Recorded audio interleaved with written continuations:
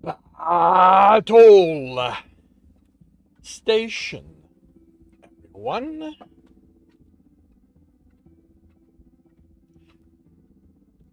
Battle Station. We have 13 allies. We're going up against 12 enemies. Should be fine. Arctan takes the lead. Stinky Boy Austin is in second place. Yafa is in third.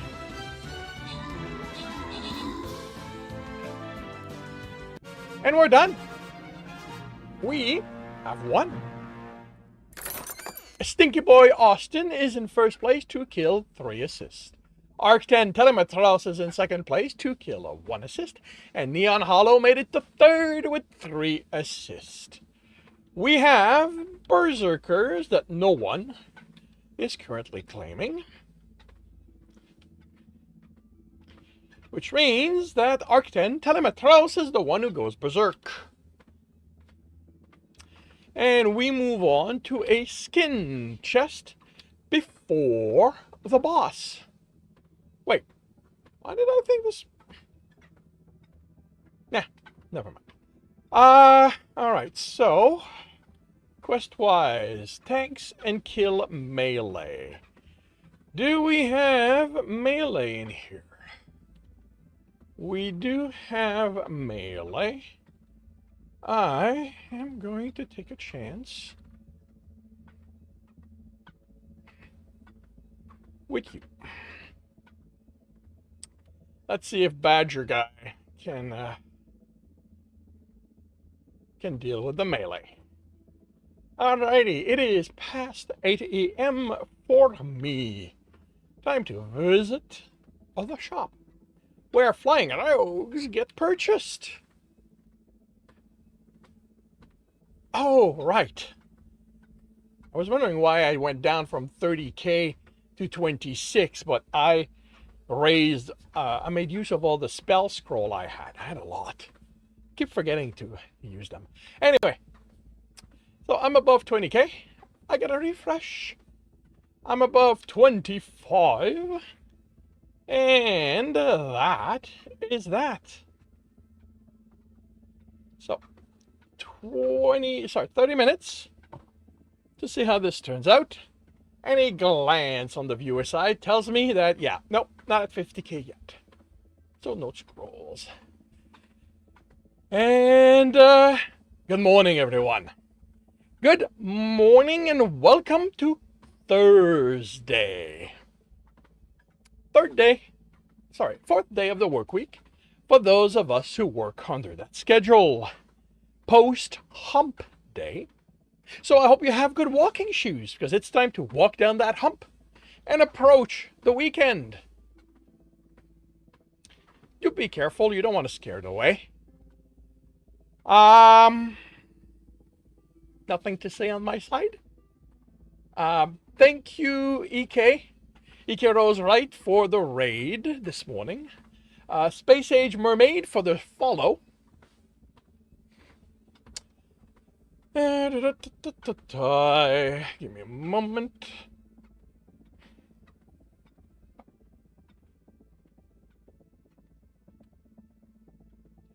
And likewise, what were you working on today, EK Rose? Or just Rose, I believe. Would you prefer EK or Rose?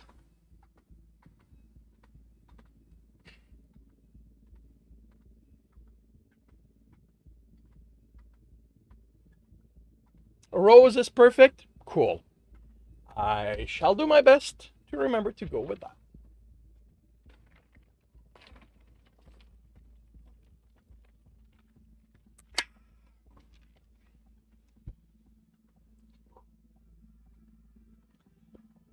And yes, Rose, what were you working on today? If you don't mind sharing.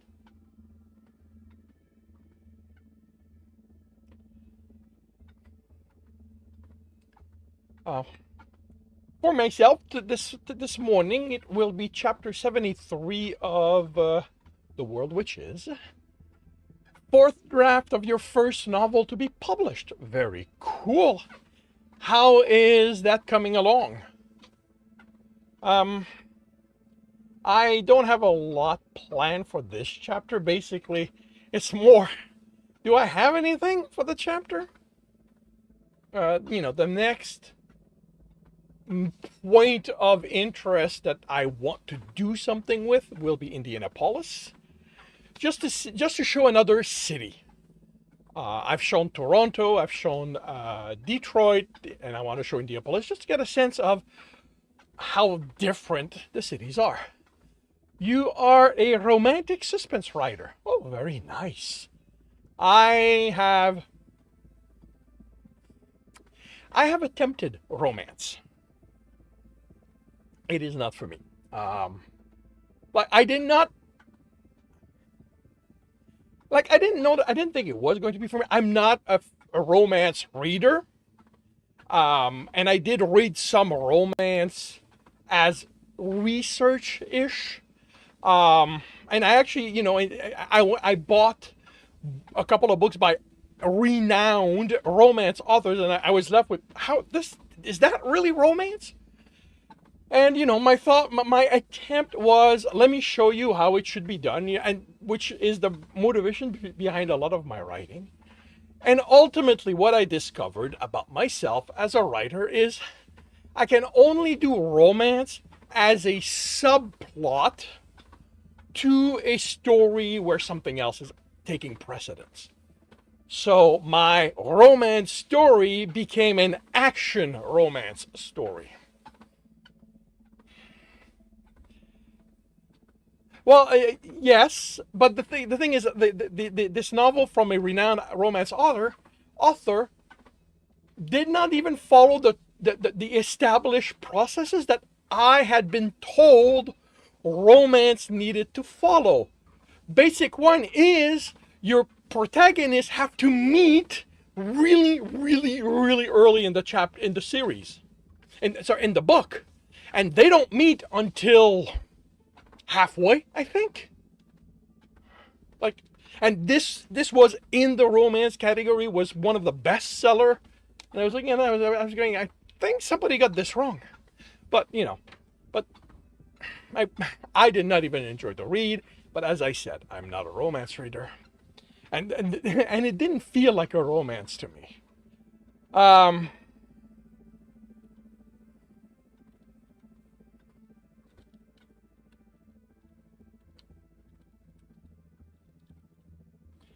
That's why you're writing romantic suspense. Gives you a chance to have an underlying plot. Yeah. My main complaint about straight up romance, because I have read actual straight up romance, not willingly. I got conned into it when I was younger, by Harlequin of all people. Like, why was I surprised that what they put before me was actually romance, straight up romance, instead of being this supernatural story they claimed it was going to be? Yeah, my main complaint about straight up romance is that the only way straight up romance works is if every character involved in it is an idiot.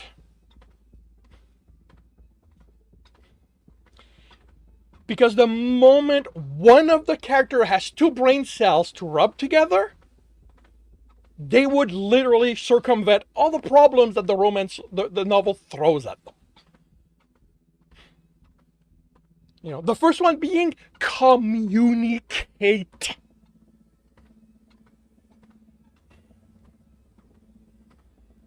Yeah, and I couldn't either. That's the thing. Like, I can't do that. It's, and to me, and the thing is, like, ultimately, what I call my action romance story is only a romance for the first 3 books. Because after the third, thank you very much for the follow. How did I miss that, Rose? After the third book, they are in a relationship. And because of who they are as people, They aren't going to do the stupid stuff that romance books seem to think people do in a relationship. You know, like lie to each other, hide stuff from your partner. Like, yes, in the real life, people do that. But people aren't smart. Do not expect me to think that your characters were smart enough to get through all the dumb stuff you put them through to get them in a relationship, and that then they are going to sabotage it. So my main characters have a relationship. They do have miscommunication because they think differently, but they talk about it. You know, the primary one is that Tristan, one of the partner, Alex is his partner. Well, at this point, Alex is his husband. Has arranged to be suspected of committing crimes in the area because Tristan is black. And in his mind, the only way he can fit in is to be a typical black person. And a typical black person will be accused of a crime. But he miscalculates how long it'll take the police to react to that. So he was planning on telling Tristan later in the day, but the police showed up early. So they dealing with it. Alex is pissed that anyone would think Tristan is a criminal, even though Tristan is a murderer. And Alex knows Alex is also a murderer. They are very interesting characters. You know, and you know, then he turns, and then Tristan wants this is what Tristan explains that this was part of a plan. And Alex is kind of annoyed, and Tristan explains that, yeah, I was going to tell you, but we've been busy, and I was not expecting them to show up until a few days from now. So, yeah. Yeah, the first three book, okay. Book one is literally based on Alex's very obsessive personality when he wants something. Book two is pure miscommunication. This is the Monster and Badman series. It is not published at this time. Right now, it's only available on my Patreon. Mainly because I don't know what I want to do with it. I love it. I love the series. I love the character.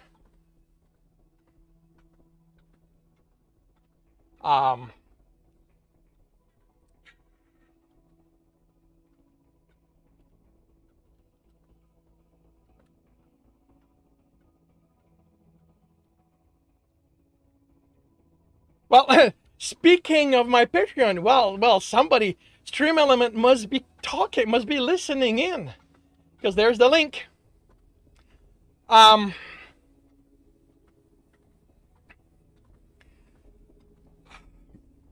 But yeah, book one is about Alex decides, I mean, I make it clear in the interaction, because I have both point of views, that they are both into each other. But Tristan does not want to get involved because he has a destructive personality. Alex wants to be involved because he's in love with that destructive personality. Like, Alex is a self-destructive person, and he sees in Tristan that perfect union, because Tristan literally tells him, we get together and eventually I'm going to kill you. And Alex says, yes! Down the line, that is going to be an issue with them, but... So, you know, at the end of book one, reluctantly, Tristan agrees that they are in a boyfriend relationship. And, you know, then in book two, Tristan just leaves to go deal with a personal problem without telling Alex what it's about or that he's even leaving, because in his mindset, Tristan is a master manipulator of people, but he doesn't really understand emotions. He's read about it, he understands the theories of it, he can use it to manipulate people, but when applied to him, he's not emotional. He's somebody who keeps all his emotion in a boxes, and they're chained, they're welded shut. Like, he opens them only when he needs them. And he doesn't understand what it means to be in a relationship, a real relationship with someone. So when a personal problem occurs, he just leaves to deal with it. And Alex freaks out and chases him across the country to demand explanation. And at the end of that, Tristan realizes that, okay, it's not, he needs to make adjustment, and he makes those adjustments, and they gain a son out of that book.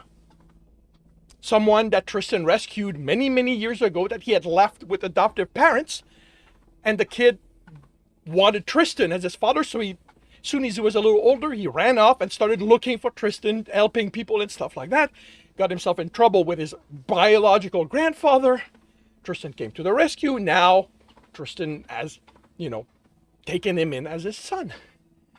And book 3 is about the conflict that having Emil in the relationship caused, because Alex is somewhat insecure. Because Emil, because of what happened in book 2, has a lot of trauma. So Tristan pays attention to him, which means that the attention he pays to Alex is lower, and Alex doesn't know how to deal with that. Being the self-destructive person that he is, he decides to go chase off and take on a drug cartel on his own. Without telling Tristan. And, by the end of that book, Tristan states that he loves Alex. This is the first time in the trilogy that it is said. Alex has said it over and over.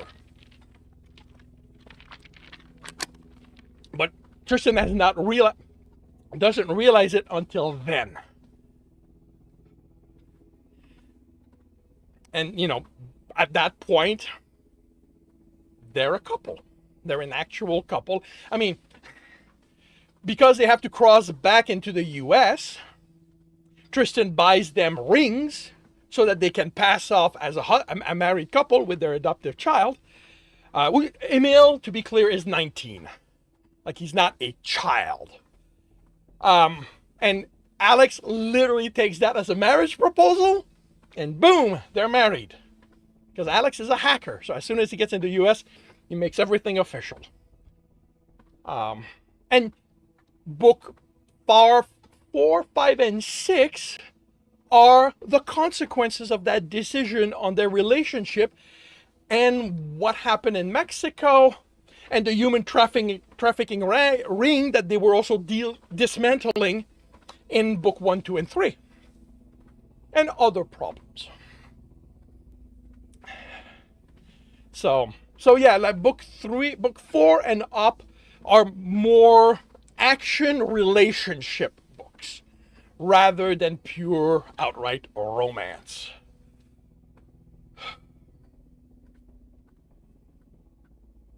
And yes, sorry for going on and on and on and on. No, I'm not sorry. I love talking about my stuff. But yeah.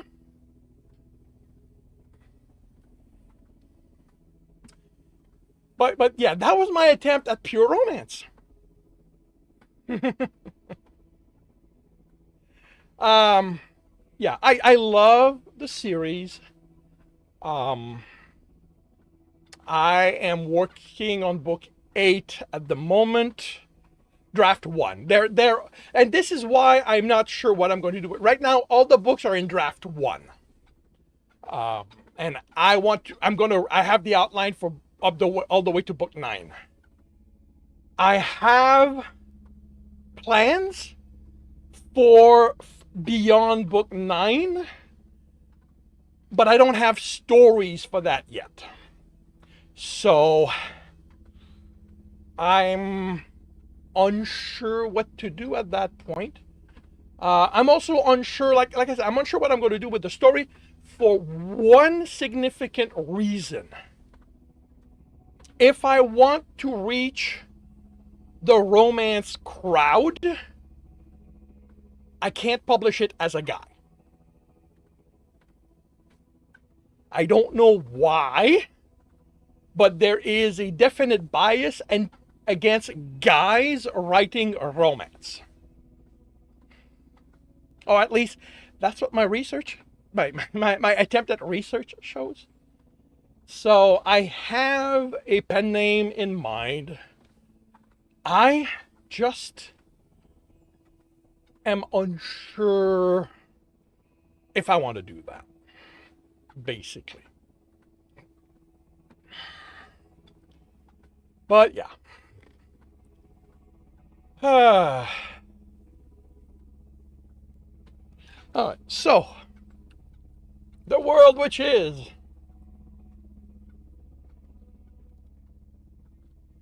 They are currently at the Wayne stop. And me being me, I will do something. I will address it a little bit. I don't want to just jump to Indianapolis.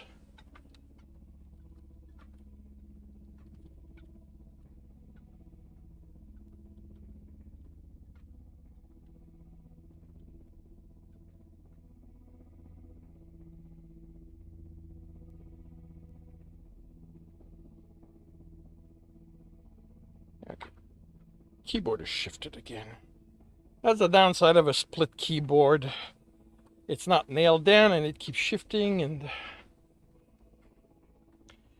I often only realize it when I start typing and all the typing goes crooked.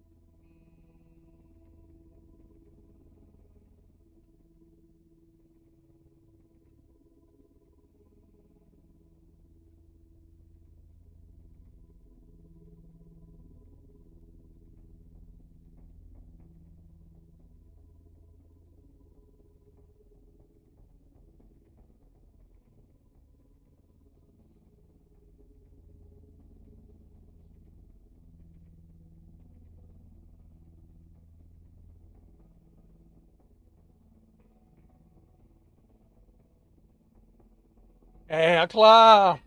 Welcome to the stream. How are you doing today?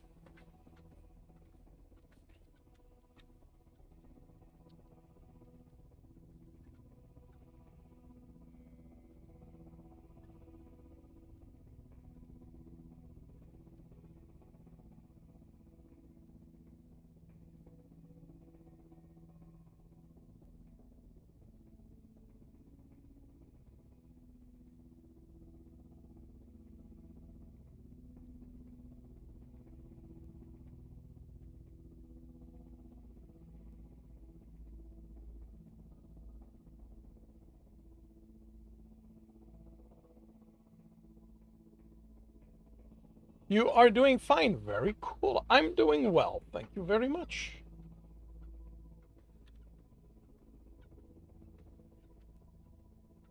What are you up to today?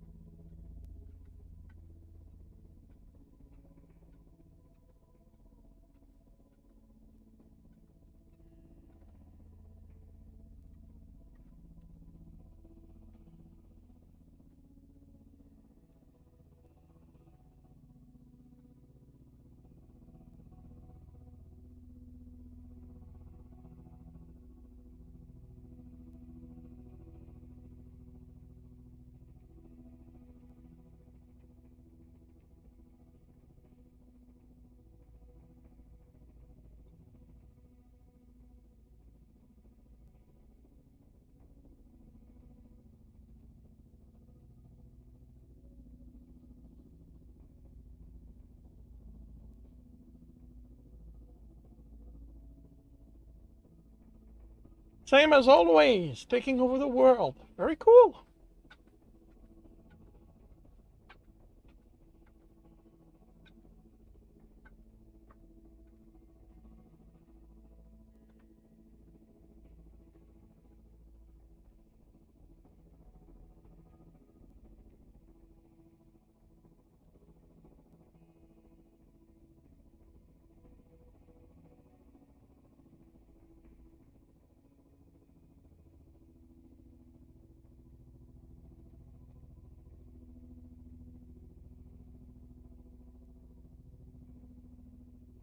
Battle station, everyone.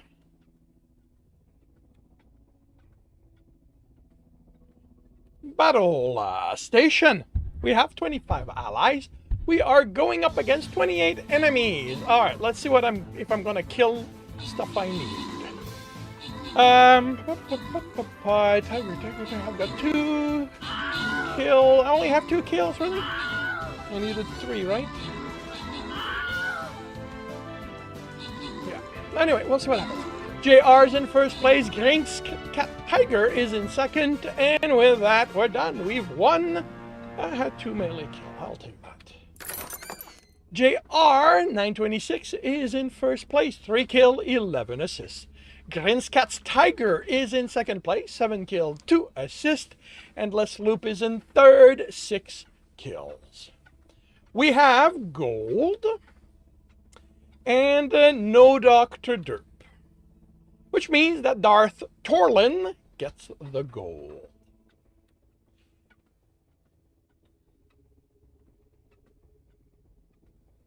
And we move on, if I can find my cursor, to the boss battle. Why did I think, somehow I thought it was a super boss today, but no, that's the next battle. Yep, that was you, Darth. Okay, so those are, you know what? Actually, I said, you know what, but what load? All right, I only need 1, so hopefully you'll give that to me.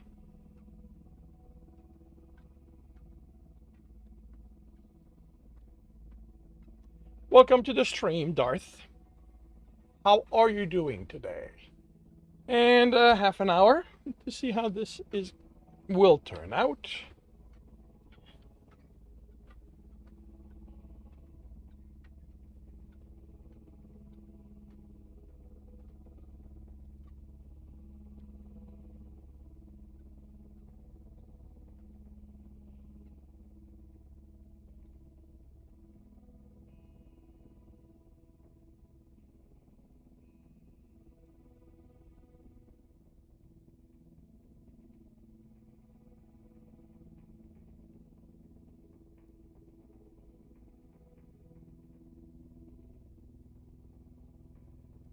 You're okay. We dream. Got a bit of sleep. Chad gets back to sleep, so you're here at desk trying to be productive.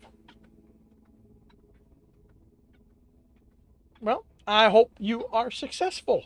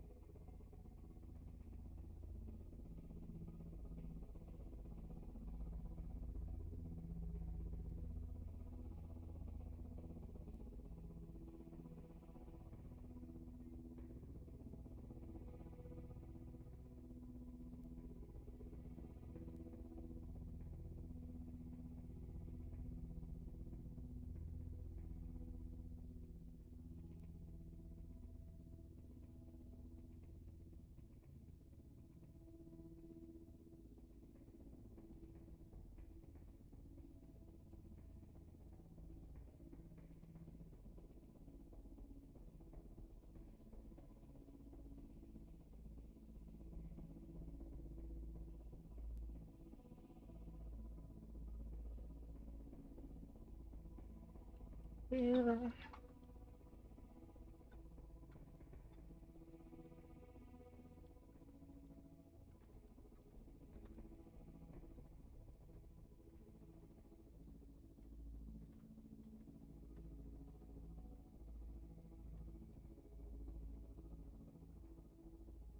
Actually.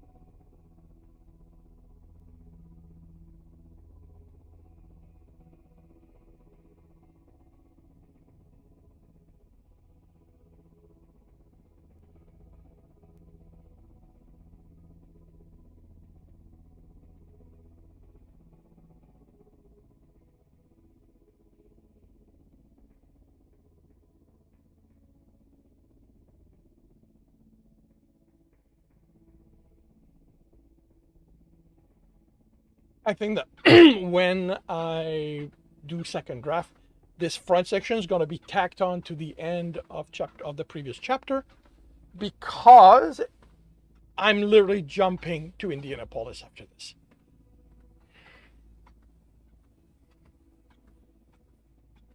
I mean, I cannot think of anything to have happen on the road.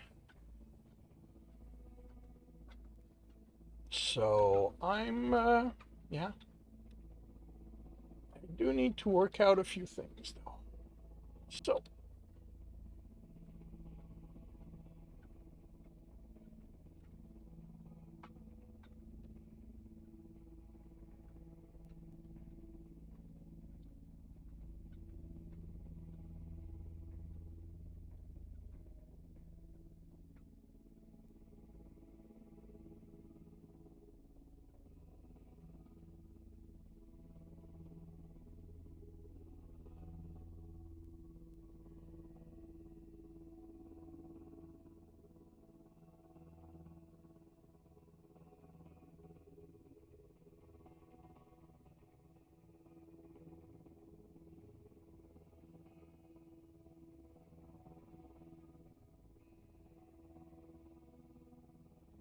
So let's call it 30 days.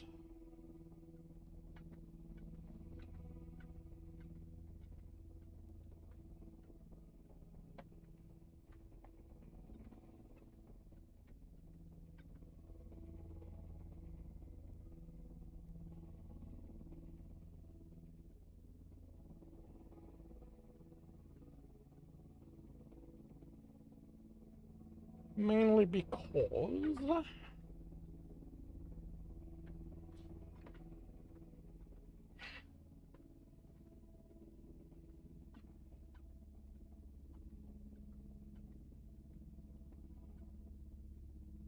Dennis is going to be taking it easy.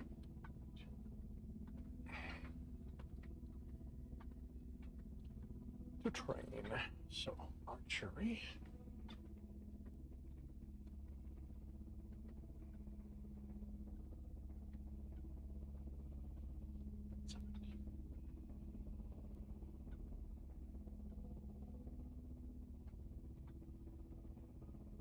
No, wait, not 17, 18.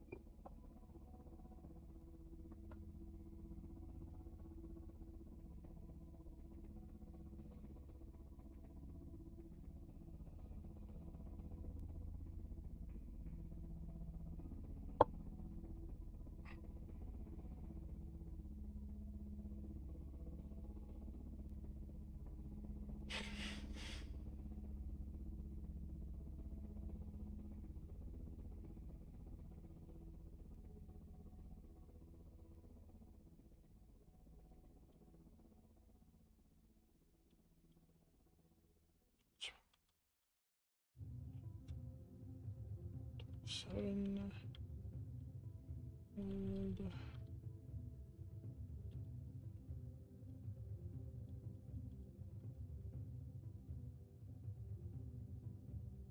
tracking.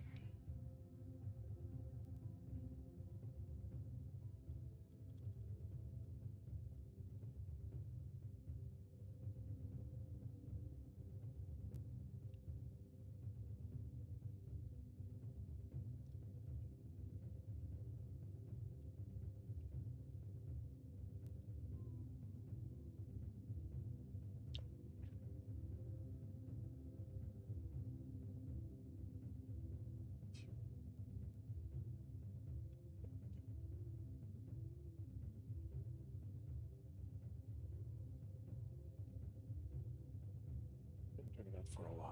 So.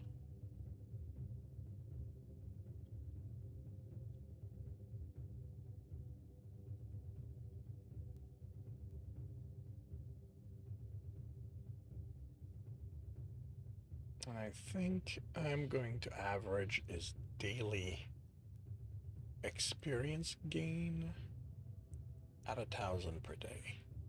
Because he is actively hunting.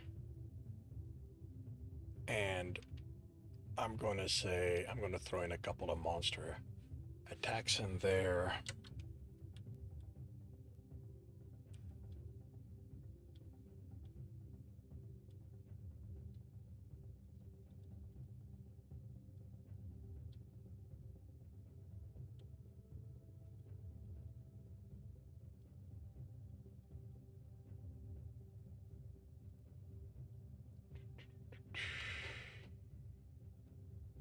This is an aspect of the litRPG I'm that by my own change of rules I could ignore,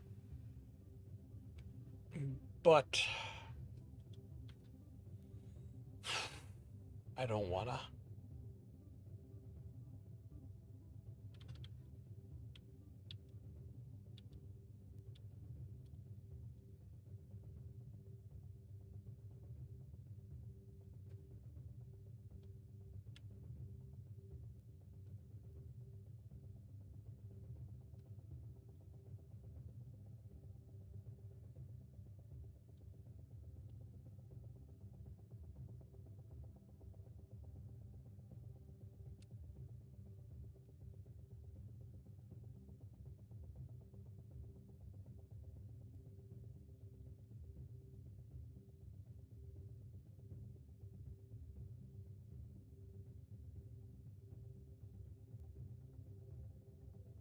16.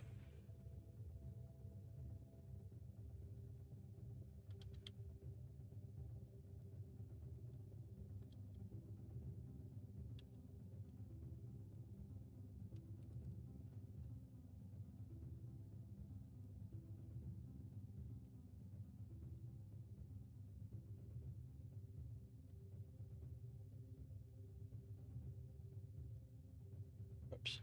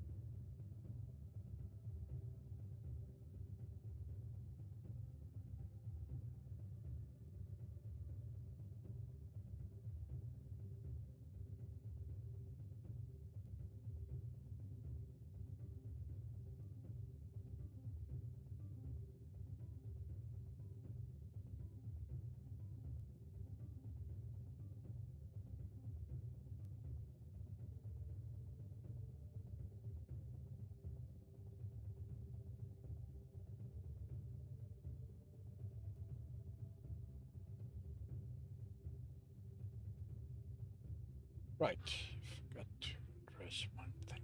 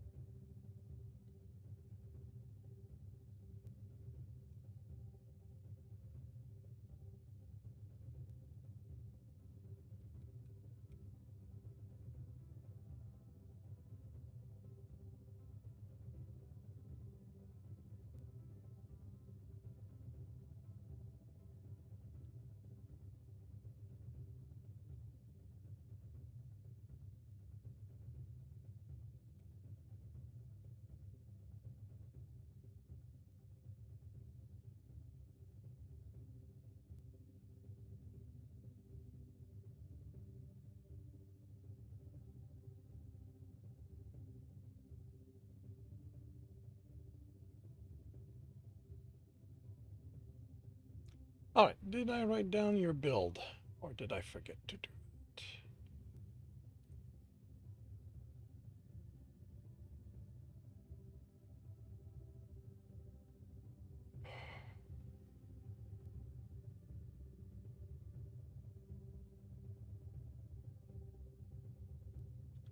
Okay. What chapter?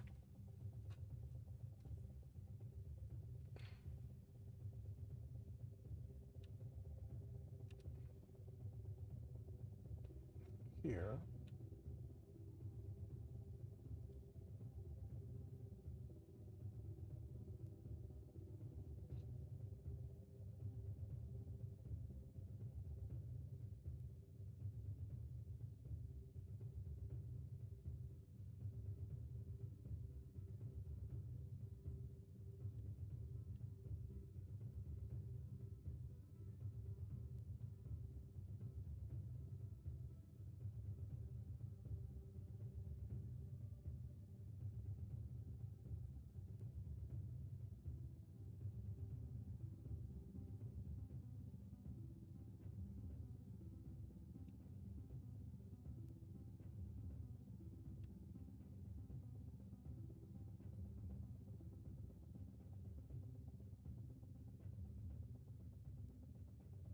Oh wait, ether. Yeah, it's charisma's. No, it's right. Real. I, that's interesting. All right, is willpower is a combination of stats.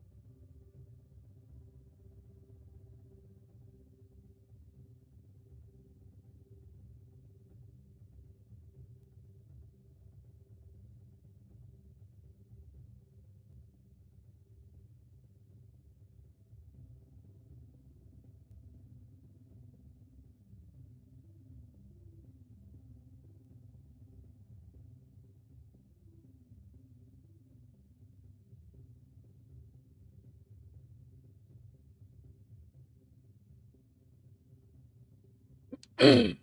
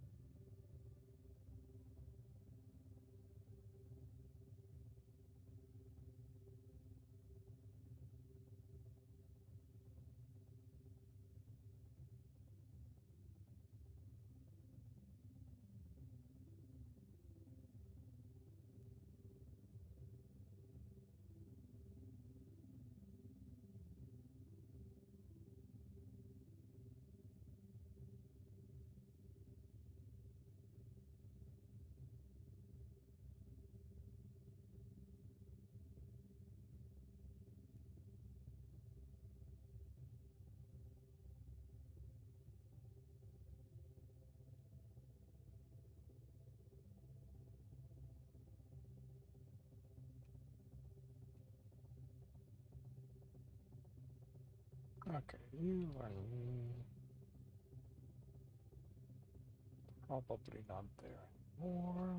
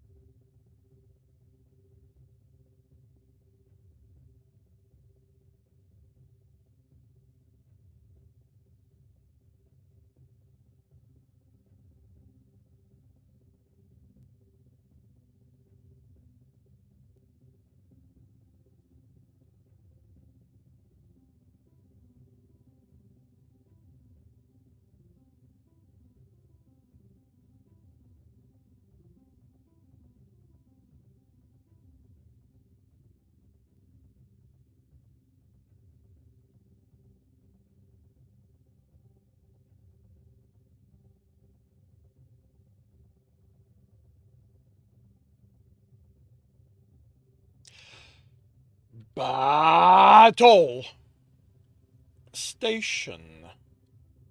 Everyone.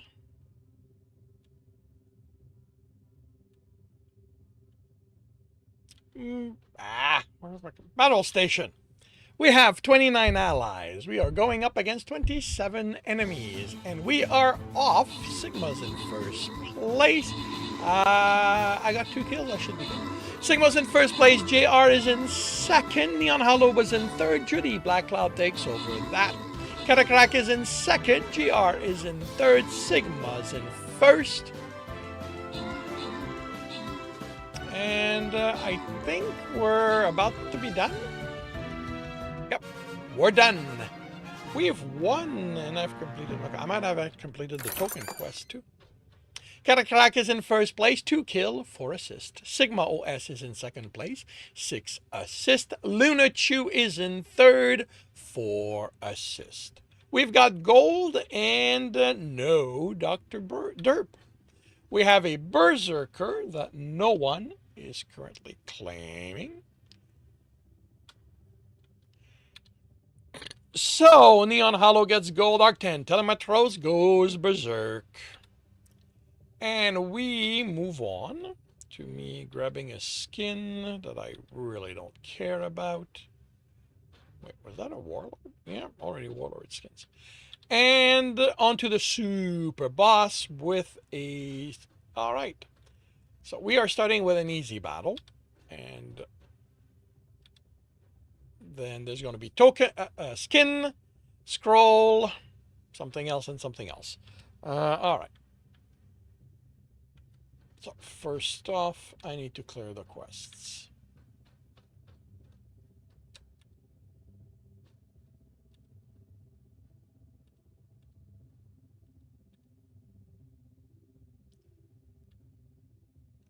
Alright, that means I'm placing tanks.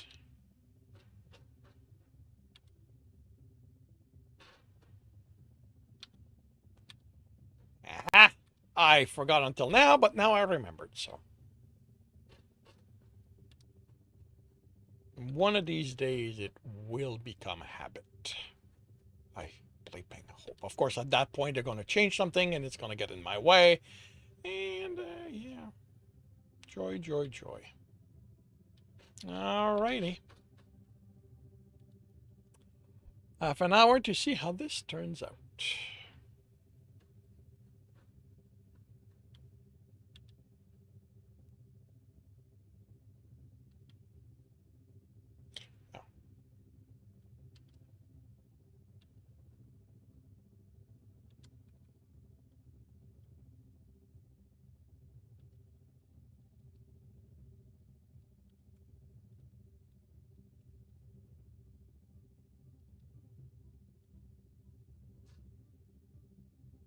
What does Grit Strike do? Is that... No, that I don't have the descriptions here. Descriptions are going to be in here. I'll be right back.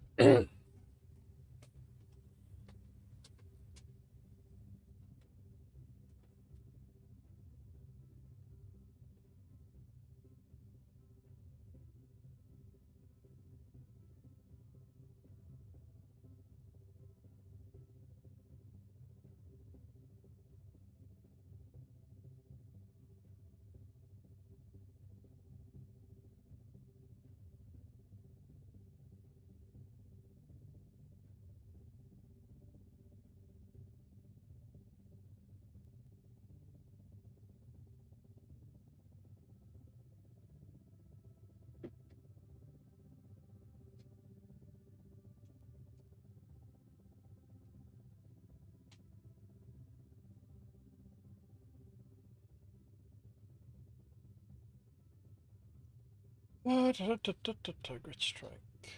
Ability. You gain the ability to do a melee strike that does extra damage. 1%.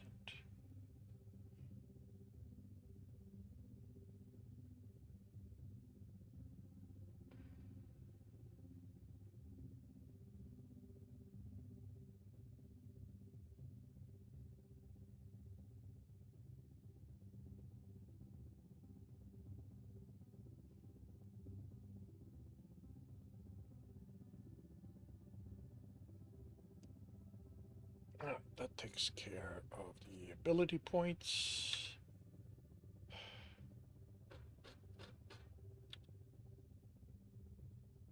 Attributes, only one? Right, only one levels.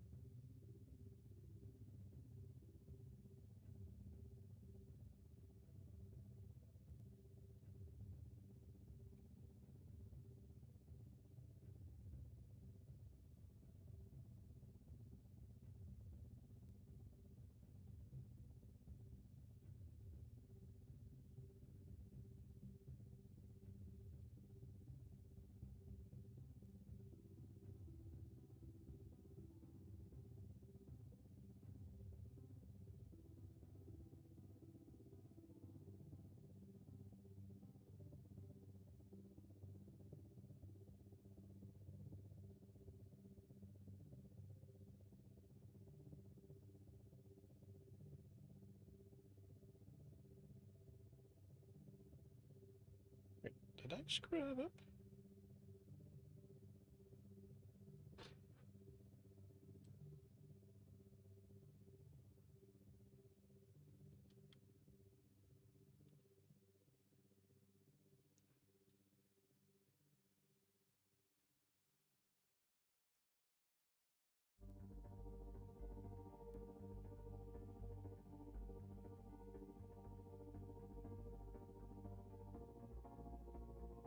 Why is that?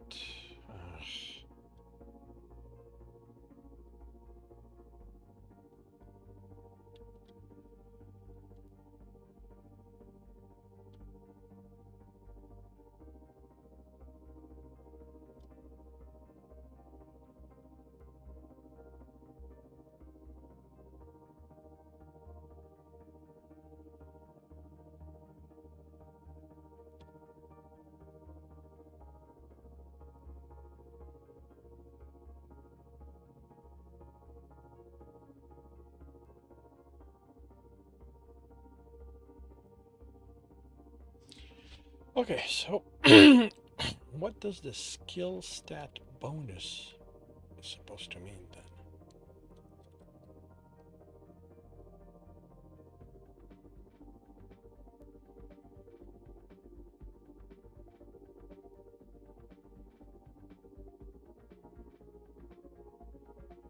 Yeah, I suspect that I screwed that up. Let's see.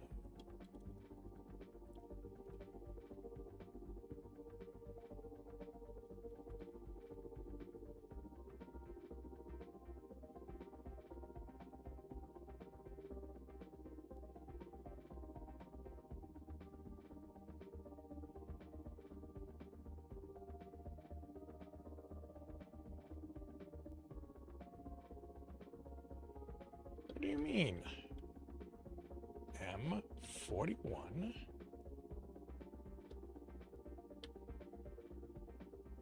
Oh, N41.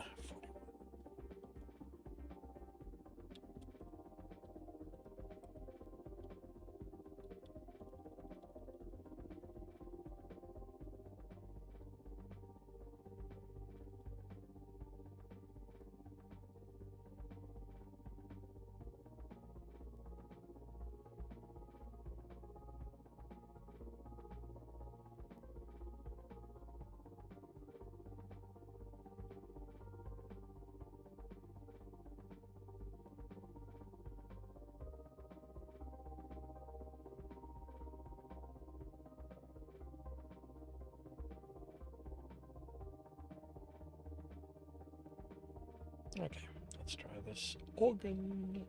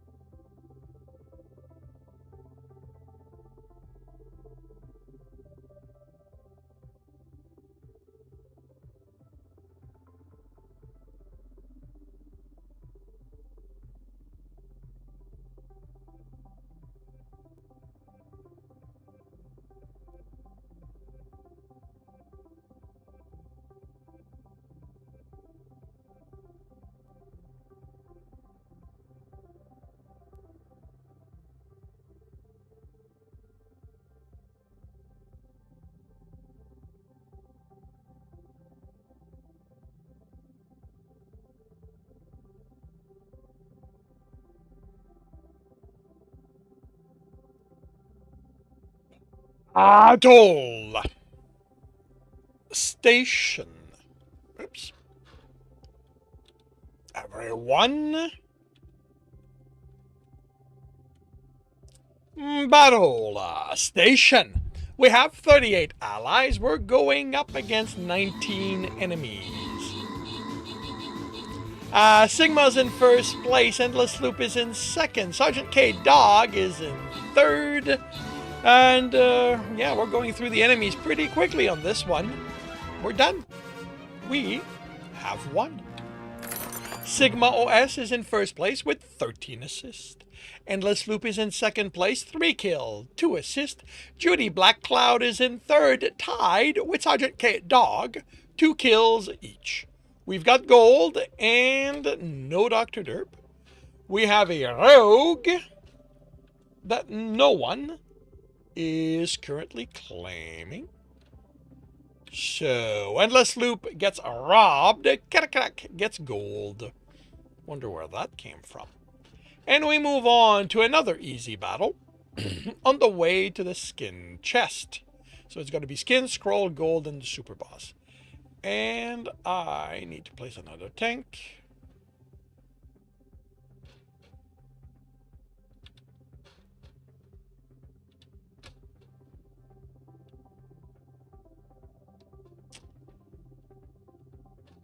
And in half an hour, we will see how this turns out. You were trying to time it with me. Well, that's kind of hard to do.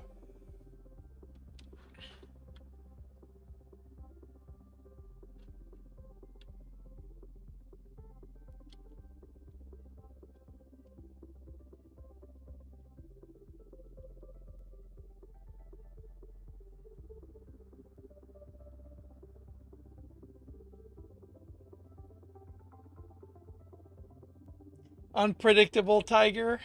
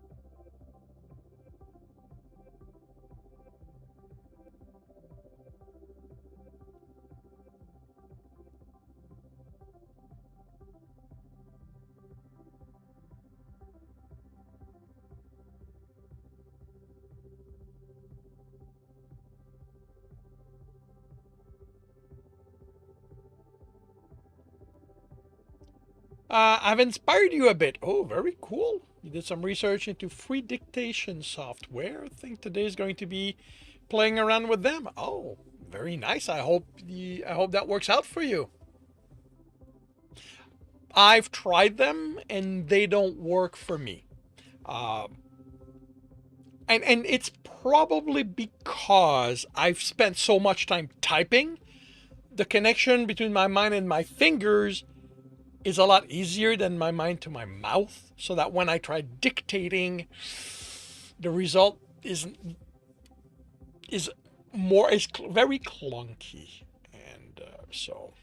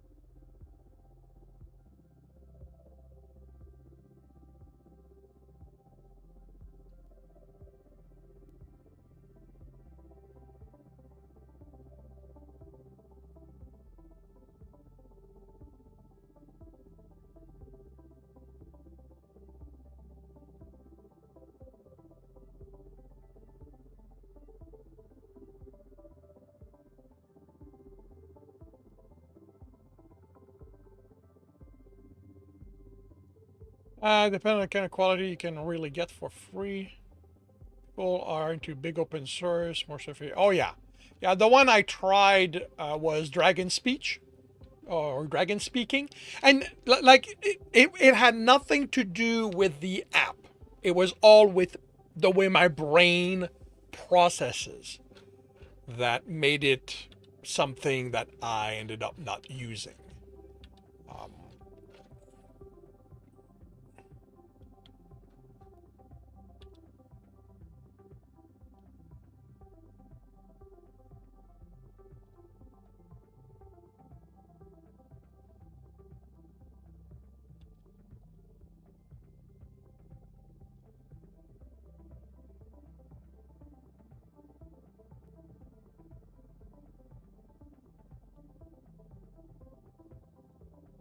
will you be able to work with it?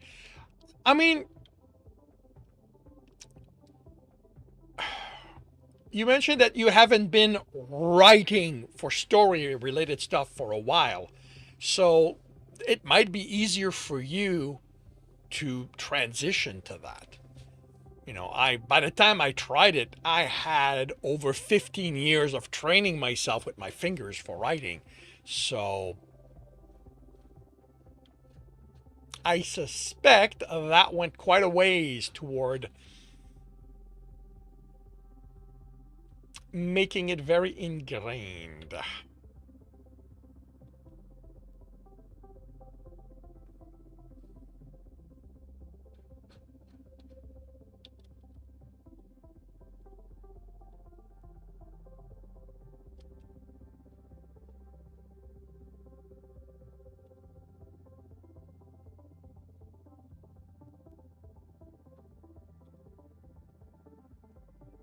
You're good at talking, and if you can get the writing into digital format quickly, you think you'll feel it again. Cool. Well, I definitely hope you manage it. That you find a system that works for you.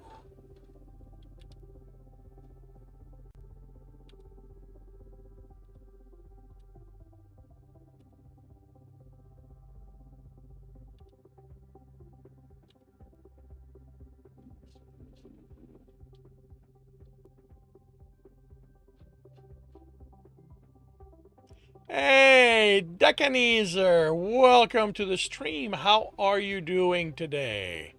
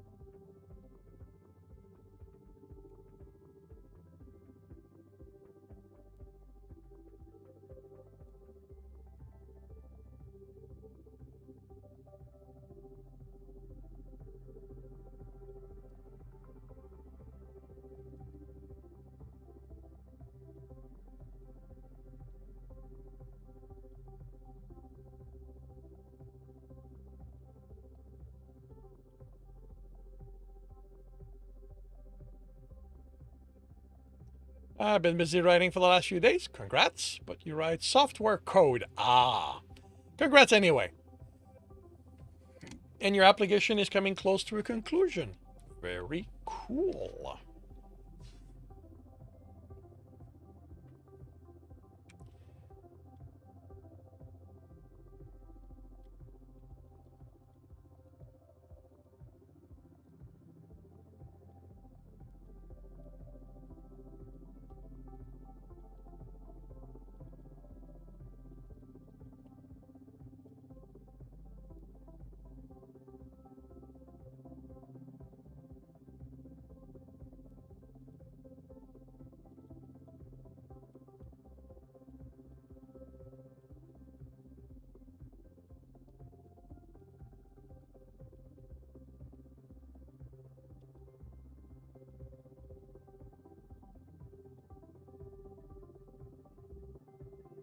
Hey, Tankatsu!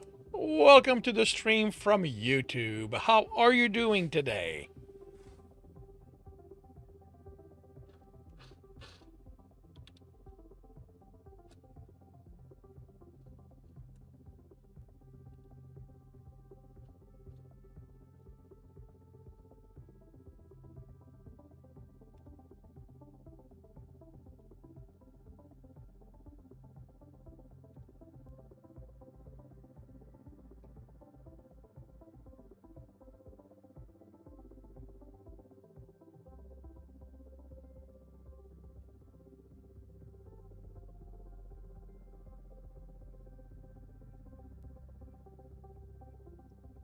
Here's a question. Do I accept commissions?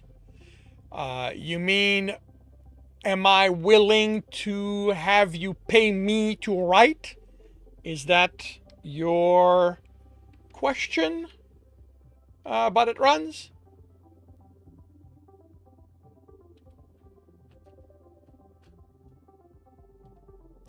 Okay. Look up to the last stream element message.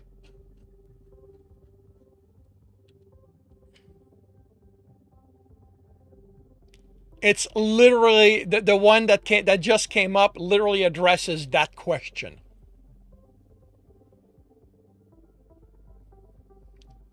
So if you go to the link, you'll see my rates, you'll see how I expect you to the part I expect you to play into it.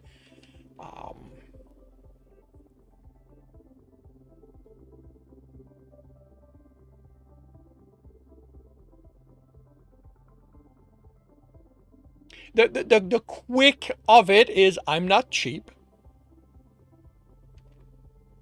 And this is not a you pay me and you forget about it process. Because if I'm going to write your story,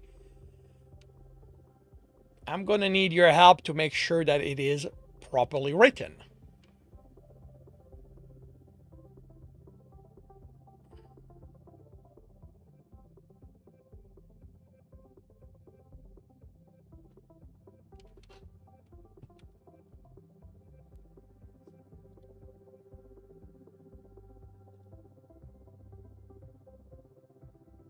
You ignore the bot message? I'm the same way. I do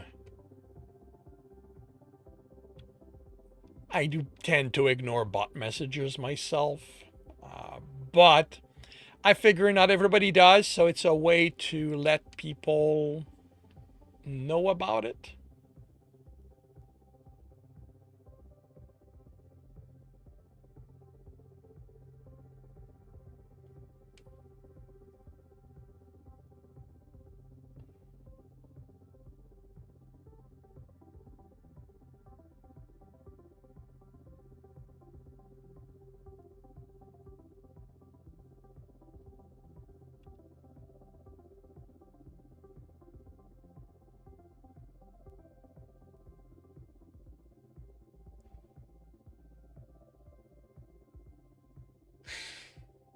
Oh yeah, the bot is psychic every so often.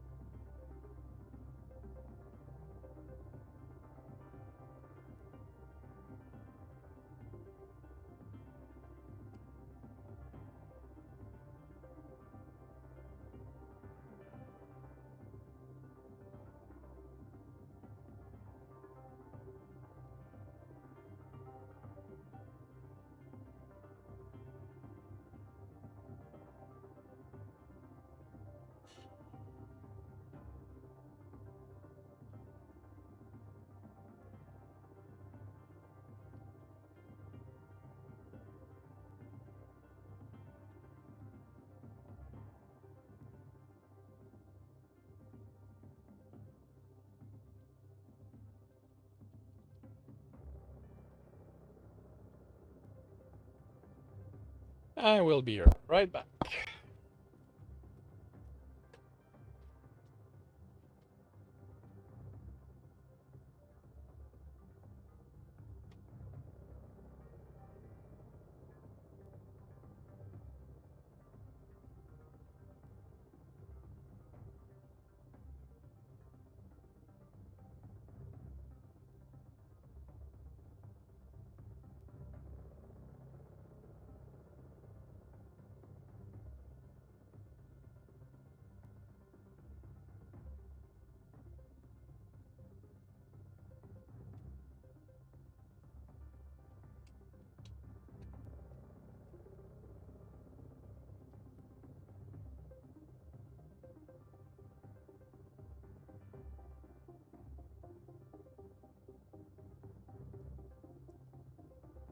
Okay, I can be funny, but I cannot do comedy because comedy is not being funny.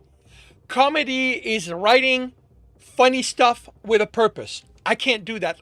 Me being funny is a spontaneous thing that I have no say in the matter. Trying to write something funny is utterly different, and it is probably the hardest thing in the writing sphere to do, and the one right beyond that is horror. Those are the two most difficult things to do.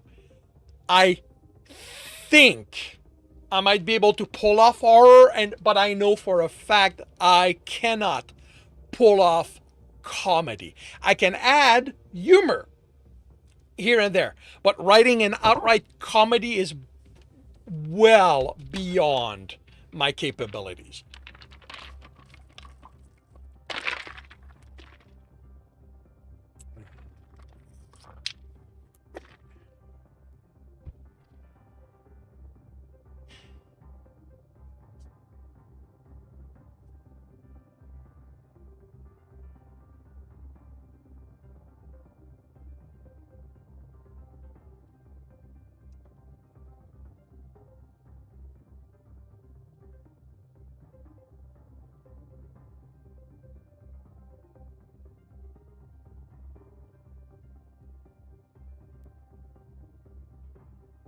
Yeah, would be segments of dialogue. Um, okay, I don't know. I'm gonna have to think about that because that part I honestly don't know. That is not a how I'd ever expected someone to approach me on that level. Like up till now, it's always been write me this story.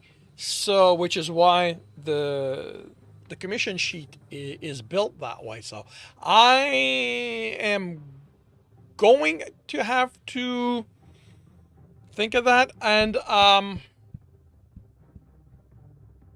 if you can,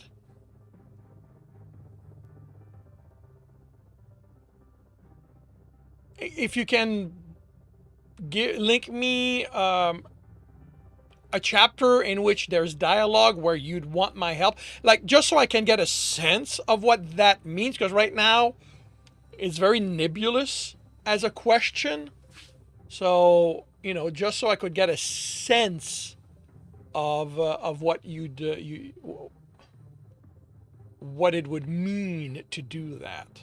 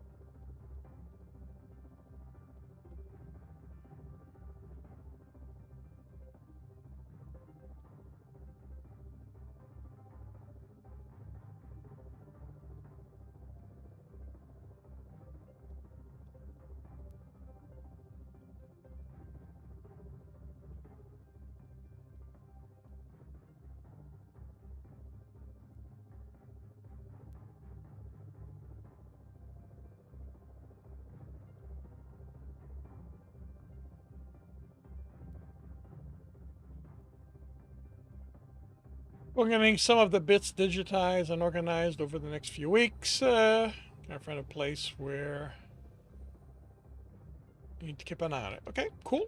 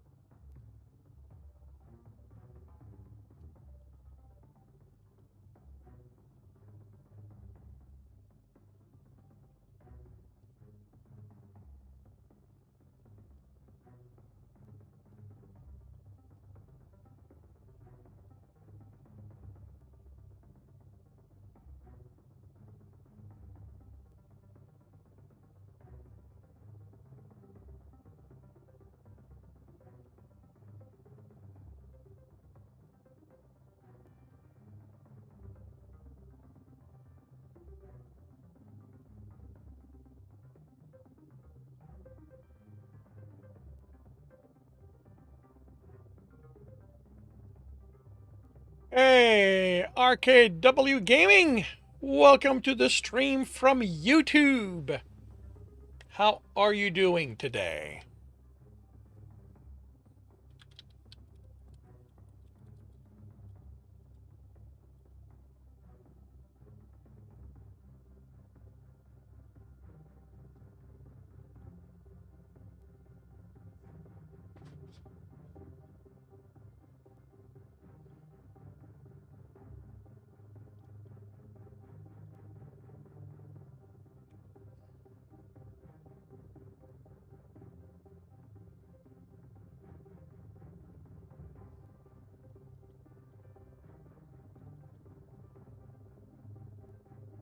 You are good. Very cool. I'm glad to hear that. I am doing well. Thank you very much. The writing is moving along nicely, although even for this story, it's a little slow because I had to do a lot of checking of stuff, making sure, what it's litRPG, so I have to keep track of his skills and stuff like that. And I'm doing the bare minimum because I don't want to waste too much time with that, but I still want to do it. Are you the only one who's here? You might be on YouTube. I do not get a lot of.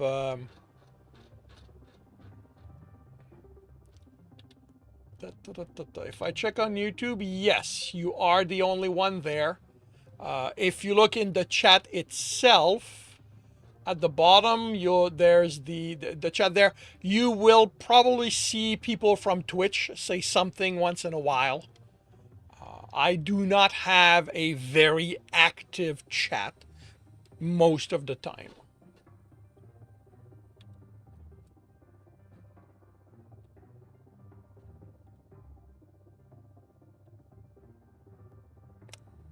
Yeah, there you go. Decanizer representing Twitch audience. Of course.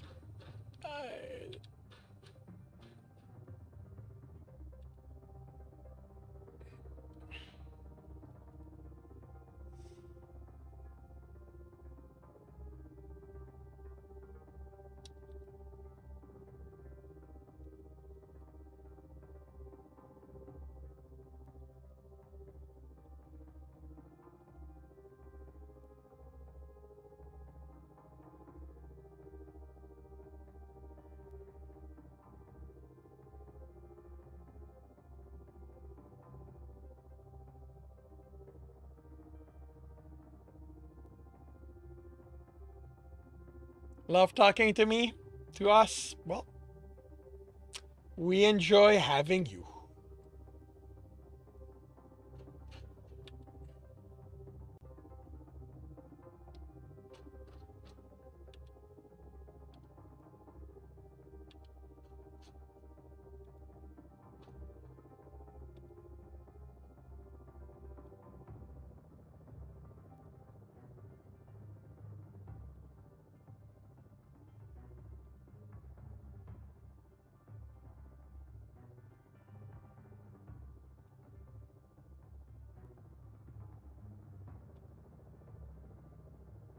Represent Stream Reader.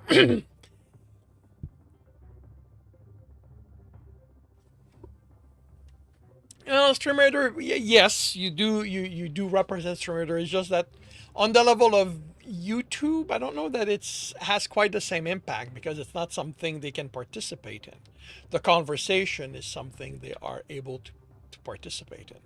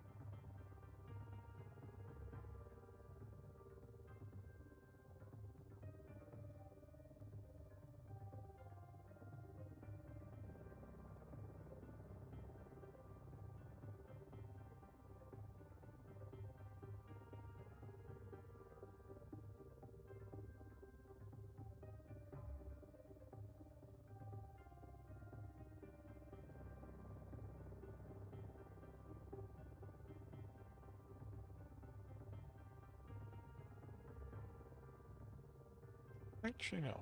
Cooking only gained 2.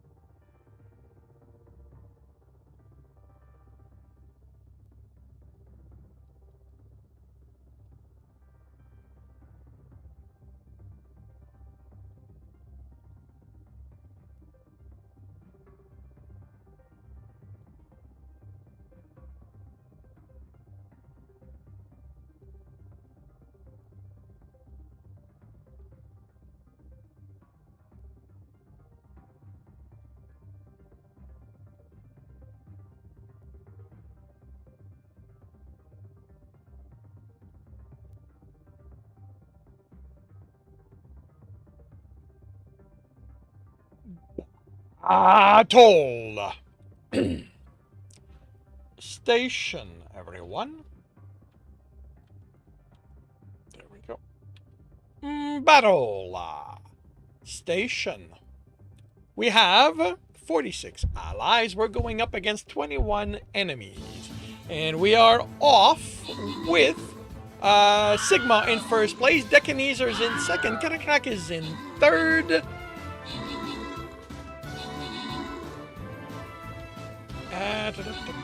Arctan and Endless Loop get power-ups. And with that, we're done. We have won. Sigma OS is in first place, 19 assists. Karakrak is in second place, 2 kill, 11 assists. And Decanezer is in third, 3 kill, 7 assists. We have gold and no Dr. Derp. We have vampires and archers that no one is currently claiming. So Severed Marlin gets shot. Darth Torlin gets bitten, and Sigma OS gets gold. Indeed, Decanezer, good game. And we move on to another easy battle. And me clearing quests. And then going on to placing flying arrows.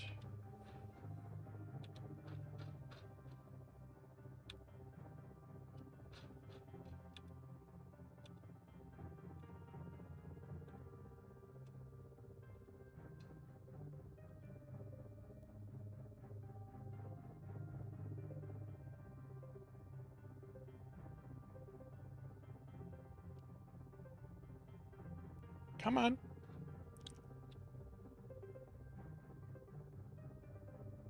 Give me the rest of my, if I do that and this, and there we go.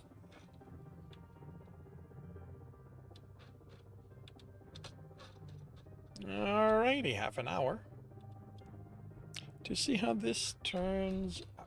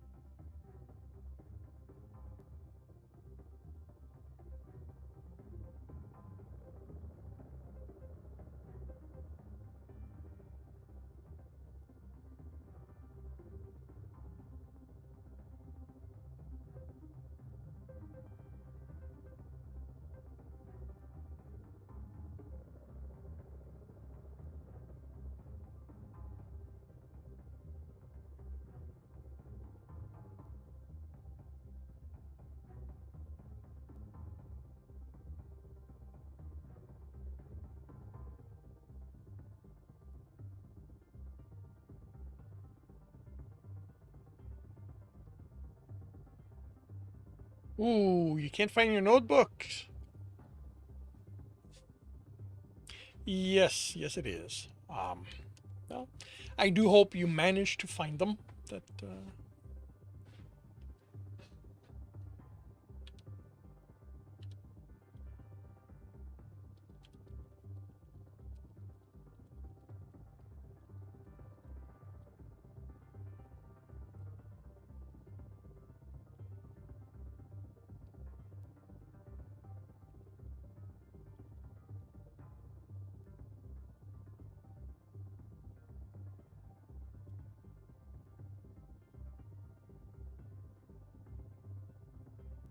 60, 70 pages of hand notes. Well, yeah.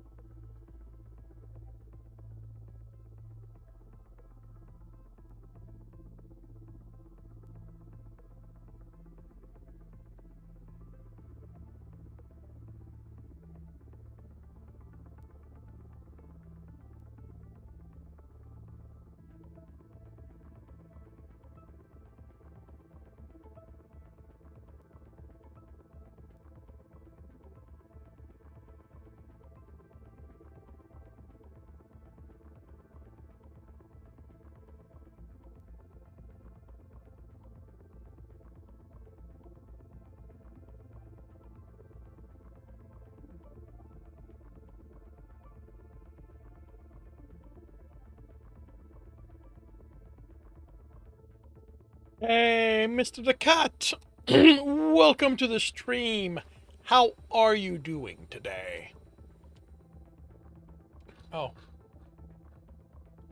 that reminds me. Yeah.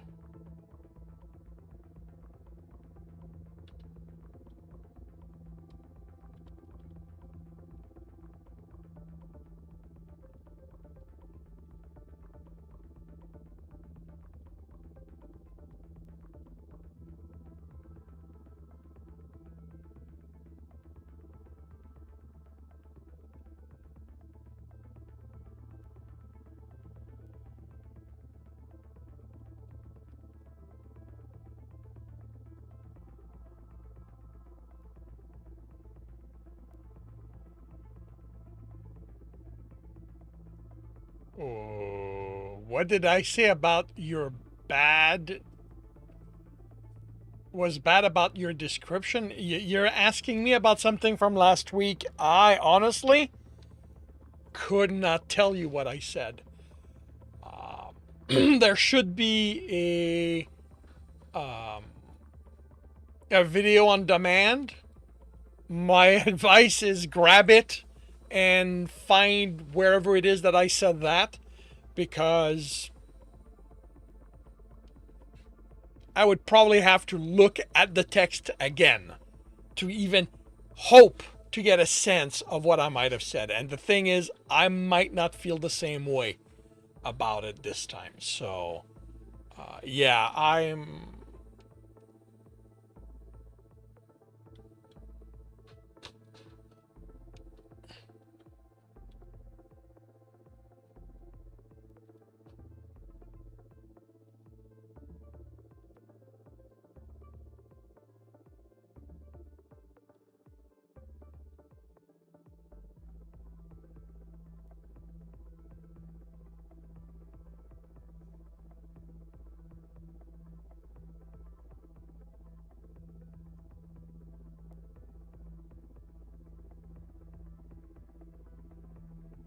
Yeah, you can definitely do that and see what happens.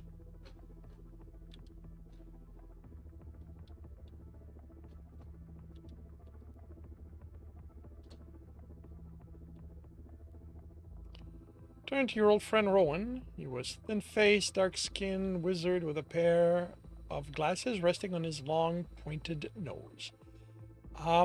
Yeah, that definitely works. Being first person, giving a more, being a first person point of view, giving a sort of point by point description works much better there.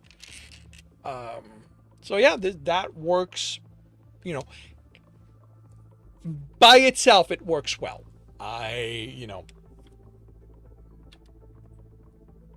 If some, with context, someone might say it feels different, but as it is,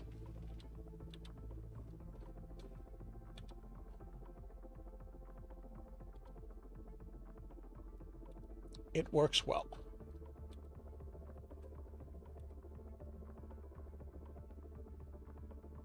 Cool.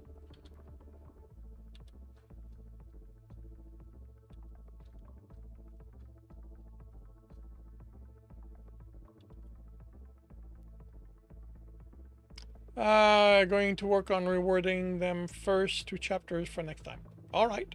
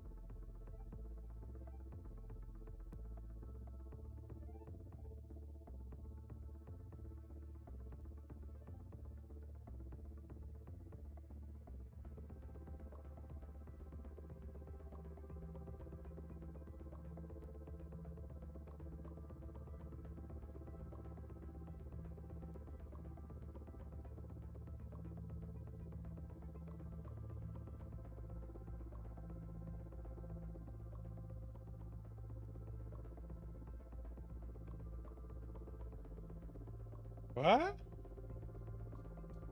What do you mean already in progress? Alright, let's try this. Battle station, everyone!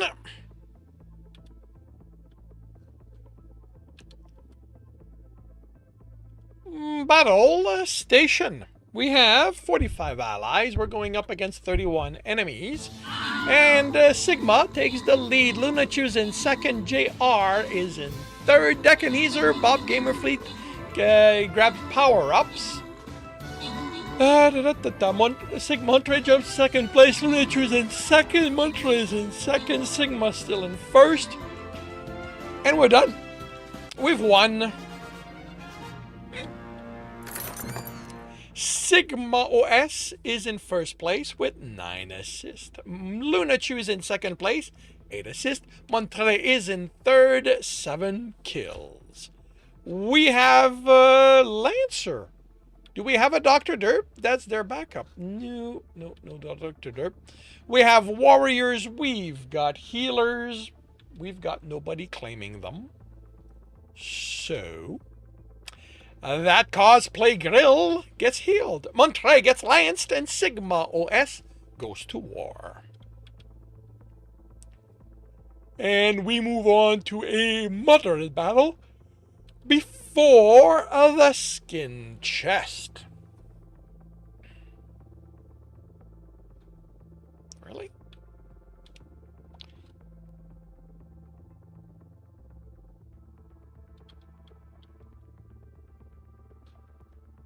Wait. Didn't I? Okay. No idea. This feels odd. But okay.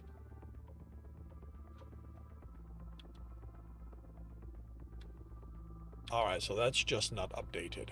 Alright.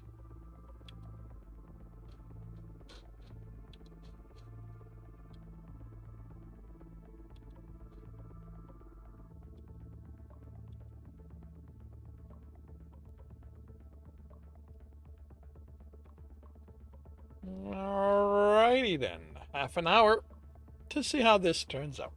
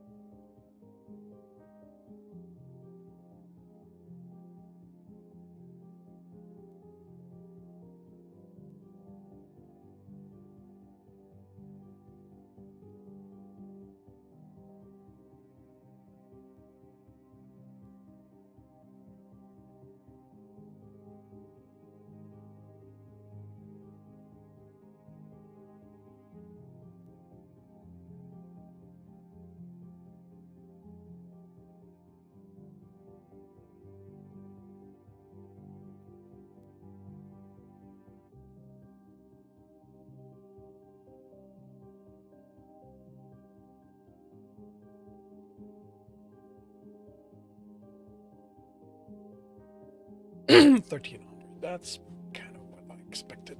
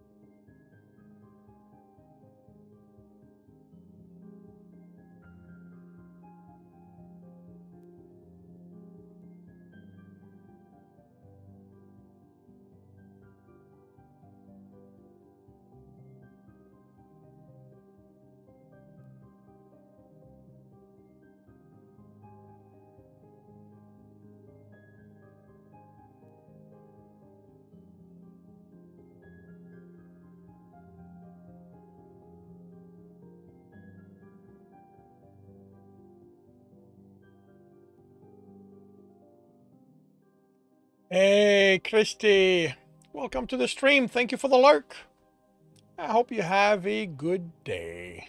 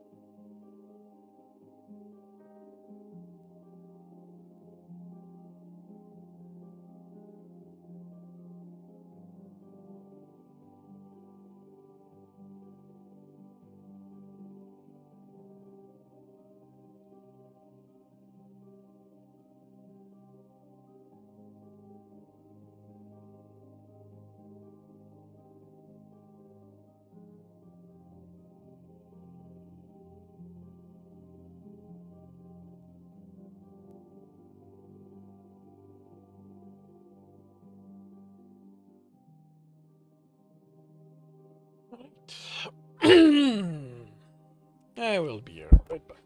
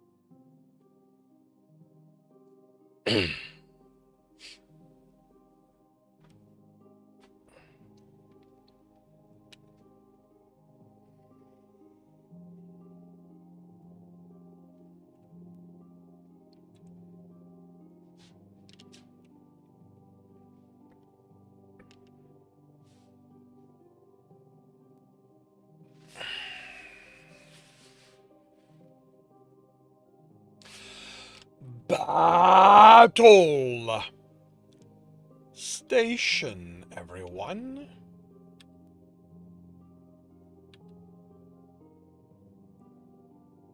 Battle station. We have 42 allies. We're going up against 33 enemies. Deccaneser starts us in the lead. Neon Hollow's in second. Judy is in third.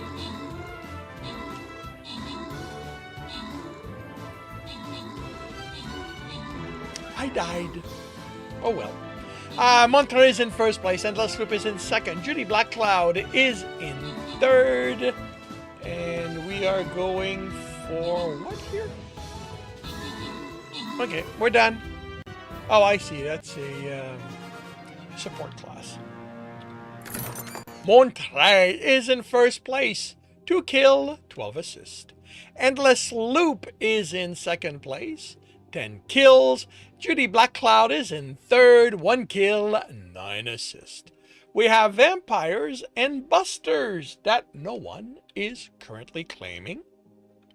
So, Darth Torlin gets busted. Judy Black Cloud gets bitten. And we get to move on to a skin chest, where I am putting, I'll try it. Worst comes to worst. Another flying rogue. Okay, let's start up here. Yeah, still in cooldown.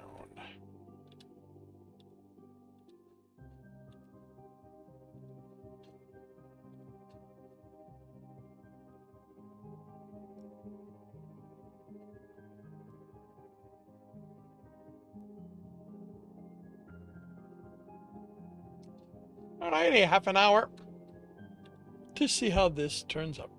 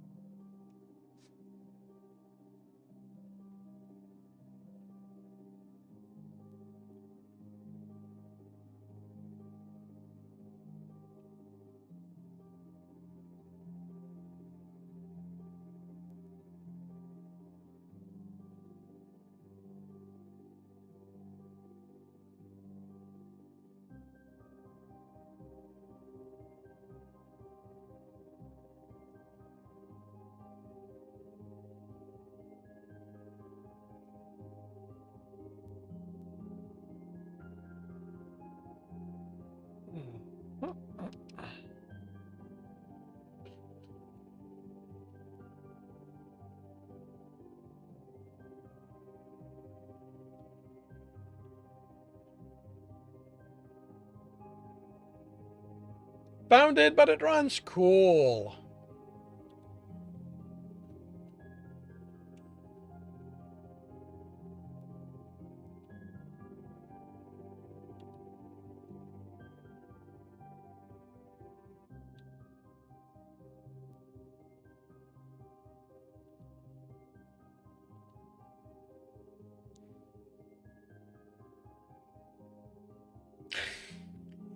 it was exactly where you knew it should be when you checked. Well, maybe the gremlins got to it and then put it back when your back was turned. At least it returned. Many a times I will put something exactly where it belongs, go look for it, and never find it again.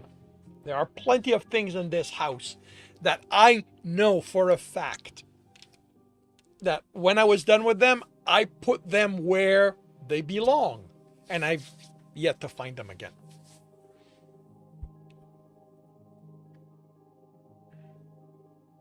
You see, that to me, that's the difference between something that is misplaced and something that is lost. Something that's misplaced is, where did I put this thing? You know, I could have sworn I've signed it, but I can't remember where I put it. Something that is lost is, I know exactly what I did with it, and why isn't it not there?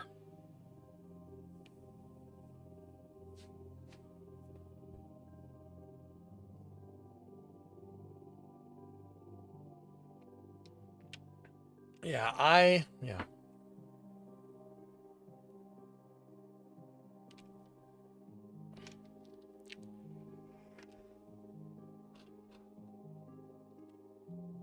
Am I going? I will be playing tonight. Some Satisfactory, 5 p.m. on the gaming channel. As I will be doing this. Well, okay. I game every evening at 5 p.m.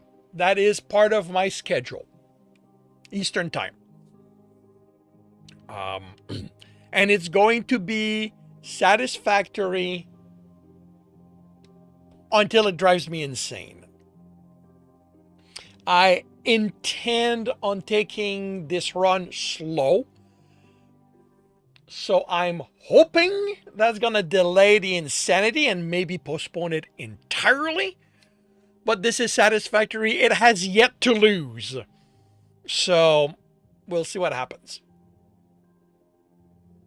But yeah, I'm going to continue working on the coal production, the coal plant. You got to do adulting things. My condolences. All right.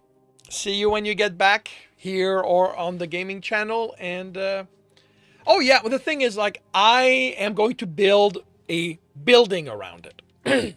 Like, I mean, I still have to set up the coal, the coal plant, but that will be in a building. I'm hoping that it will look decent. But yeah, the goal is to make something that looks like it belongs there, instead of my habit of just plopping factories down and, you know, leaving them there. So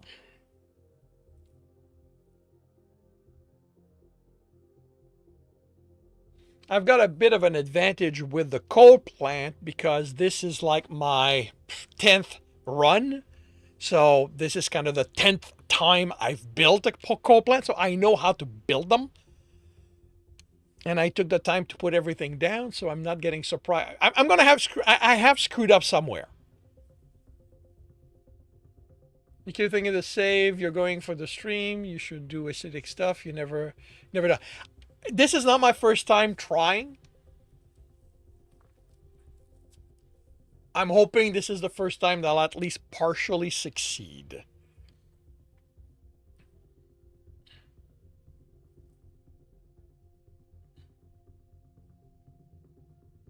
But yeah, like I'm in no hurry to advance stuff in this game. It will move ever so slowly until it's decent. Like, I know that the part that's going to give me problem is the fluid. That's always what ends up looking screwy with me. So I will that and belts. So I'm being more cautious with both.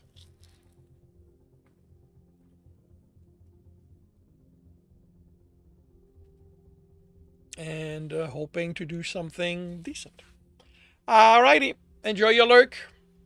Thank you. Well, this afternoon is going to be a read and comment for Anx's story, but that's going to be after lunch.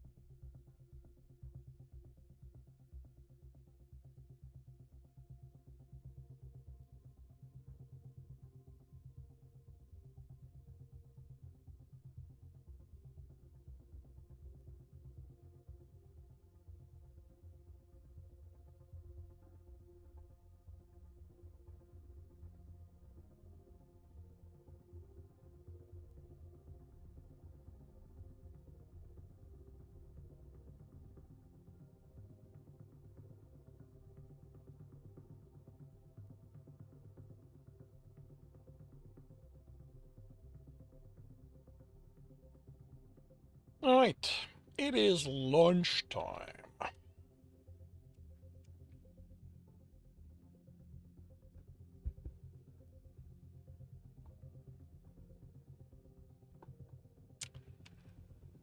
I will do my best to return in 20 minutes or so to run the battle. Otherwise, I will see you all when I get back from lunch.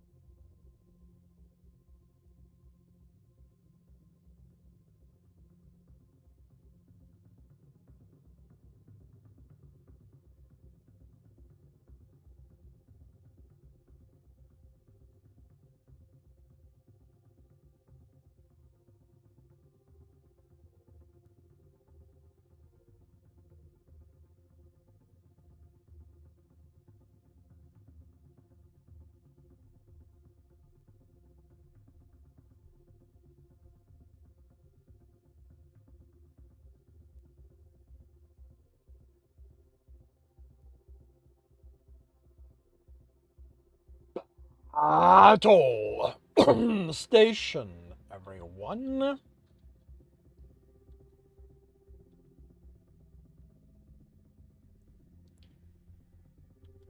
Battle Station. We have 45 allies. We're going up against 47 enemies. And we are off with JR in first place. Lucy is in second. Sigma is in third. Fluffy gets the power up. And then we proceed to decimate everything.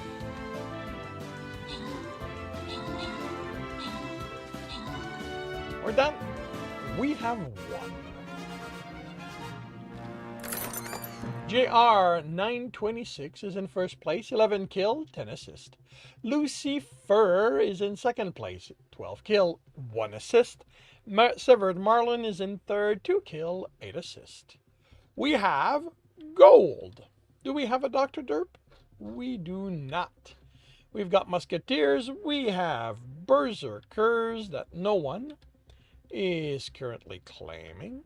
So JR 926 gets gold. Sigma OS gets a Musketeer. Judy Blackcloud goes Berserk. And we move on to a moderate battle before the scroll chest.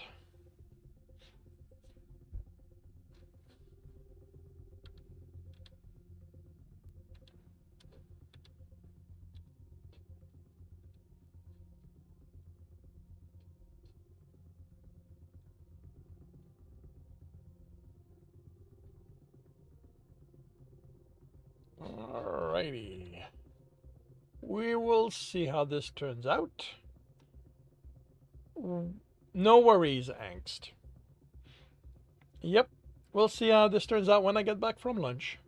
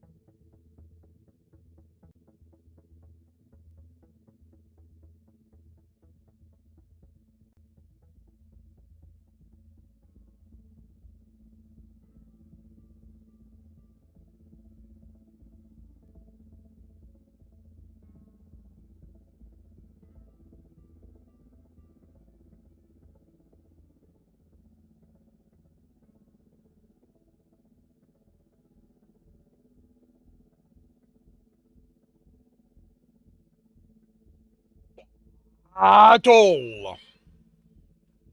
Station, everyone. Battle. Station. We have 48 allies. We're going up against 22 enemies. Sigma starts us in the lead. JR is in second. Dr. Derp was there but is gone. Neon Hollow's now in third. Silver and Marlin get power up for themselves, it looks like. Wait, enemies can get the power up? I did not expect that. Sigma's in first, litRPG in second, Dr. Derp is in third, and we are down to one enemy. Let's see how much help these guys need. Looks like none, because we're done. We've won. Dr. Derp is in first place with 9 assists. Sigma OS is in second place, 8 assists. litRPG is in third, 1 kill, 5 assists. We have gold and a Dr. Derp. We have Lancers. Well, the Doctor got his gold, so they're not getting the Lancers.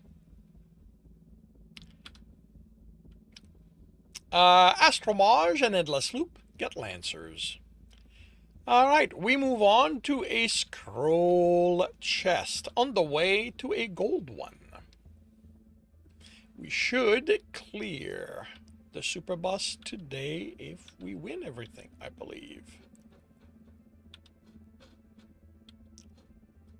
Alright, you know what? I'm putting myself right here.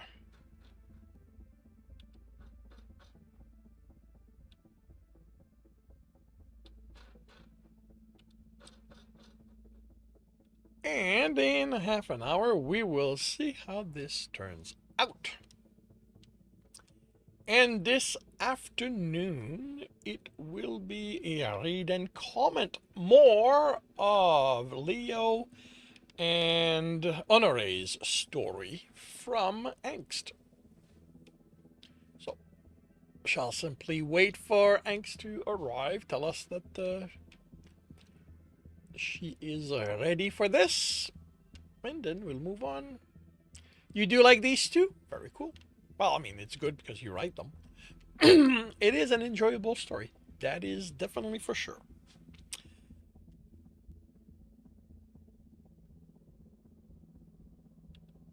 You are here, and are we ready to start this?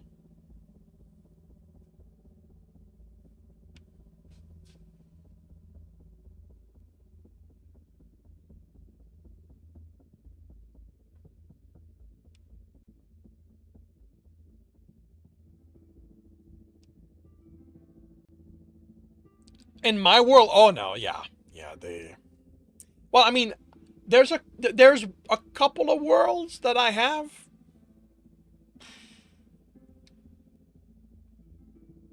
Where they might survive. But yeah, my worlds definitely tend to be a little rougher than what they're used to. Alrighty. Yeah, but well, Tyrannus is one of my more normal world when it comes to tone. Although there's some pretty nasty people in there, just like in the real world. Really? Torojuri grinned. Torojuri's grinned. We're hiding behind Dr. Thunder. Torojuri's grin seemed likely to split his face, and Leo could see a trace of wrinkles at the corner of the Pekesi that covered the dwarf's eyes. She actually wants to come? Leo's smile nearly matched his. She was excited when I mentioned it to her, though I didn't want to tell you until her mistress approved the trip. Some craftmasters are protective of their apprentice, as there should be. Shaping the next generation is a great responsibility, and Regil must be a promising apprentice. She asks excellent questions on the tour. What does she do again? She's training to be a baker under Mistress Martha of Pithranum Piritorum.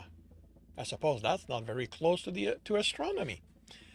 Torujuri sighed. It seems like a waste, really. Is any learning ever truly wasted? Torujuri laughed and swigged back the last of his ferment.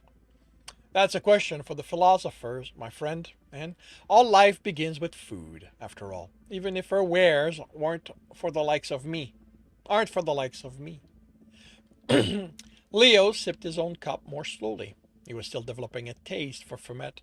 A rich brew of fish bones and other ingredients, all strained 8 times through finely woven cloth until the aroma of onion, celery, carrot, and herb remained. It was one of the few ways dwarf could enjoy those ingredients, a delicacy among them. Though Leo would have preferred something that tasted more like a beverage and less like an unfinished soup. Mistress Martha found my argument good enough. If Rogel isn't encouraged to have interest beyond the bakery while she's an apprentice, she'll be unprepared to take them up as a master. The only restriction is that both she and Honore work in the morning. Honore? Wasn't he the fellow who looked like he didn't want to be anywhere near you? I'm surprised you're bringing him along. Mistress Martha seemed to believe I need a chaperone to be seen in public with a young woman under her care. He sipped the fumet. It appears I have something of a reputation among the craftmasters, she knows. I can't imagine any of them complained of the diligence of your work. You've worked with a few... Torojuri caught Leo's look. Oh, a distinctly human reputation. You could say that, Leo grinned ruefully. I knew I had a bit of a reputation among apprentices, and now journeymen. I suppose it was inevitable that I would be known to craftmasters, as Mistress Martha puts it. And she holds that against you? Seems so. Though it may be as much concern about how it would look to parents and other craftmasters as any personal suspicion. Ah, charmed her, did you? Leo ducked his head. Torujuri had a high opinion of his abilities. I was polite and respectful in our interview, and I gathered the other craftmasters didn't give a bad report of me exactly. Ah, just a standard warning. Lock up your sons and daughters, cause Leo is pretty and humans drive are insatiable. Leo felt his face heat. I'm not insatiable, Torujuri. No, but your partners seem to be. The dwarven man shook his head. I haven't let myself eat to the point of rut in years, you know. I need to concentrate on my work, on my studies. I can't imagine how humans manage to get anything done being in that state all the time. We get used to it, I guess. Leo shrugged. We are as Ignis made us. We must get on as best as we can. Still, I don't envy you. Torojuri raised his empty mug, then put it down again. I suppose you'll want me to schedule my defense for mid-afternoon then. Leo frowned. Don't you need to be outside for part of it? At the orrery itself, in case your panel has questions? I do. Then you can't do midday. You said the examination can take hours. You'd surely burn your eyes if you had to be out that long. Even with Pekeseprilid, I know Vanit prefers to be indoors during daylight. But I want you to be there, and your friends too. You might be able to make it early in the morning, but they can't, and after dark, you'll need to be at work. This is important to you. Maybe the most important point in your academic career. Leo had been missing early hours rather a lot these past weeks. Even if Crusader said it was fine and Vanit went over the menu with him before he went out, he was going to owe both of them quite a bit. I can make my schedule work as long as it's not in the week or next. Not this week or next. It wouldn't be, anyhow. I need to chase down each member of the panel and make sure their schedule work. And you know how elves are about anything after dark. Leo grinned. Have I not introduced you to Lorelli? Oh, you have, but she's a creature unto herself, that Lorelli. I'd hardly call her typical. Not typical of anything, really. Leo glanced at Torojuri's empty cup. Shall I get you another? No, I really ought to get going. But early evening in the second half of this month should work for you and your friends. Or maybe the start of Secundus Terra. Either one work for me. I can be flexible. Oh, I've heard that. Torujuri laughed and pushed himself back from the table. Maybe when this is all over, we should go out feasting together and back to my place after. Leo looked Torujuri up and down. Would I even fit in your bed? Maybe if we were very friendly. I'm almost 2 meters tall. All right, point. Torujuri grinned. I thought you didn't turn people down. Leo returned it. Who's turning you down? I just think we'd be more comfortable in an overnight dungeon. A dungeon? Why? Torujuri frowned. I know some people are into that sort of thing, but because there's a bed in it, and it doesn't have my siblings' room off to the same common area. Leo softened his smile. I would never push you into things you don't want, including a feast and orgy, after all. I just want us I just want both of us to be comfortable, if you do. Yeah, that's just wow, that escalated quickly. We only need to climb as high as you wish. Leo didn't stand. Additional height would not make this easier. I'm happy with the relationship we've had these last few years. Just friendship, you mean? There's nothing just about friendship. The rest of it, whether it's holding rods or for you to assemble, chatting over Fumet, showing up at thesis defense, or inviting you to stay overnight, that's just expression. The friendship is what's real. He'd said it before to various friends, but few seemed to understand. Torojuri nodded. That's what I want in a wife when the time comes. I mean, sex is great when you're in that state, but most of the time marriage isn't about that. It's about doing the work. And even if I ultimately have to defer to her, I want us to be at least I want us to at least be friends between times. That makes sense. Leo left some extra coins on the table as Bibale before accompanying Torojuri toward the door. So, I haven't said no, and you can decide whether to ask again when you're not worried about scheduling the defense. Fair? More than fair. Thank you, Leo. Torojuri held the door for Leo. At this point, this is really minor, but you can probably get away with just a for him. Um, there's no third person, and it's been clearly back and forth. And while an argument could be made that someone could or drop the four, yeah. At that point, if you're going to drop it, open might be better than held, because holding a door implies for someone. So if you're going to drop for Leo, then open held would work better as open. I'll let you know as and thank you for following Snuggo. I'll let you know as soon as I've nailed down dates for my evaluation panel. Don't be a stranger until then either. Leo touched his shoulder. I'll make time for you whenever I can, and I really do enjoy talking to you. Even when it goes over your head? Even then, Leo grinned. I look forward to your note. The next few days, Leo devoted himself to making up for lost time at the Sanguine Horse. Rebbe's request that he find her black wool gown with the split skirt and crimson laid work across the bodice, thank you, sparked a hunt through every basket of backlog laundry and then the rest of the building. It was ultimately found in a chest at the back of a storage room in the second story of the kitchen wing, where only Lorelli currently dwelt. Along with Rebbe's dress, of course, was a variety of other costumes. They had been clean when they were put away, but the smell of stale herbs clung to the fiber. Leo spent a long morning hanging them in the garden, then a much more hurried evening bringing them in before the dew fell.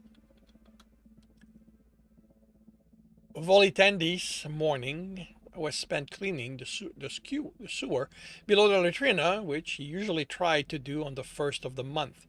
The work was fragrant and unpleasant, the coldness of the water offsetting and any reduction in all odors.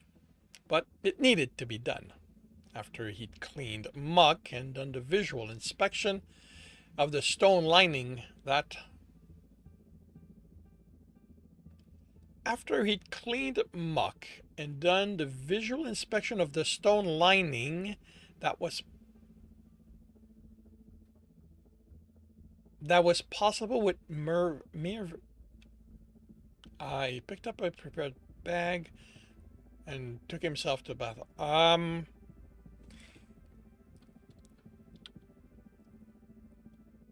I'm unsure of the purpose of this.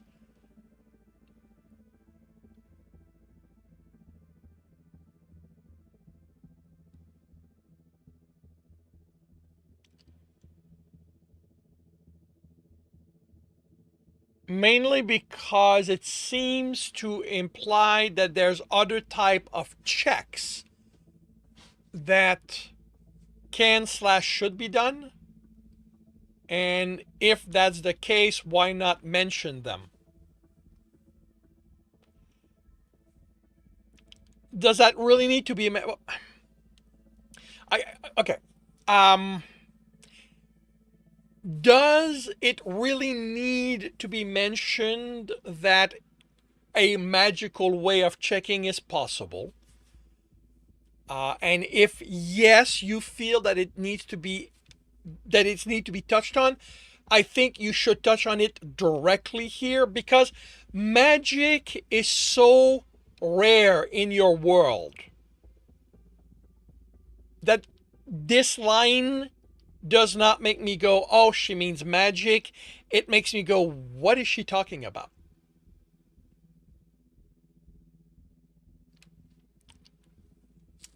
It's, it's such a low magic world that if you want to imply magic, I think you are better served with addressing it directly. Something like doing the visual inspection of the alliance, since he didn't have magic access to a magic method.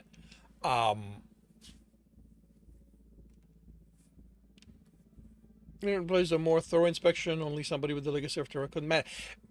Yeah, something like that. I think would better serve what you are going for.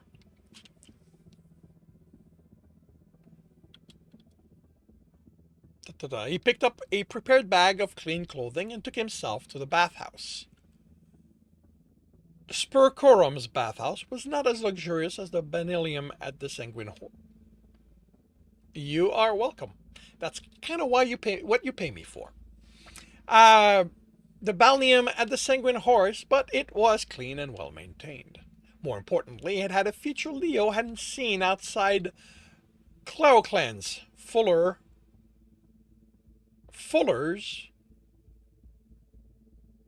I say so close. Fuller's, butchers, and others.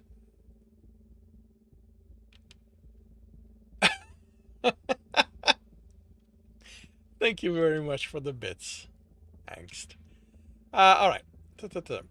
It had a feature Leo hadn't seen outside of Cleoclans, Fullers, butchers, and others whose work left them covered with residue. Hard labor began their visit in a stone courtyard equipped with hinged iron kettle, seeming.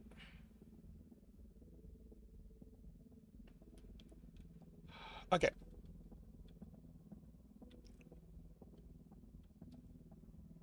Cleoclans, is that another one of the bathhouses?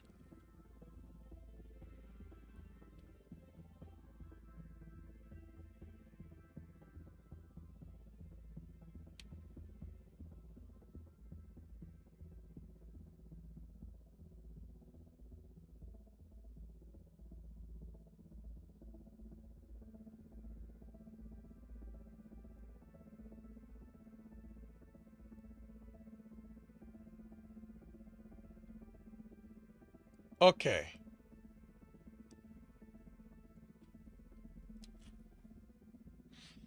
Oh, okay, okay.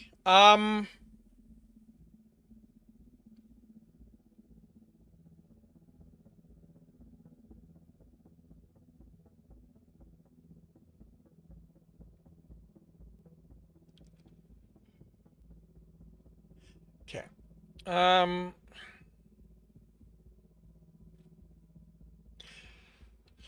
okay. What causes some confusion to me is that um, ultimately I get that what he's referring to is the kettle, the steaming kettle of water, the hinge iron kettle of steaming water.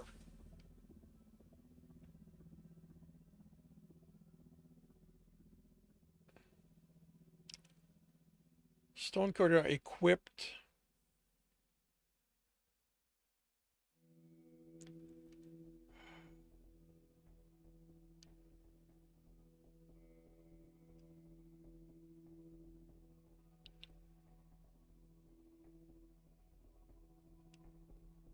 A bit needed above. Um,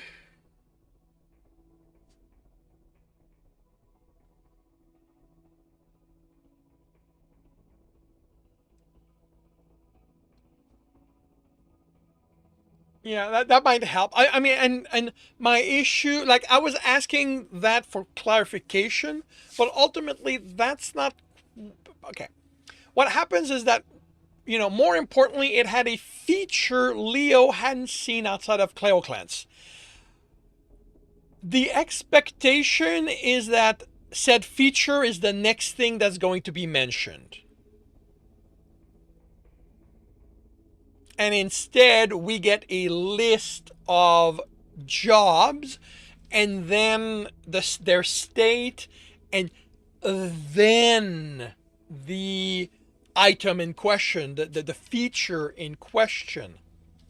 Um,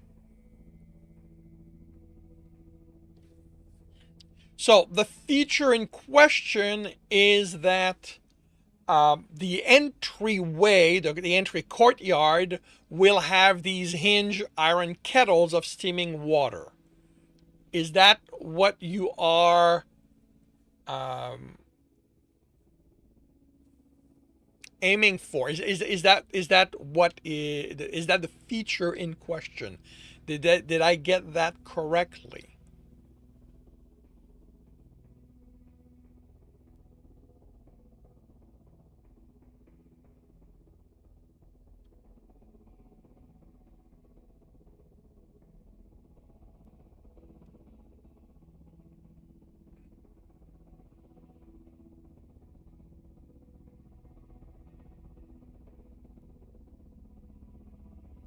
Um, Full service bath included a step. Leo hadn't seen outside. Um, okay, then what is that step? Like, what? Because what I'm trying to work out is what should come right after uh, cloac cleanse. Like what should go there? Because it shouldn't be the list of profession. It should be that service, that feature. Like it's like even if you have it the way you've written it right in the chat, we still expect that that thing that he's referring to come next.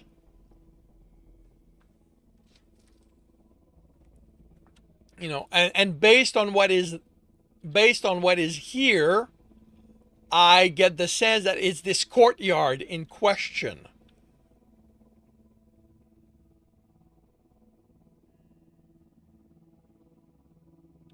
So it is the courtyard, the stone courtyard with the iron kettle of steaming water. So that is okay. So what I would suggest is Da-da-da-da-da-da.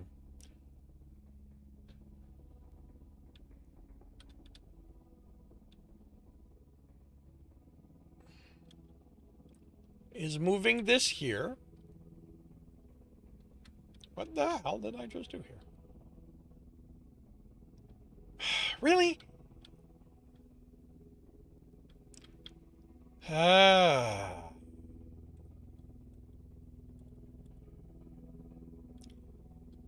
A stone courtyard.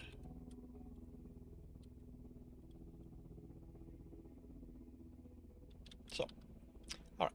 Then end a phrase, and then you could have this. Then Fuller butchers and others whose work left them covered in residue of hard labor began their visit by being sluiced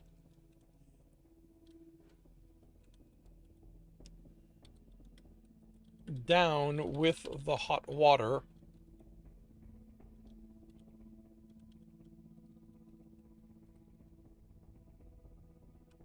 To worse of the muck.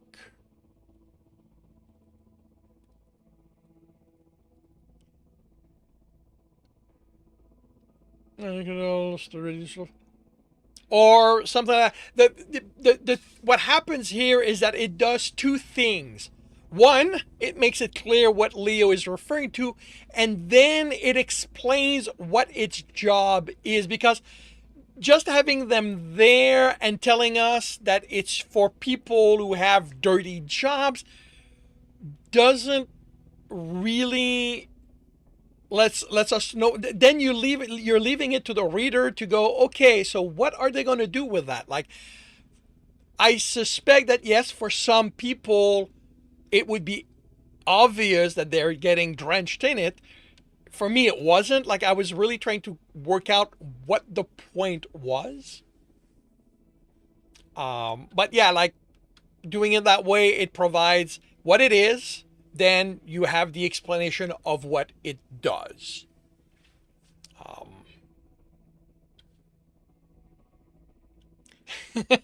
No, tangled tigers don't do well. Give me a moment to deal with that. Unless it's string. String is fun to get tangled into.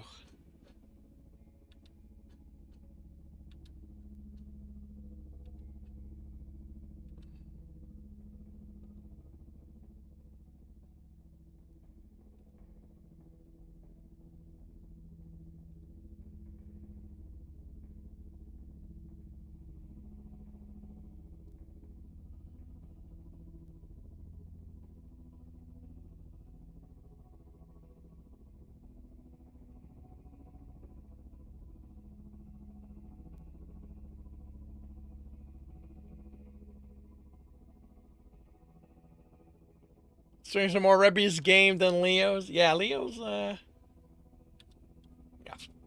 All right. At the door, Leo traded a quadrant for access to the baths, washing off the clothing he wore to them, and personal service in the Tipidarium. So the quadrant pays for the bath to get his clothing, to get the clothing he's wearing washed, and someone to help him, or whatever personal services imply here.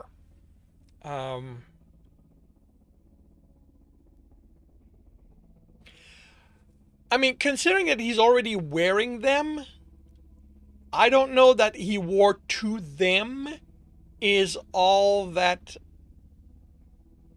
like he's wearing them.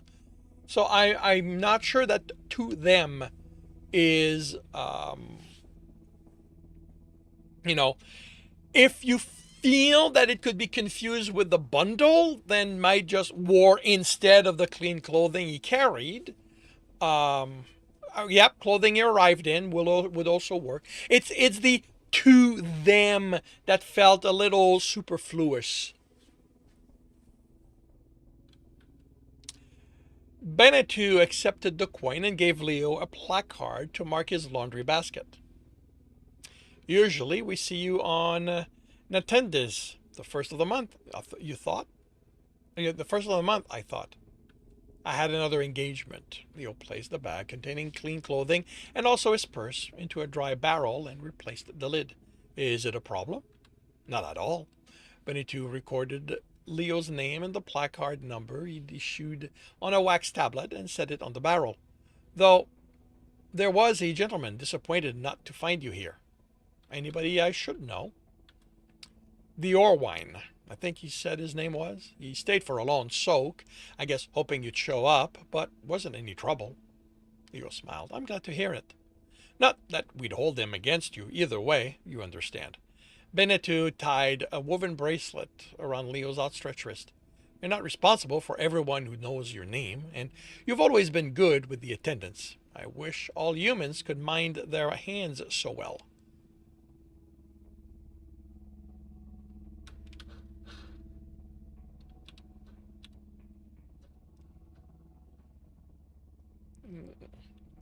Toss them out. Toss them out, washed or not, and they'll learn quickly. Oh, each one does, but they are always new to learn it. Benito sighed and opened the side door for Leo. Enjoy your visit, Leo, and give my regard to Jizazane. I will. Alrighty, we will have an advertising, Stream Raider battle, and I will be back to continue this.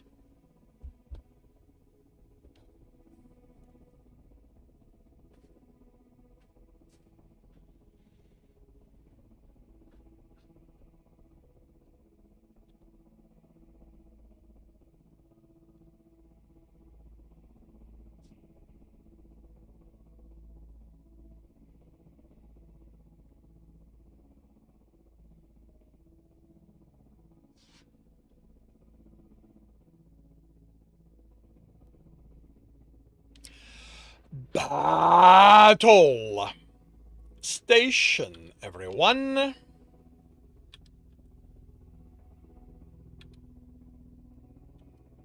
Battle station. We have 37 allies. We're going up against 52 enemies. Sigma's in first place. Endless Loop is in second. Darth was in third. Marlin is now there. Sigma's in first place. Lunachu takes over second. Endless Loop is now in third. Did somebody kill me? Really? How inconsiderate. Endless Loop jumps to first place. Marlin is in second. Sigma is in third. We are down to very few enemies, and then there were... Oh, wait. There's still one. Nope, I was wrong. There are none.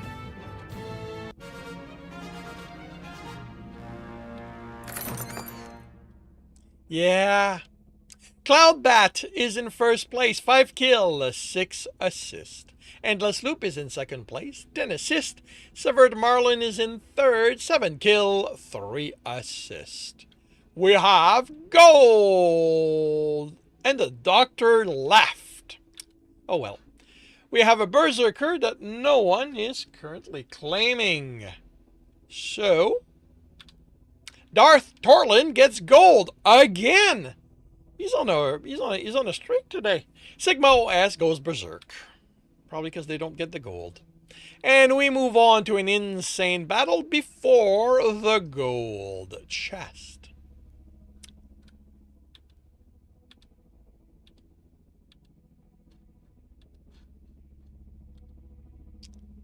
You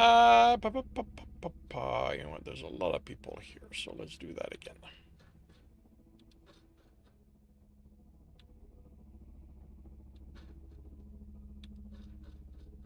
Alrighty, half an hour to see how this turns out.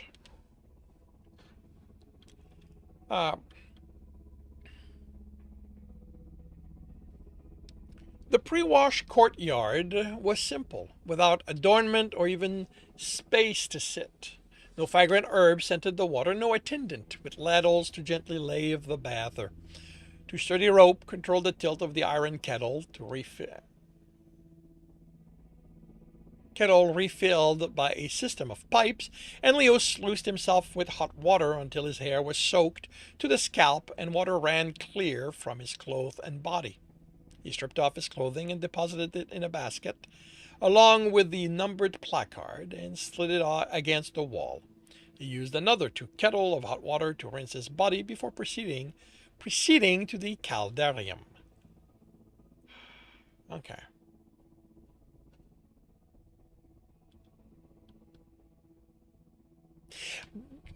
Because you have a kind of a full description of what happens here,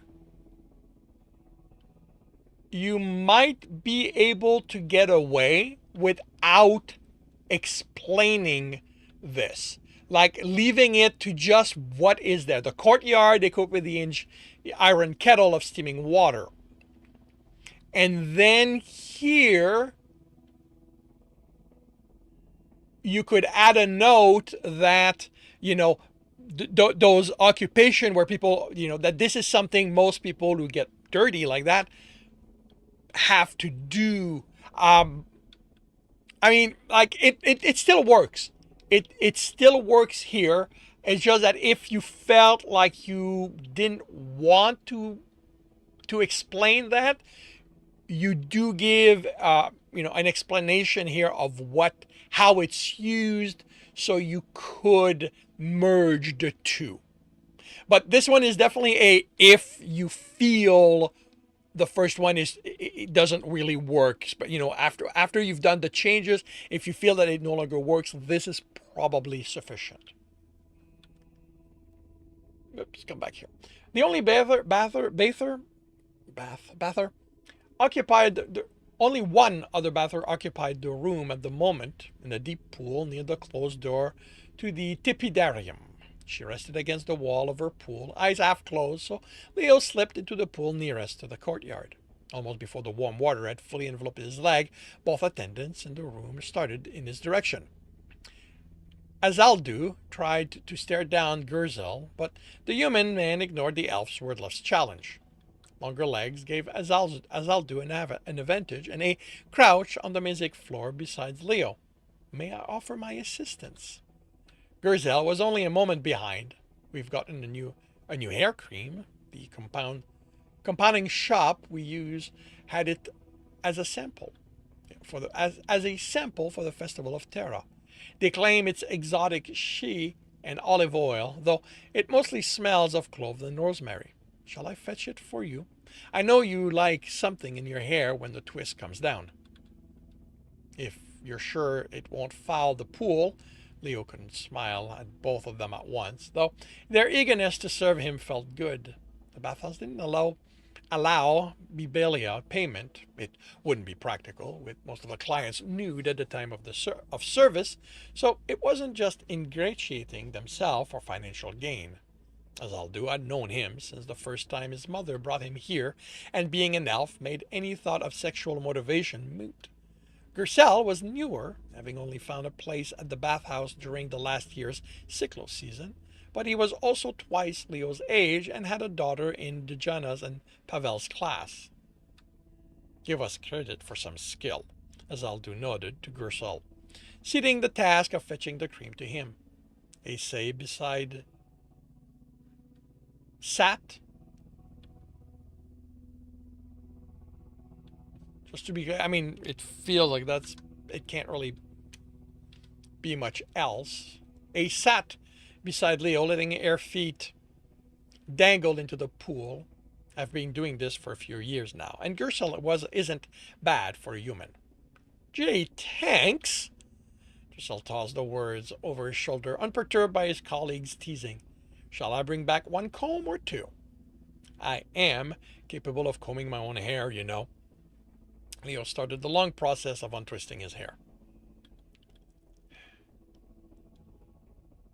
This is interesting to me, and it may be on me more than you, but this is the first instant that I sort of remember Leo not having long hair. I'll admit that I never spent a lot of time thinking about his hair through the story, but I, until now, imagine him with short hair for some reason. Um,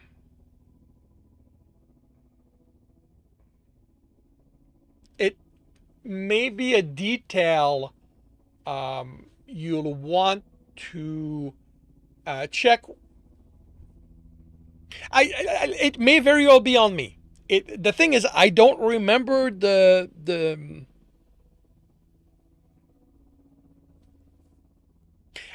I do not recall a mention of it. It's basically, and I've established my memory is bad. So it if it's mentioned, here and there, that's enough. But it's just, like I said, I don't remember it. It's that simple. And okay, you can, but you're here, so you don't have to. Yeah, no, and this is not a detail that is required to be brought up, you know, here, regularly. It's a detail that um, can be allowed to fall out of the narrative because it's not a big deal,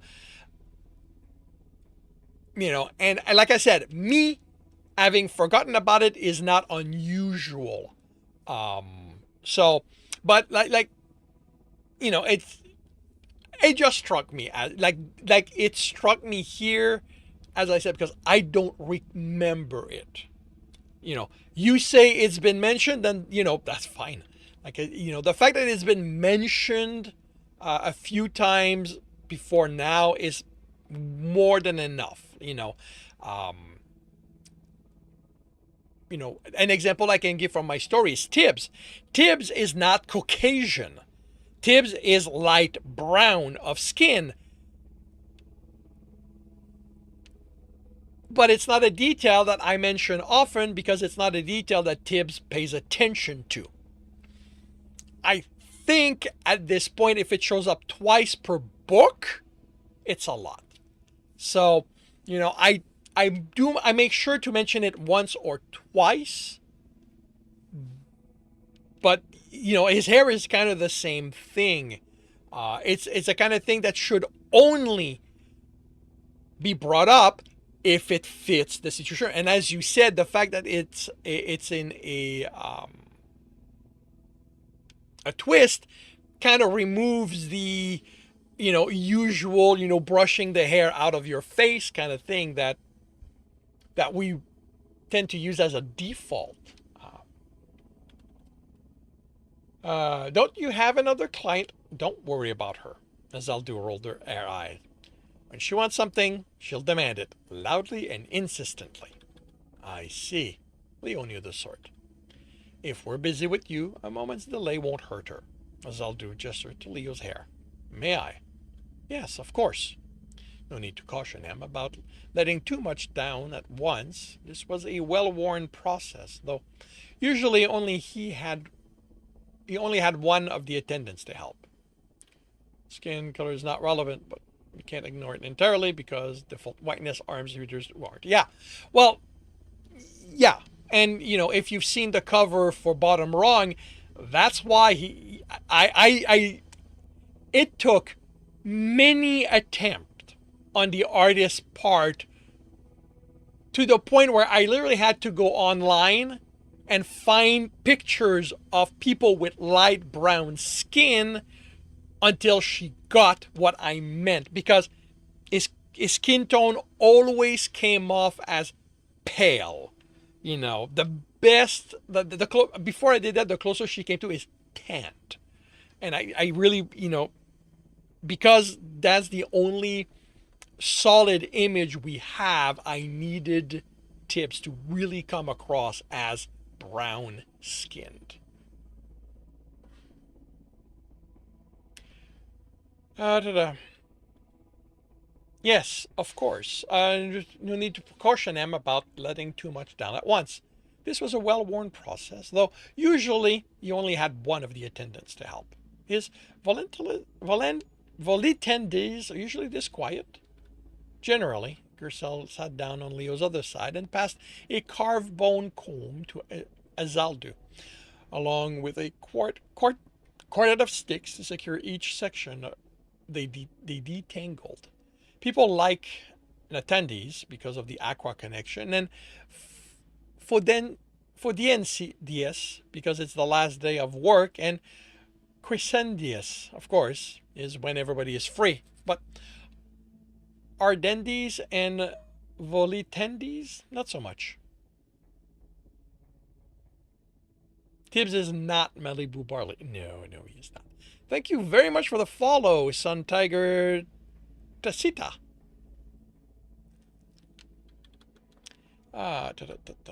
Maybe I should change my normal date to visit. If you have that flexibility, sure. Gersel reached toward Leo's twist, but waited for the other man's nod before taking hold of them and beginning to unwind the strands from one another. I'm going to put the cream behind you, so Azaldu and I can both reach it. Are you comfortable with that? With you too? Certainly. Leo took his hand away from his own curls and allowed the elf and human to have their way with his hair. The process of combing and conditioning his hair took hours, even with two people working on it. The woman at the other bath stood partway through, demanding immediate attendance and glaring at the three of them until Gersel scurried over. His posture was subservient enough, and he held the towel for her with all the courtesies she could demand. But even opening the door to the tepidarium didn't happen until she gestured imperiously to it. Mind if I join you in the bath? At Leo's nods, Gersel stripped off his subligaculum and slipped into the water beside him. I wouldn't have dared with Mistress Propriety in the room, but the hot waters is wonderful on my back. Leo grinned. Why do you think I'm here? An excellent point. Gersel took up his comb again.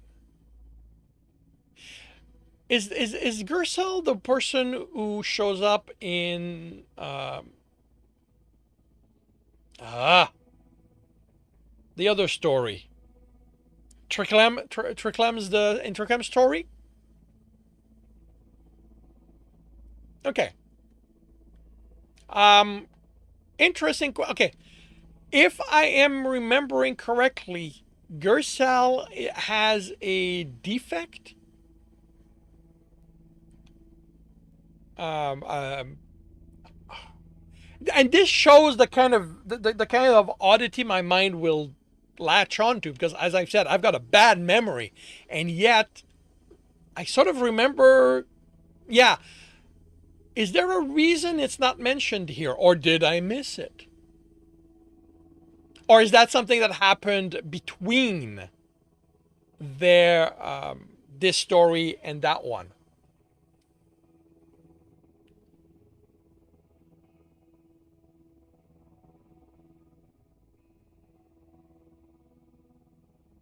And the reason it triggered is the mention of the back.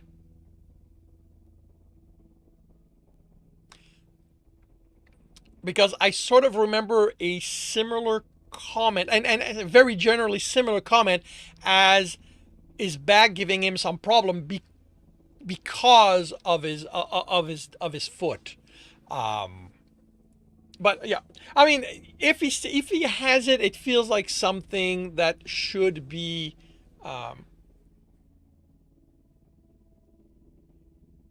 That should be mentioned. A point of continuity.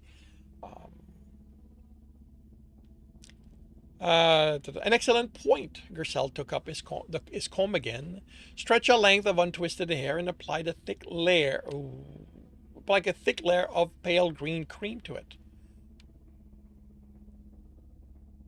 Yeah. Perhaps we hoped it was the pleasure of our company. Were that the case, I'd be here every day.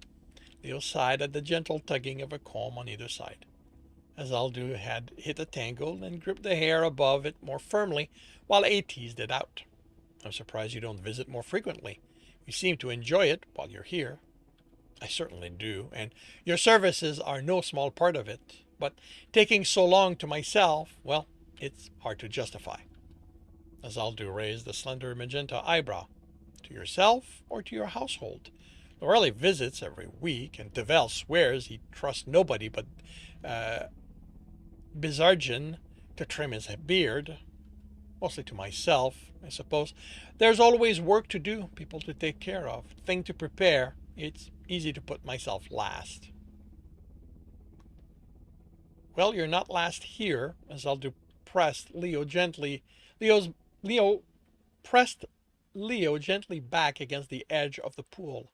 Relax, and let us take care of you. You need to be home by sunset? A little earlier, we opened then. Azaldu nodded. Lean back and relax. We'll get you to Bizargin in plenty of time for a shave and oil cleanse before the after-work crowd floods in. And I'll rinse out this cream and redo your twist myself, if you let me.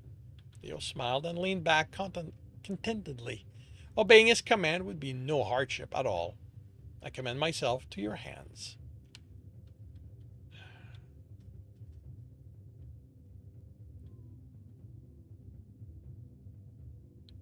I find it interesting that he's able to admit it.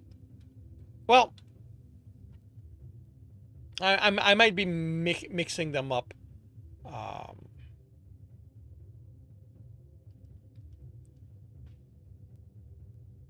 That he literally says it, that it's easy to put himself last. Because that's a statement, and again, like I might be mixing them. That is a statement that sort of implies that he's well aware of what he's doing. Like it's not just that he keeps himself busy. It's that, well, yes, but being called out on something doesn't mean you accept it. It's something that you can, well, that's what they think, I know better. The fact that he's saying that sort of implies that, yeah, that not only do people call him out on it, but he understands that it is something that he does. That doesn't mean it's wrong. It's a detail, something to keep in mind if you want the story to imply that he's not yet aware of that habit of his. Because the story makes it kind of clear that Honore doesn't quite realize he's doing it.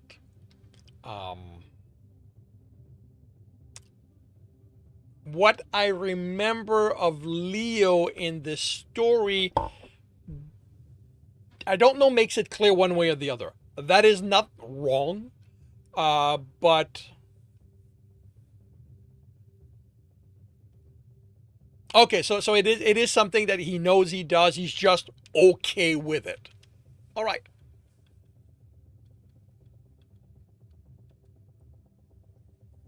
All right, and now we are switching to Honore's point of view.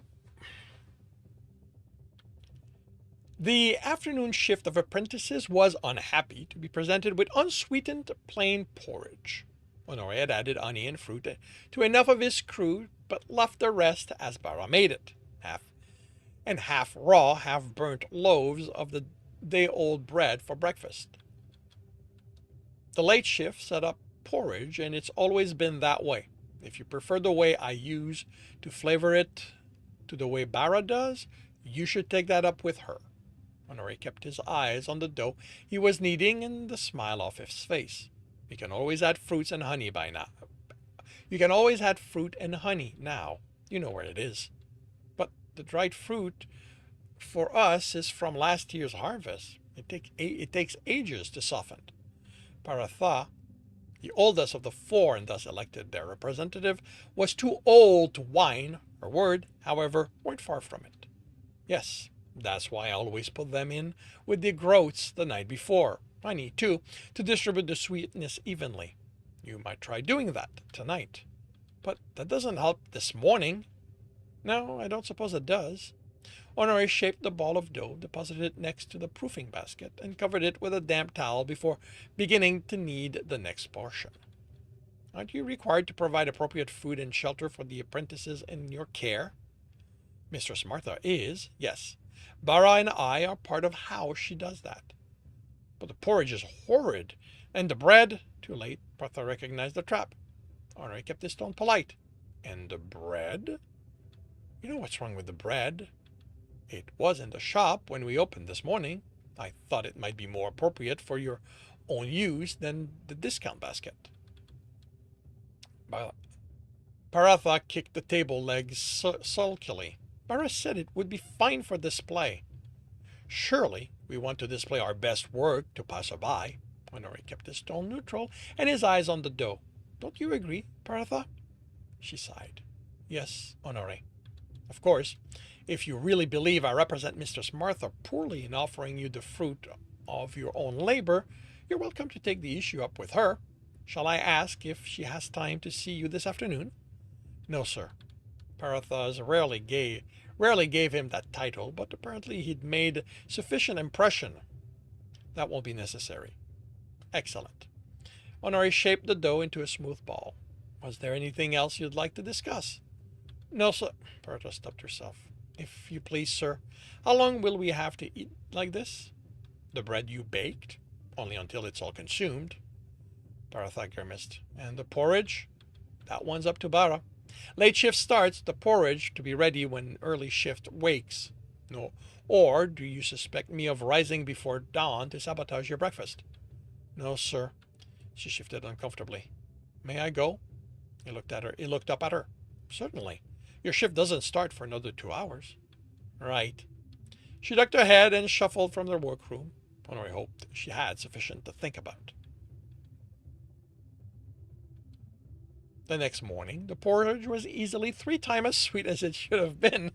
How many of them has decided to take the responsibility for flavoring it, rather than confronting Bara about her trick? Honore softened cubes of stale bread with fresh milk and stirred it into his portion of porridge, honey, and spice. The apprentices who joined him followed suit. Honore never learned what the late shift apprentice did with theirs, but they didn't complain to him. That was a start. The rest of the week, the porridge was reasonably sweet and flavorful in the morning. The next, it started tasting good. Had Bara taken proper responsibility for the task, or had her batch of apprentices decided to make their own lives more pleasant by doing her work? And did it make a difference either way? When you chose your action, you chose their consequences. Leo might be onto something. I would italize this. The use of you as a pronoun, mark this as an active thought rather than just narration. So italicizing it might, makes it clearer what it is. Rugila asked about the thesis defense on Volitendes, and Honore had to admit he didn't know. When he asked Mistress Martha about it, she told him she'd approve the outing as long as it didn't interfere with their work, and he accompanied Leo and Rugil. She didn't yet know when it was, but Leo had promised to send word. Hey, but it runs. How do you denote internal monologue? Okay.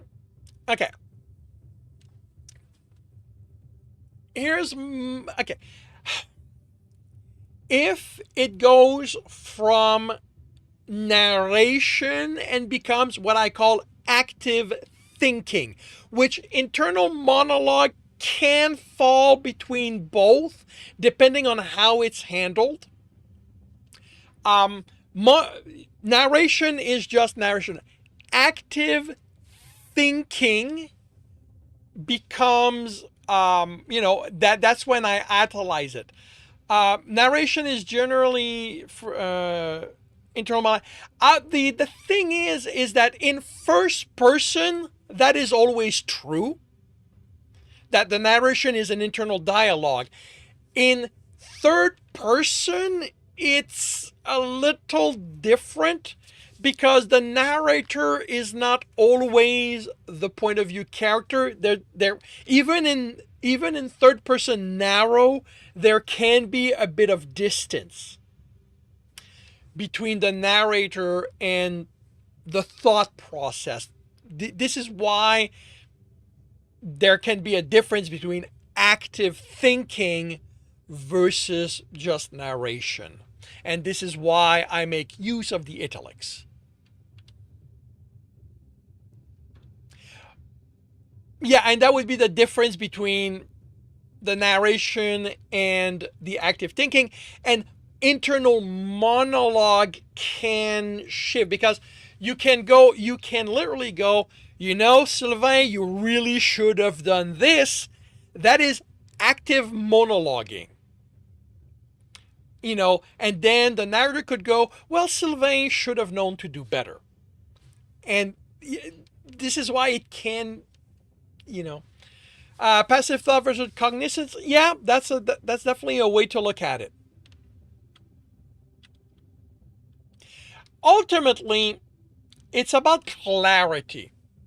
It's about making sure that when the reader looks at it, they quickly understand what's happening so that they don't have to spend time working it out. Because anytime you give them something other than feeling about the story they're reading, you run the chance that they will disconnect, that they will put the book down and never return to it. That is our job as a writer, making it as hard as we possibly can for the reader to put the book down.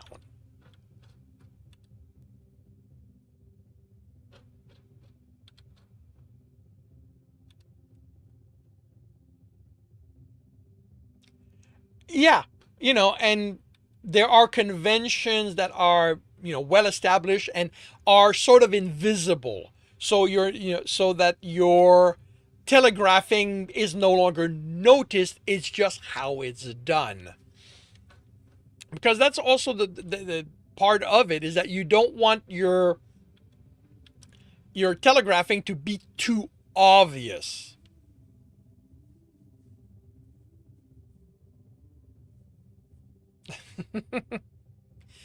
Yep. Uh, Should Honore write to Leo and remind him? What could he say if he did? Asking when it was would be useless if Leo didn't know. But suggesting Leo knew and had chosen not to tell them, well, that might suggest he thought Leo dishonest and unreliable. Honore could simply say that he was looking forward to seeing Leo again, but that would sound overeager. But would that sound overeager?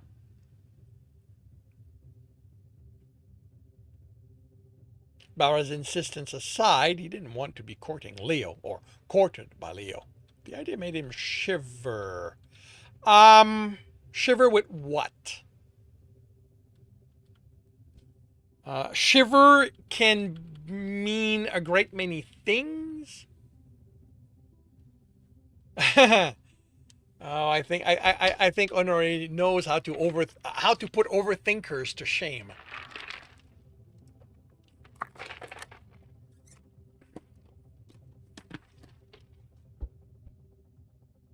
Is it a pleasant shiver? Is it an unpleasant one? And while you are thinking about that, we will have an advertising Stream Raider battle, and I'll be right back.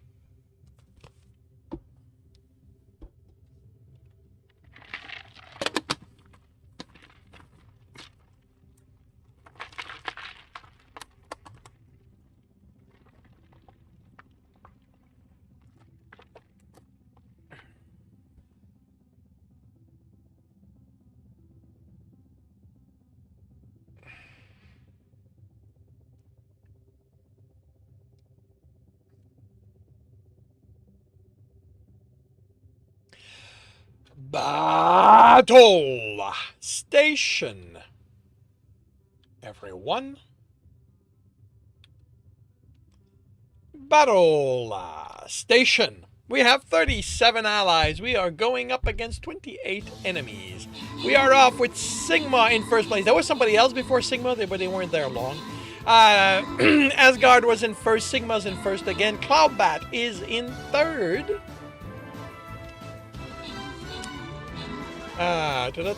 Sigma's in first. Asgard is in second. Cloudbat is in third. And we are going through the enemies fairly quickly. Oh, Cloudbat is in second place. Asgard is in third. And we're done. We've won. Sigma OS is in first place. 17 kill. Cloudbat is in second place. 3 kill, 5 assist. Asgard is in third.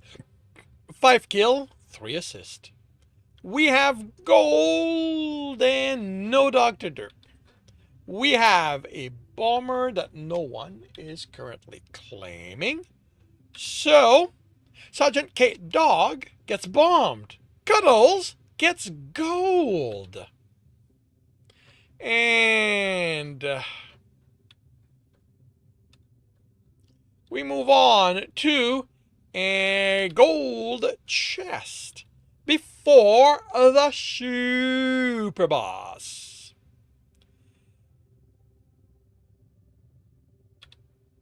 And it's going to be another flying rogue for me. And we'll start here.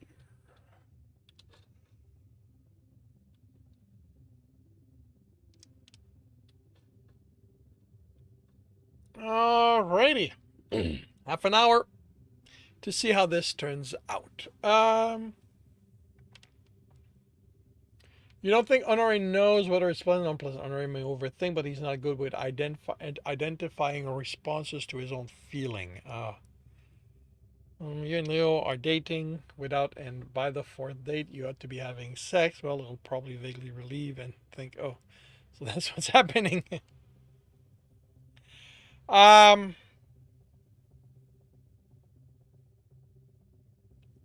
Could you have Honore acknowledge that he doesn't know why the shiver is there?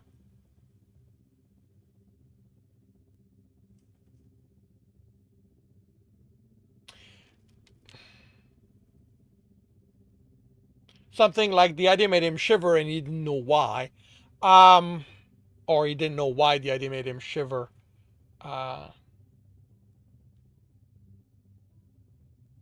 It's simply, the main reason is that without some sort of quantifier, it feels odd. Because a shiver is a response to something happen, and it makes us feel something. So the fact that, it should be acknowledged. It feels to me like it should be acknowledged. So yes, you could. Okay, cool.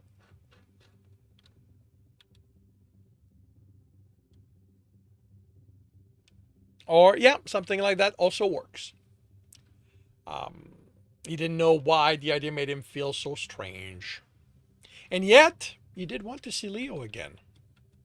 In the end, Honore did not write. He told her guild that she would know as soon as he did, and the apprentice had to be satisfied with that. She was a good girl, though, and didn't raise a fuss in Honore's presence. Her pretzel forms were also improving. The ropes of though more elastic, and even more elastic, and even than in the previous quarter. Oh, more elastic and even than in the previous quarter. More elastic and even than in the previous quarter. Honore had her start making a pair of 4-strand braided ring pretzels each day, one for him and one for herself, ostensibly as practice against the New Year's festival. They were enjoying a short break to sample those pretzels the magenta-haired elf in red and black stopped by the bakery. The colors were a bit dark for Air medium brown skin tone and bright hair, and it wasn't until Honore saw the embroidered red horse on the breast of Air tunic that he made the connection. Welcome to Pristinum Peritorum. He keeps tripping me over. Honore greeted M in the usual way, just in case he was mistaken. Surely multiple organizations could have Red Horse as their emblem. Emblem. Wrapped in gold chain, he tried not to blush. How may we help you, Maestre? I have a message to deliver, if it pleases you, for Mistress Martha. Honore tried not to be disappointed. Of course, Leo wouldn't have written to him. Mistress Martha was the one who needed to approve the trip, and Honore hadn't written to him after all. Rugil, could you ever escort Mestre Senara, the elf filled in air name, of the Sanguine Horse? Please escort Mistress Senara to Mistress Martha. Will you wait for a reply, Mistress Senara? If your mistress deems it necessary. Something must have shown in Nora's face. Sereno's smile softened. If you have a message to send, I'll gladly carry that as well. I don't have anything prepared. Would you even want to hear from him? Honore could ask Senara, he supposed. He might know, or be able to guess. But there were apprentices present, and it was important to maintain his veneer of calm competence in front of them. I understand. There was nothing mocking in Serena's smile, though Honore had a feeling the elf had read his mind. I'll check whether you've anything by the time I'm done with your mistress. Shall I? That would be very kind. Honore swallowed. Rugil stood at the door between the back of the shop and the inner compound, ready to guide the courier, Leo's household member. Had he mentioned Senara by name? Honore couldn't remember, but he didn't want to make a bad impression. Rugil will show you the way. Thank you for performing this service. Senara nodded and followed Rugil to the compound. Honore bit his lip. Khorasan, are you comfortable watching the shop alone while I grab pen, paper, and ink? I won't be but a moment.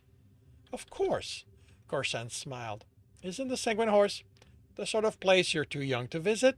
Yes. Hey, it's a fire dragon. Welcome to the stream. Are you the online here? If you are asking if you are the only one on the YouTube stream, that is entirely possible. I can check real quick. I do not get a lot. Yes, you are the only one on the YouTube stream. It is not. It does not get frequented a lot. Most of the people who watch are on Twitch. Khorasan's lips curved into a smile. I was going to say where Bara's friend was from. Liked him, didn't you?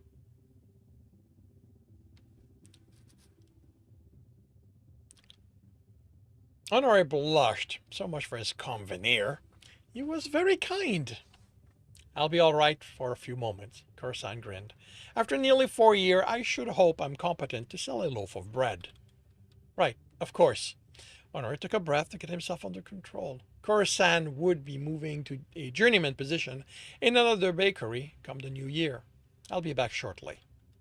There was paper and ink on his own desk in the journeyman's cubiculum, along with a pen, and Honore managed to retrieve all three without running into anybody else. He really should look in on the pair of apprentices in the workroom, but Senara's errand wouldn't take long. He settled at the counter in the shop and uncapped the jar of ink. This would not, he feared, be his best handwriting or composition. From Honore of Pistrinum Peritorum to Leo of the Sanguine Horse. Greeting. I must thank you again for inviting me to Globis the other day, and also for your generosity in extending an invitation to Treasury. Okay, quick question, mainly because, where's my cursor? Is the mistake on purpose? Is he miswriting the name, or did you simply um, is the mistake Honore or yours, Angst? Is the question. Simply so that should you if you need to correct it or not. Uh, to jury's thesis defense.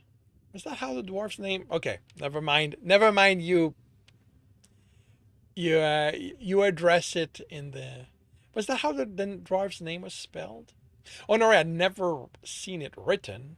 You could only guess. I am not yet privy to the content of your message, though I suppose it must have been yours, Sonara carried, but I did not want to delay longer than expressing my thanks. The baker was quiet. Khorasan watched Honori struggle for words, apparent with apparent interest. Um,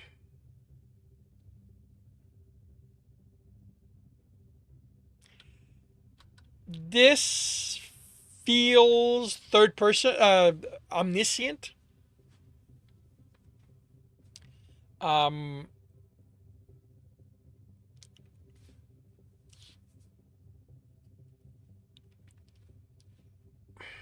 and it's not something I believe you've done at this point, so it feels like it.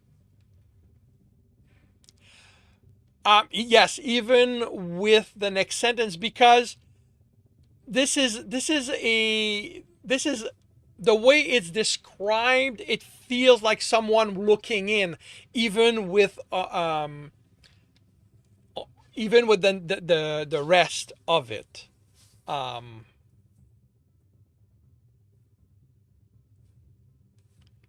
um,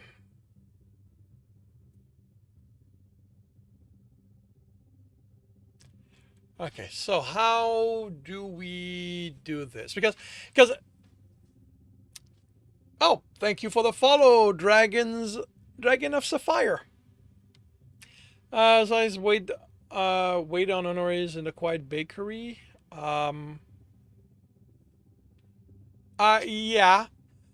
Um, or something like Honore struggle for word, um, catching Khorasan's interest gaze, but he looked away as soon as Honore raised his head.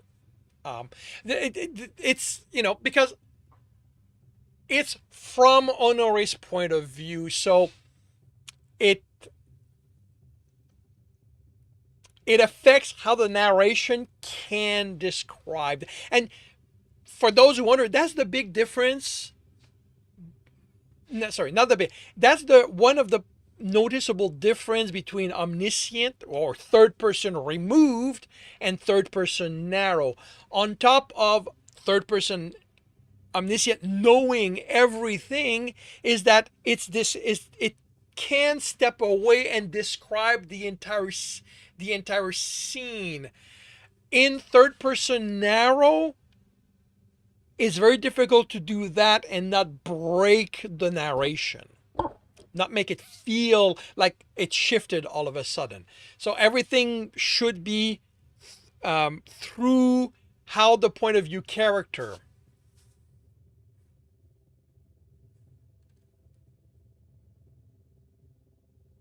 Yeah, yeah. This feels distance. This feels like um,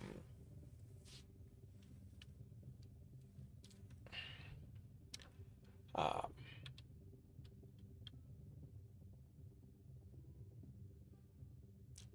it was a pleasure keeping company with you. Wait, that could be read the wrong way. Should Honor crossing out or start over? But he couldn't expect Sonara's errand with Mistress Martha to take long, and he was low on paper. Surely Leo would be as generous with the written communication as he was in person, and I look forward to doing so again. I apologize for not writing sooner, though I was unsure how a message would be received. I did not wish to rush you or seem distrustful of your promise to write, but I should have expressed my gratitude long since. He was over explaining, wasn't he? But The ink was on the page. There wasn't much he could do to change it. So, please accept my apology, my thanks, and my good wishes until I see you again. He signed his name at the bottom and folded it into four to protect the content. He wrote Leo of the Sanguine Horse on the surface and put down his pen. It wasn't a good letter, and he should have planned it on a wax tablet first, but he hadn't, and this was the best he could do. Are you all right? Coruscant replaced the basket of trencher loaves on the lower shelf. You seem anxious. Thank you, I'm fine. Honore took a breath. Senior among the apprentices or not, Coruscant did not need to be burdened with Honore's trivial worries. Honore had a duty to all the apprentices, not just the youngest, to be a source of stability. I had not planned ahead and found myself writing in haste what I should have planned ahead. It is dialogue, but we have two planned ahead right after the other. If you can,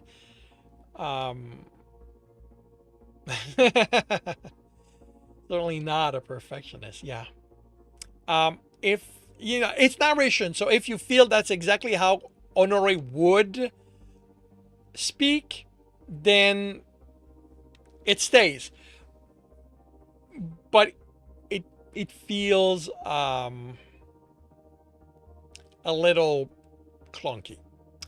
It was careless of me and unnecessarily urgent. Unnecessary urgency is the cost. Does everything have to be an improving lecture? Coruscant sighed. Seriously, Honore, you can be human for 4 minutes. It won't kill you. Maybe not. How would Leo handle this? Probably a joke, but why take the risk? Leo will be a good influence on Honore one way or another. Rugil asked Honore at least a dozen times in the next week what she should wear to the event. The day before, she wouldn't let it drop. Honore had weekend hope. It's starting!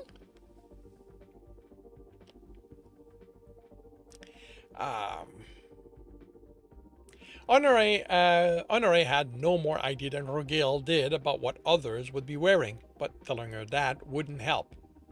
Dress as what you are. But won't people be in academic robes and such? I don't want to look disrespectful when it's an honor to be invited. Academics may wear academic robe, but you weren't invited because you're an academic. Why were you invited? Rugil hesitated. I don't know. I think you do.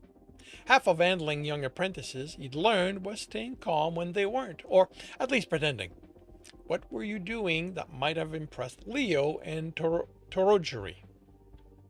We were just walking with Leo at the time on the way back from retrieving our hat.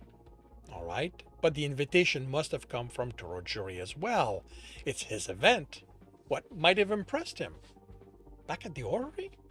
Rugil frowned, asking a bunch of silly questions, I guess. Stuff that anybody at the thesis defense would laugh at. That's right. You were asking about the orrery, not as an academic or an engineer, but as an interested young woman. All right? Rugil sounded dubious. So what does an interested young woman wear? Normal clothes, I guess.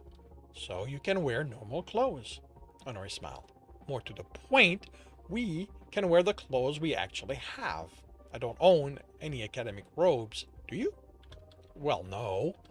And if I managed to borrow some for the event, I'd still be dressing up as something I'm not. That's fine for performers on stage where everybody knows the role isn't true. But to dress as something you're not when you're part of the audience is a form of dishonesty, isn't it? I suppose, Rugil bit her lip. I don't want to lie to anybody. I just want to respect the place I'm going. Honore nodded. Respect is good, but you need to respect yourself as well. Who are you? I'm Rugil. And who is that? An apprentice baker at Pistrinum Peritorum. Honore nodded. And was Rugil the apprentice baker at Pistrinum Peritorum invited to attend the thesis defense? Yes, I was. Virgil stood a little straighter. Then, the way to respect the invitation is to dress as Rogil, the clever apprentice baker. Not in tattered clothing you've outgrown, but not in alien clothing either. Should I wear the bakery's livery, do you think? The things I have from before are short on me now. Father said he'd get me more for the new year, but the defense is before that. The livery that marks you as belonging to your own station as an apprentice of Pistrinum Peroterum? Honori smiled. That seems entirely appropriate to me. All right. Orgel chewed her lip. But you don't think everybody will be angry I'm there? I could barely understand the tour just for us. How dare I think to attend one that's for smart people? I know I'm not clever enough. Will everyone laugh? Rogel, look at me. This was the core of her concern. Honori recognized, not some sudden concern about clothing. You are very clever. Torojuri was excited when Leo told him you could come. He liked you. You may not know the same thing he does, but you ask questions and listened to the answer. You do the same thing here. Every question you ask, you learn from. And then you ask better question. Do you understand me? I do. Riga looked away. It's just scary. I guess going somewhere I don't belong. I understand, but you're not going to be alone. I'll be with you and Leo. You liked him, didn't you? Well, yes. Didn't you? Honore smiled. Yes, I liked him too. And I trust that he wouldn't take us somewhere to be laughed at. Don't you? Rogil chewed her lip. I don't think he'd do that. Not on purpose. So, if we're treated poorly, that won't be a reflection on us. It will say something about the people making the mistake. You hope using us rather than you would help her feel less intimidated, or at least remind her that he didn't belong at the thesis defense any more than she did. Bullies exist everywhere, as far as I can tell, but you don't need to believe what they say. Believe the people who invite you instead. They're the ones who matter. Rogil nodded slowly. Thank you, Honore. That does help. Good. Now, see if you can't get to sleep early. We have a full day of work tomorrow before we leave for the defense.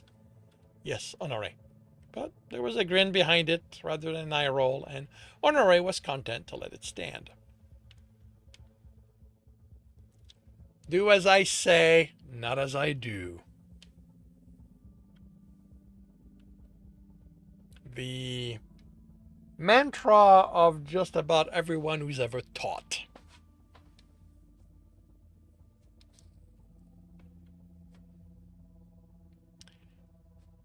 Leo scrubbed at the blood-marked sheet, diligently fueled by a guilt nobody else would feed. He was still young, they told him. He deserved time to enjoy himself. Adjusting schedules so he could spend time with friends was no real hardship, especially as it happened so rarely, though he wouldn't really call 4 times in as many weeks rarely. The rest of his household adjusted their leisure time to serve the schedule of the Sanguine Horse, and here they were, enabling him to adjust his work at the diversion house to serve his social schedule. He wasn't sorry he'd begged the entire night off to spend with Torojuri. The thesis defense was more important to the dwarf than even his eventual graduation would be. Graduation demonstrated observance to form, Torojuri said, but defending his thesis would prove mastery over the substance. Seeing Honore and Rogil again would be an added bonus. In addition to the pleasure of their company, their presence would allow Torojuri to accept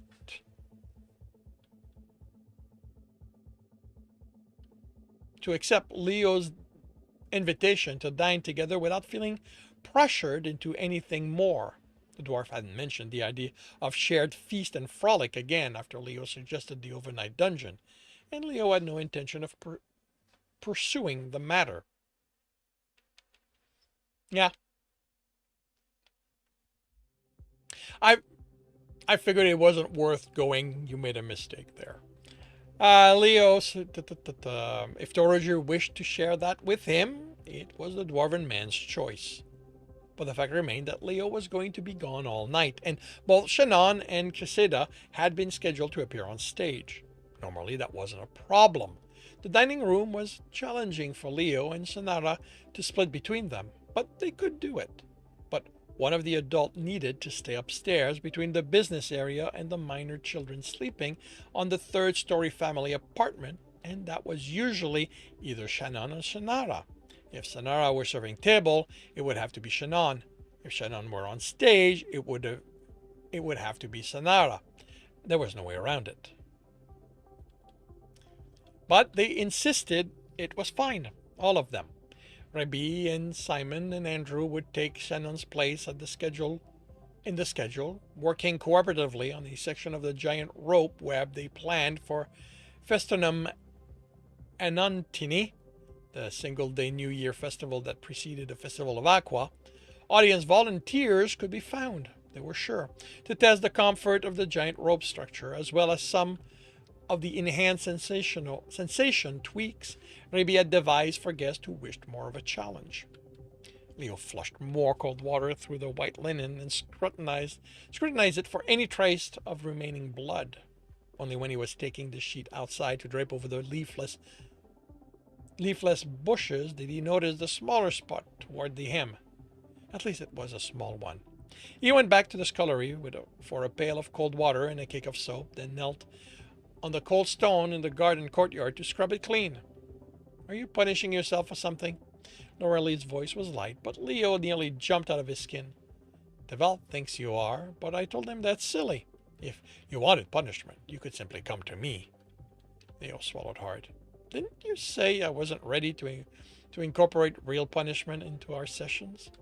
But this isn't a session, is it? Laurelie's smile and tone was both dangerously sweet. Were both. Why don't you tell me what you need to be punished for? That you're doing penance on your knees among the winter thorns.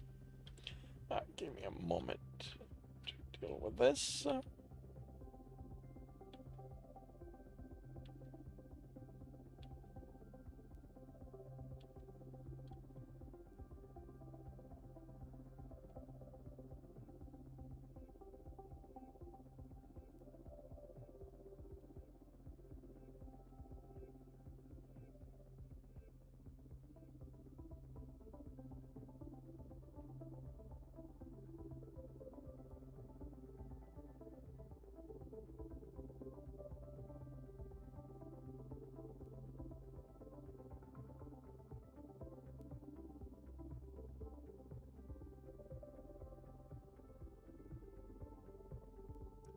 Leo's face warmed, though the icy water still froze his hands.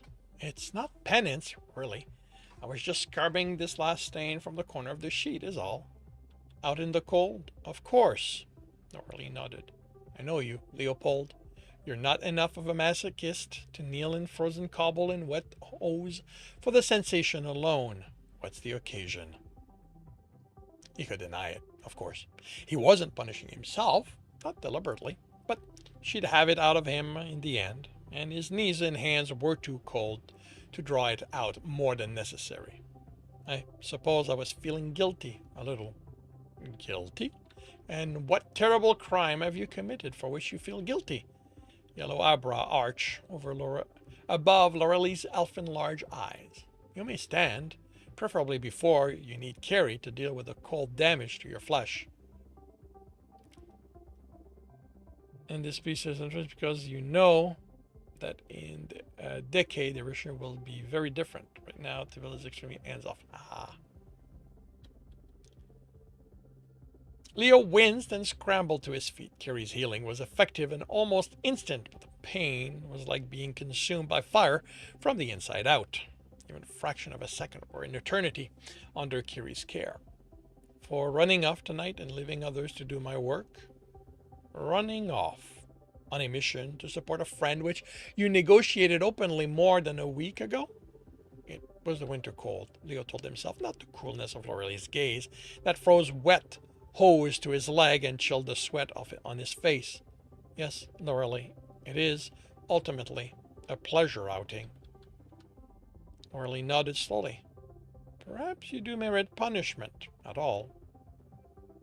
At all, after all, I'm not sure if this is come back here. If this is an expression, or if it needs to be adjusted. So just noting that it feels odd to me. Ma'am? Honorific were not usually used. Okay.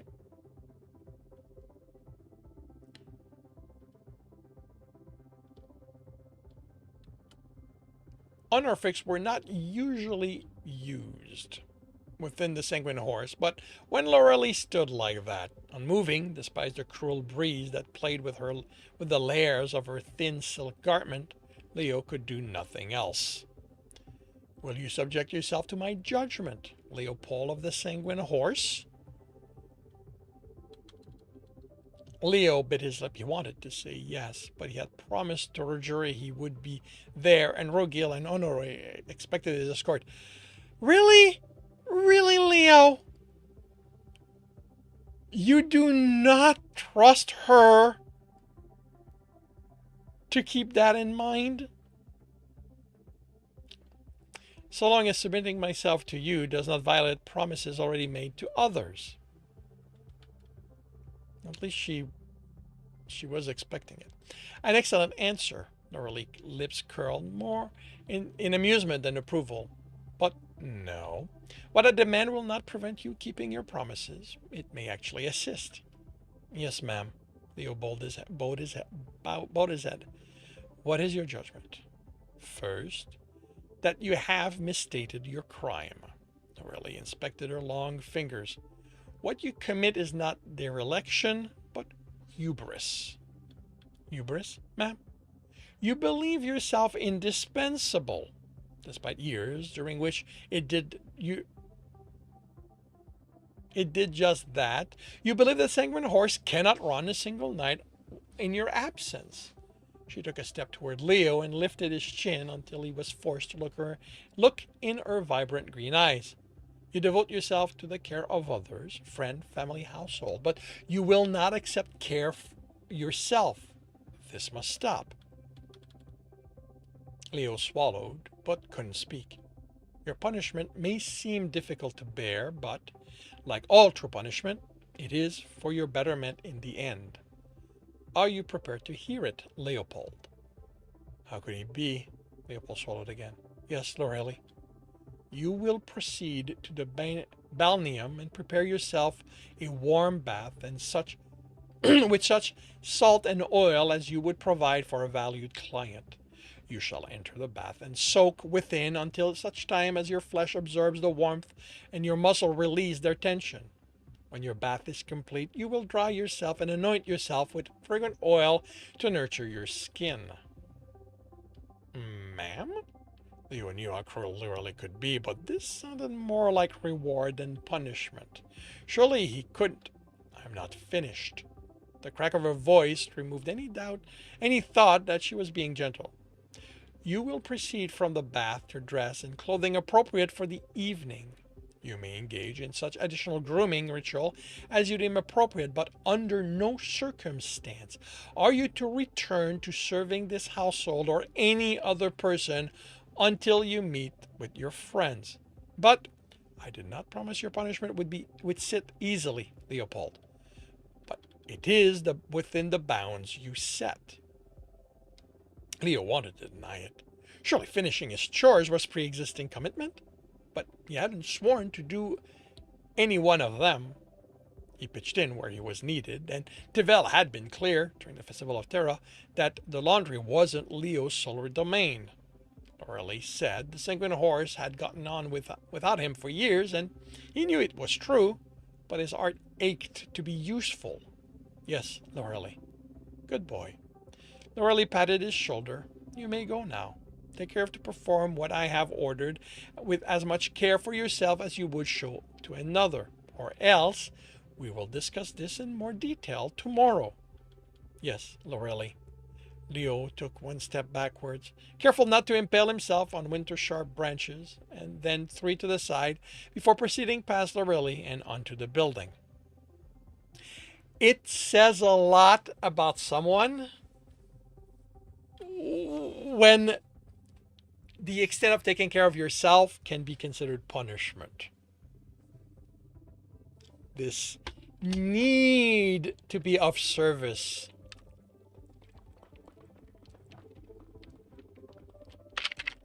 is something that he needs to work through. All right, we will have an advertising Stream Raider battle, and I will be right back to continue this. Man's a natural sub. One of the priorities for him is to increase his ability to defend his boundaries. Yeah.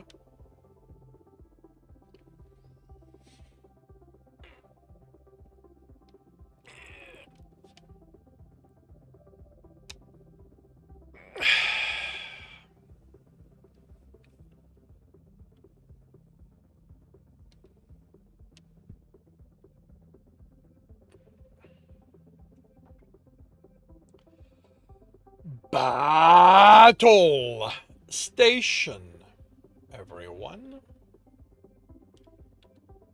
Battle station. We have 52 allies. We're going up against 47 enemies.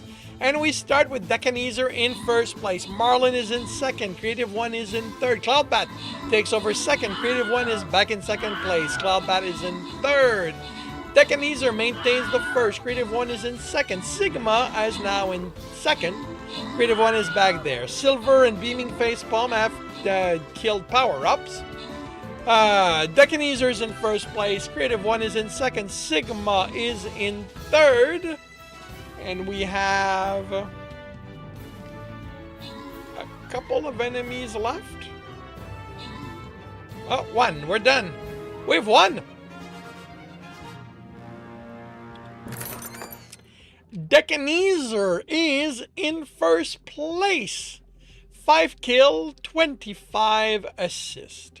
Creative 1 is in second place. 9 kill, 6 assist. And Sigma is in third, 14 assist. We have gold and no Dr. Derp. We've got Centurions, and I do believe we have a Decanezer. So Decanezer gets their Centurions, 2 of them even. And then Bilbus gets gold. Creative 1 also gets a shield. And we move on. Yeah, I don't know why you're not going down. To the Super Boss. Centurions. Alrighty, and I will put yet again another flying rogue. You guys must be bored out of your minds. Right, I'm gonna start us here.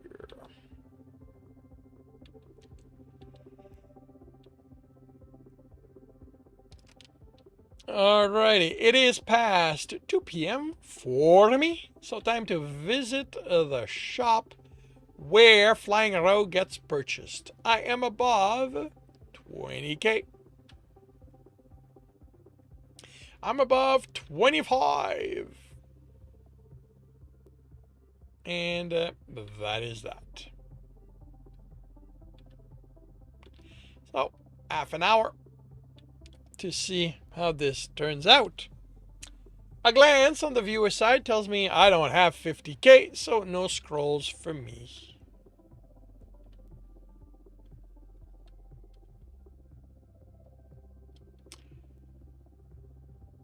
Despite the warm bath, Leo's muscles were a long time in relaxing. His eyes kept spotting things that needed tending in the balneum. That stack of towel could use refolding, and there was some discoloration on the curtains of the third tub. Splashed oil, perhaps from a previous bather. He should take it to the scullery, at least, so he could wash it tomorrow. Surely that wouldn't violate Lorelli's edict? But he knew Lorelli would see it that way. No matter how strange his punishments seemed, and the itch to do something, to be useful, was almost impossible to deny, He had promised to accept it. He didn't want to restrict himself to the selfish indulgence that Lorelei had prescribed, but he wanted to disappoint her even less. At least he forced himself to treat the gentle bathwater like a simple flogging. A simple flogging. Focus on sensation, not your own thoughts. Notice the way muscle tense and relax in anticipation. That didn't apply here, but he could notice how the warmth seeped into him and slow unknotting of tension he hadn't consciously noticed.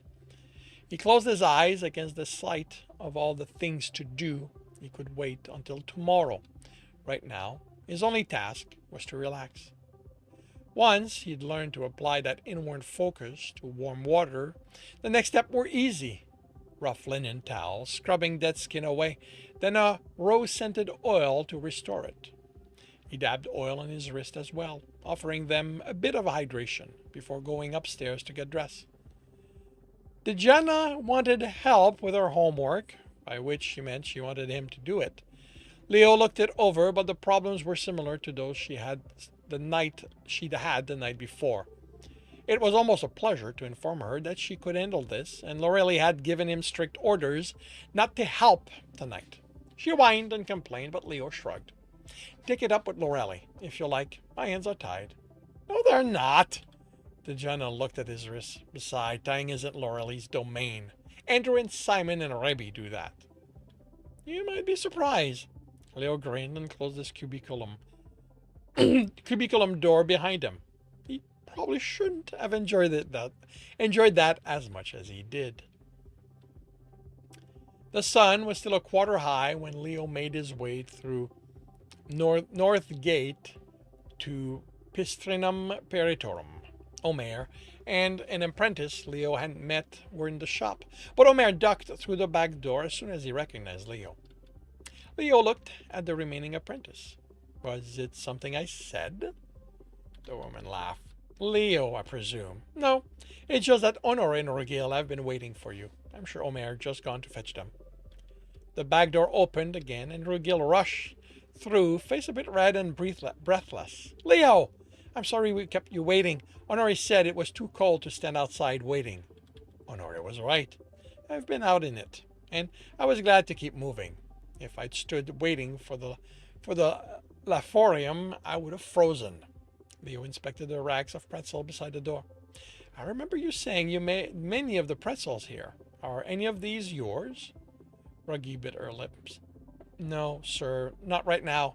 The morning batch usually sells out by noon, you see. They're one of the more affordable items. I see. Leo smiled. I'll be sure to stop by earlier next time. Oh, you don't need to. Wiggle blushed. If I'd known you were interested, I'd have saved you one for you. Maybe one of the ringed braids I've been practicing for Festum Anontini. Another gust of cold air chilled the bakery from behind the counter, and Honore entered the shop with Omer behind him. Are you trying to give away the goods, Regil? The young woman blushed. No, sir. Master Leo was just asking. Leo touched her shoulder gently. Leo will suffice, Regil. I have not earned the honor of being considered a master craft person. Perhaps not yet, but I'm sure you will, Honore's purple hat still sported the pewter badge from the ice slide. Not all vocation offer a path to mastery, Leo smiled, but I thank you for the compliment. Have I kept you waiting? Not at all. He laid a hand on Rugil's other shoulder, an assertion of claim so subtle Honore might not realize he was doing it. Leo removed his own hand. We've got a bunch of hands, one after the other. You can probably remove this one. Leo removed his own from Rugil's shoulder. At this point, there's really no doubt as to his own what it could be. And the apprentice took half a step closer to her journeyman. Leo smiled, but made a note to do better in the future. Rugil might be nearly the same age as his siblings, but the casual reassurance that worked for them was not for her. We didn't want to make you wait, Honori continued. It's a long trip for you, isn't it? Not so long, and it's chilly out. I don't mind having a few minutes to warm myself, as long as we're not blocking other customers. The nameless apprentice shrugged. It's quiet now, and if you bought one of the pretzel, even if not of Rogil's making, you'd be a customer. Honor looked about to correct him.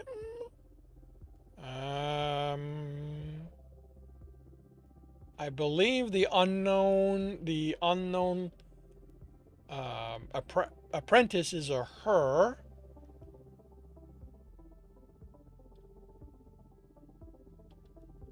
The remaining apprentice, the woman laughed. So I might want to adjust that. Unless there's a third.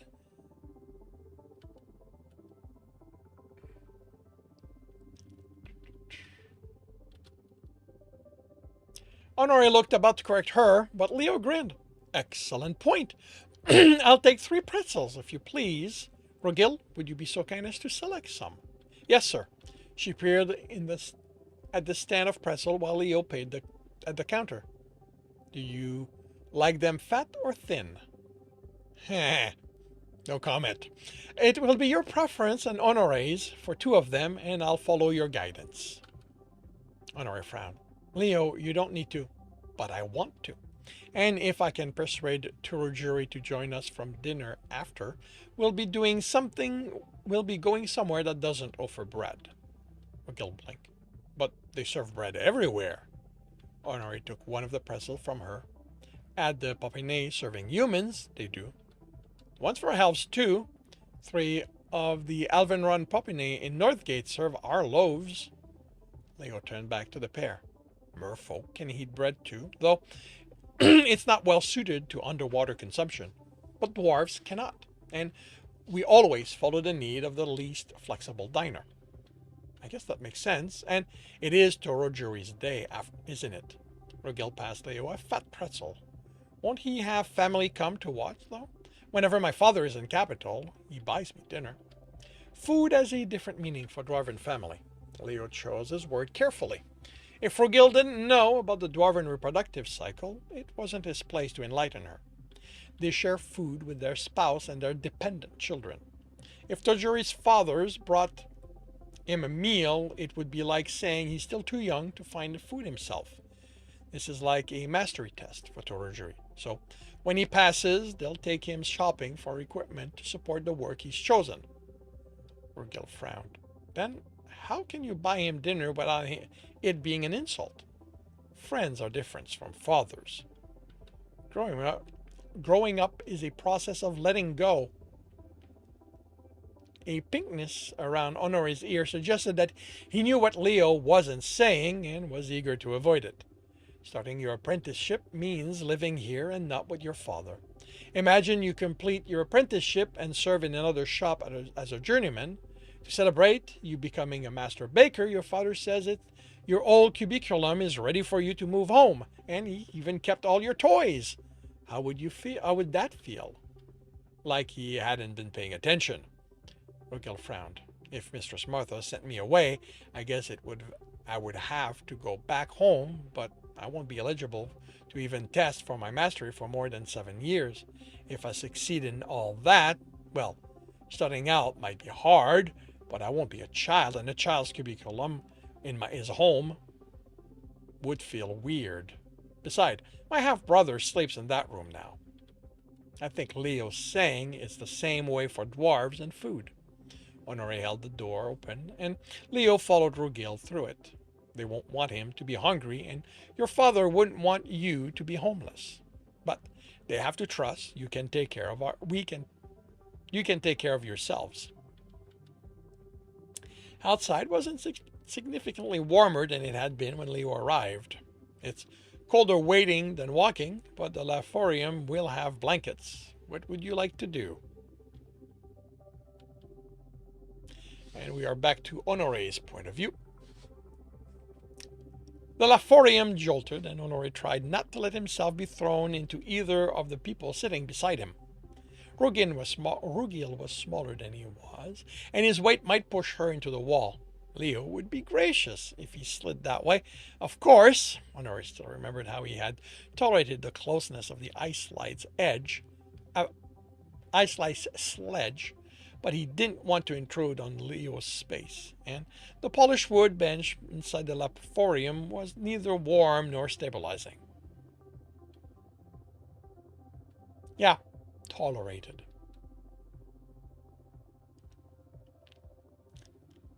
Are you all right? Do you need another blanket? Leo started to remove one of the coarse blanket wrapped around him to give Honore a third.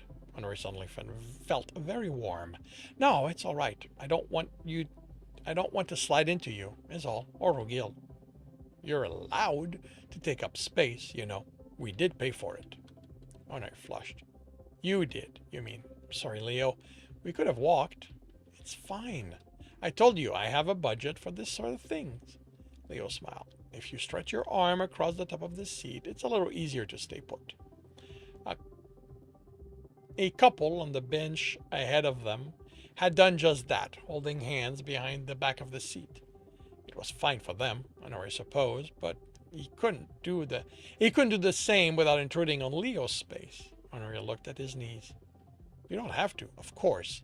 I just want you to be comfortable. The laboratorium jolted again. Or as comfortable as possible, considering. It's all right. I'm fine. These Reda-style laboratorium vehicles were considered nicer than the Bene style or even the converted carry or plaustra that served some of the less affluent part of capital. But from inside the covered compartment, there was no way of anticipating the jolt. Nicer didn't always mean more stable. Honore had heard stories of Rede on the Vederum having a wheel trapped between gapping set, or even being stuck on a ditch for days before the Varium Presidio figured out how to extract them. It can't be much further anyway.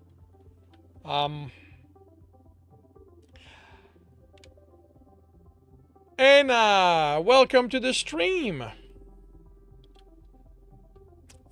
Thank you very much for the raid. There's my cursor.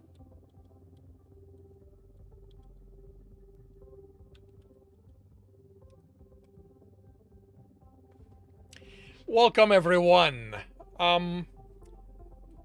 At this point, I expect your regular readers are kind of used to this, but that is a lot of Latin words.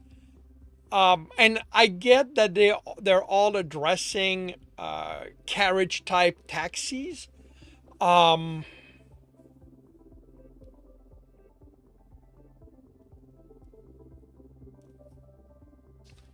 And well, let's see. There's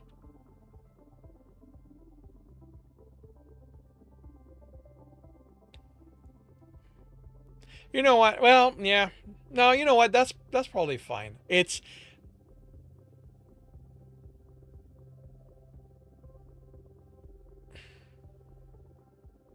how they would think about it, and like I said, yeah, you have enough to get that they're all different kind of vehicle, and you also give us enough to get that the difference in question in this case what they are. So yeah, no, it's this felt more nitpicky. This feels more like I'm nitpicking than anything else. Not much. Unfortunately, we transferred to this route further west than we needed to go.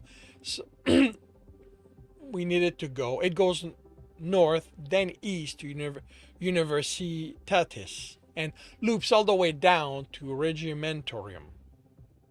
So I guess this one's more like a bus than an actual taxi. The West Gate.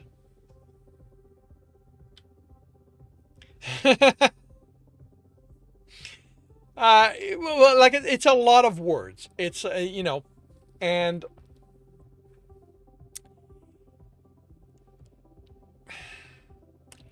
it fits. My concern will be for the person who picks this up as your first book.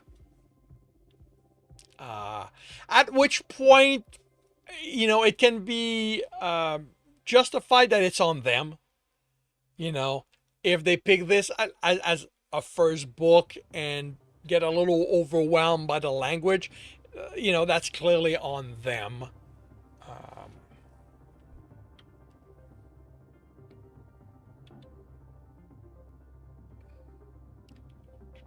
and it loops all the way through Regimentorium and through Westgate to get back to where we started. Leo shrugged. We turned right a while ago, so we're traveling parallel to the north wall of the city now. Oh, wonder I didn't know. The Laforium route well. He usually made his way on foot within the city or timed his visit to the villa where his parents worked so that he could ride with one of the farmers returning from the market. On the plus side, this route does stop nearly in front of Amphitheatrum Discoporulum, another of Leo's infectious grin. The route makes more sense in summer when there are shows that those who live in Magistrorum, I'm guessing you're not certain of the word. It's mostly faculty and those students who can afford the rent might travel to see. Though that would leave them with a longer trip home. Honore nodded. To his left, Rogil was staring fixedly out the window despite the chill admitted between parted curtains. Are you doing all right, Rogil? She nodded, teeth clenched. It's not much farther, Leo said. Another nod. She hadn't been affected like this on the first Laforium, the open basket penna bene type. And then forgot. Well. It was strange that both she and Honore struggled more in the finer conveyance. Perhaps they just weren't suited for the fancy life Leo took in stride. Leo bit his lip. There should be a spicer or a apothecary near the orrery. We can get some ginger tea, at least. I'm sorry I didn't think to bring candied ginger from home. Honor shook his head. You couldn't have known. I certainly didn't. I don't think either of us had been in this style of vehicle before. Well, I'm sorry it wasn't more pleasant. It wasn't a more pleasant first experience. Leo peered through Rogil's curtain, ignoring the person on his other side. Could you signal us to stop, please? The cord is beside you. Silently, Rogil reached for it. A solid tug elicited a lightly reverberating dong from the top of the Laforium. Less than 4 blocks later, the vehicle slowed to a stop. Rogil opened the door beside her, and all three of them slid out at the marked Mencio. Out of curiosity,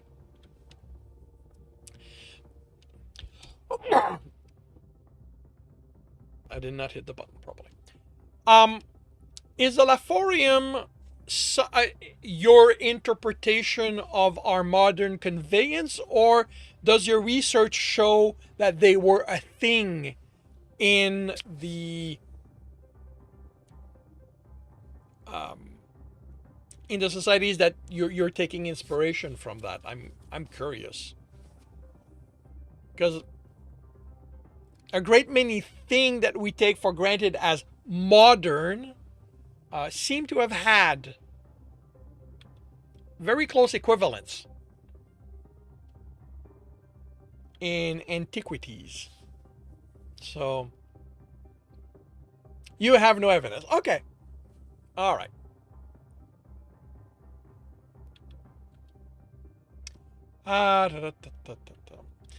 Honore expected Leo to immediately head to the appropriate direction, but instead the man stopped to scrutinize the Mancio board. He already knew the route, though, and surely he didn't need to transfer again. Leo turned back to Rogil and Honore with a smile. There's a combined apothecary and tea shop only a block south of here. I haven't been there before, but they should have what we need, and I don't think a warm beverage would go amiss for any of us. Much as Honore wanted Rogil to feel better, didn't they have other commitments? The thesis defense? We won't be late, if that's what worries you. Since I was planning taking the Laforia from Northgate, I added a comfortable buffer to our time. And the talk page in Latin Wikipedia spends a great number of photons on what they call the thing.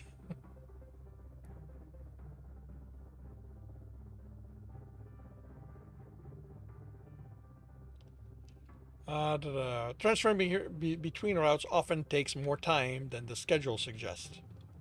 Are we allowed to do that? Rogil was looking better already, just being out of the Laforium. At the bakery, if we don't meet the schedule, we might not get paid. She was right about that. If they didn't deliver on time, customers could easily go elsewhere.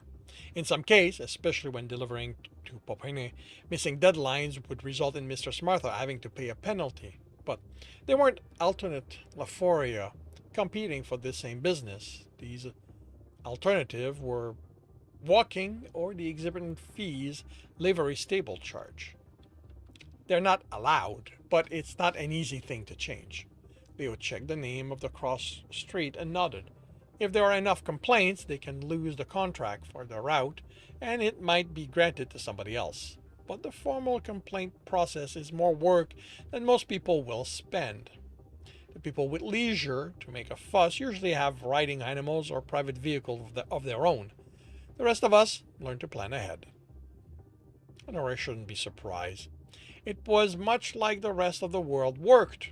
In theory, everybody had equal access to government contracted services. In reality, those who had no alternative mattered less than those who did. The scent of exotic spices hit Honore as soon as Leo opened the shop's door.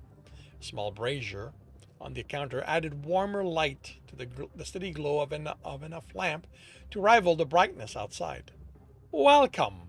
A cyan-haired elf looked up at their entrance, teeth white against the bark brown skin. Are you here for health or pleasure? Perhaps both. Leo stopped scanning the canister behind the elf to meet her eyes. Rogil found her stomach challenged by the Laforium trip, I fear, and I hope you might have offered ginger pastille for sale. But the board on the Masio said you offer teas and infusion for beverage purpose as well. Well, it's nice to see customers when they're healthy, as well as when they're in need of my help. And it's a pleasant pastime, combining flavors. The elf walked around from behind the counter and crouched in front of Rogil. How do you feel now? Much better, thank you, ma'am. Rogil's eyes slipped away from the elf's. The elf smiled. And would your answer change if I promised my ginger pastille are compounded with enough honey to ease their bite? I don't mind that so much. The spice, I mean, Rogil's cheeks were peaked, but I truly am feeling much better. Just a reaction to the motion of the vehicle, then? Was it the radar style?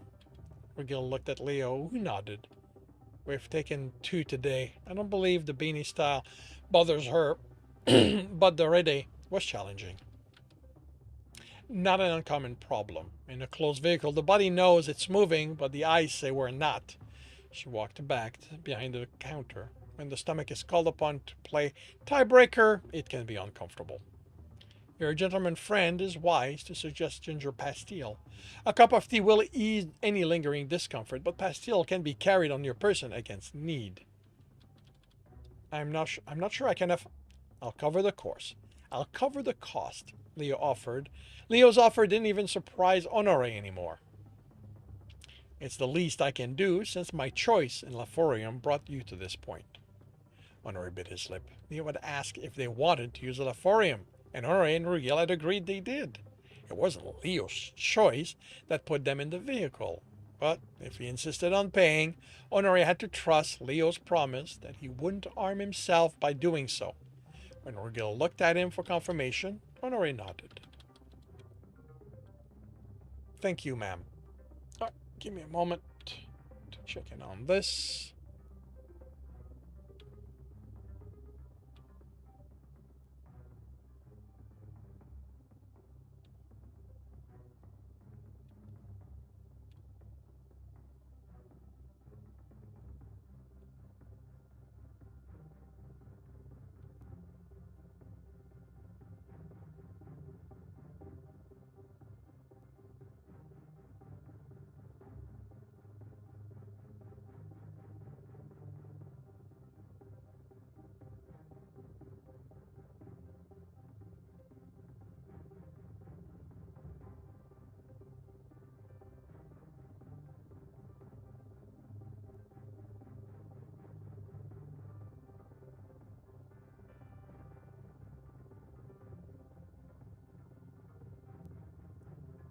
It's my business. The apothecary took a small wooden box from beneath the counter and began counting dark, fragrant balls into it. This is my own recipe, but others should have similar when you need to obtain more. I dry ginger root and pound it, then add enough honey to make a paste. When I form the pastille, I dust them with cardamom. Alright, let me set that up.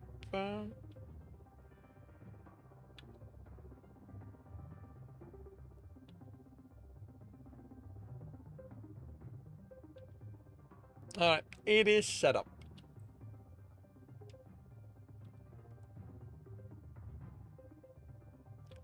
When I form the pastille, I dust them with cardamom and let them sit near the fire until they're dry enough not to stick together. You don't mind if I go elsewhere then to get the same thing? Of course. I'd be glad of your business, and my location is marked on the box here. The elf turned the box to display the text on its flat bottom. But I'd be a poor sort of person if I preferred my customer continue ill instead of gaining relief elsewhere. Will you take a cup of tea with ginger as well, or would you prefer something mint-based? They work equally well. Ginger, if you please, ma'am, but with honey in it? Of course. The woman selected a canister from the shelf behind her and measured a portion of dried herbs into a clay cup. Are there any flavor that appeals to you, gentlemen? Honore hesitated. He had no idea how much anything cost, and the woman hadn't mentioned price. Leo was covering it, but Honore was still worried about what everything cost. Something simple, perhaps, nothing too exotic. Fruity, herbal, maybe something floral. I have citrus rose tea, that's quite popular. Roses grew around capitals, so they probably weren't too expensive. A few of the bakery's sweet loaves used important citrus. While it wasn't cheap, it was nowhere near as expensive as cardamom or even ginger. That sounds very nice. Thank you. Leo smiled when she looked at him. Do you carry any chamomile tea? There's a shop in Eastgate that blends it with cinnamon, clove, and ginger, I think. Maybe pepper. I know the blend. Mine has cardamom as well. That would be lovely. Thank you. Leo approached the counter. How much do I owe you? The apothecary named a price, and Leo tendered it without even trying to haggle. He hadn't tried for a discount at the bakery either, though he'd bought 3 pretzels at once and could have expected a lower price for being friends with the staff. It must be different, Honore thought, to have enough money to spend so casually. But with what they were said to do at the Sanguine Horse, Leo probably earned every pars. Certainly, it wasn't work Honore could do. The apothecary took her payment and poured boiling water into each cup. Would you like me to strain them for you? They'll need to steep for a few minutes, if so. But there are tables where you can sit and wait, or enjoy the beverage if you prefer, and I'll give you a refund for the cost of the cup when you're done. I'm afraid we can't stay long enough to savor it. Leo glanced through the window, and Honore followed his gaze. It was significantly darker than before, but if you wouldn't mind straining it, that would be lovely. Certainly. The woman set up 3 more cups with a fine linen strainer over each. How sweet do you like it? Alrighty, we'll have an advertising, Stream Raider battle, and I will be right back to continue this.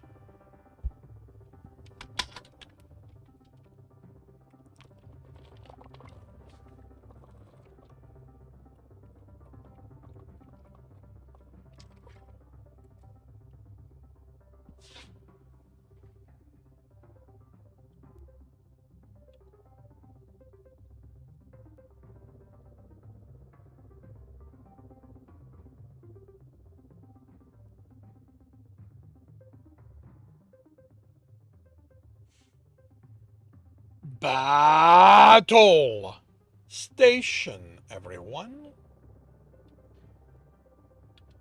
Battle Station. We have 48 allies. We're going up against 52 enemies. Wait, what? Why do I have different numbers? Let's see. Sigma's in first place. Dechanezer's in second. Dechanezer jumps to first. Sigma's in second. Shaka's in third. Fluffy gets the power up or a power up.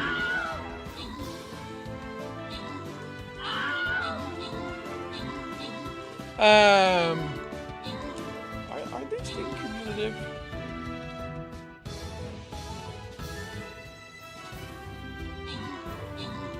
Yeah. Dechanezer is in first place. Sigma's in second. Shaka is in third. Silver Demon Witch gets another power up. And we gang up on the boss. And Shaka kills the boss. Dechanezer is in first place. 2 kills, 16 assists. Sigma OS is in second place. 1 kill, 12 assists. Shaka is in third. 10 kill, 2 assists. We have Centurions. And there's a Dechanezer. We've got fairies, we've got musketeers, we've got nobody claiming those. So, Arcten Telematros gets fairies, Asgard gets musketeers. And for the last battle of the day, we restart everything with a hard battle. Yes, yes, yes.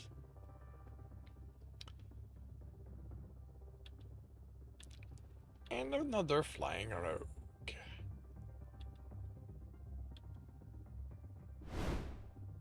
Okay, since you just appeared, you volunteered.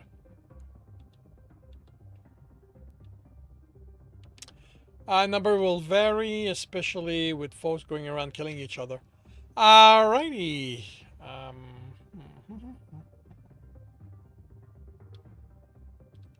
Actually, let me just mark that.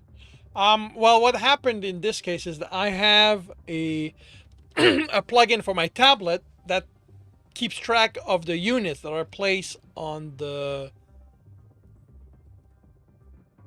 map, and 99% of the time the starting number and that number will match, and this time it didn't. So it happens so rarely that it throws me off every time it does happen.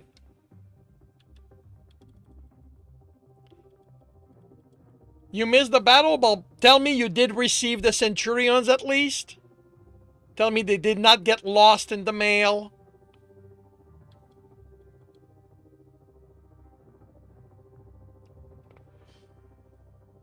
You did. Good. Good, good, good.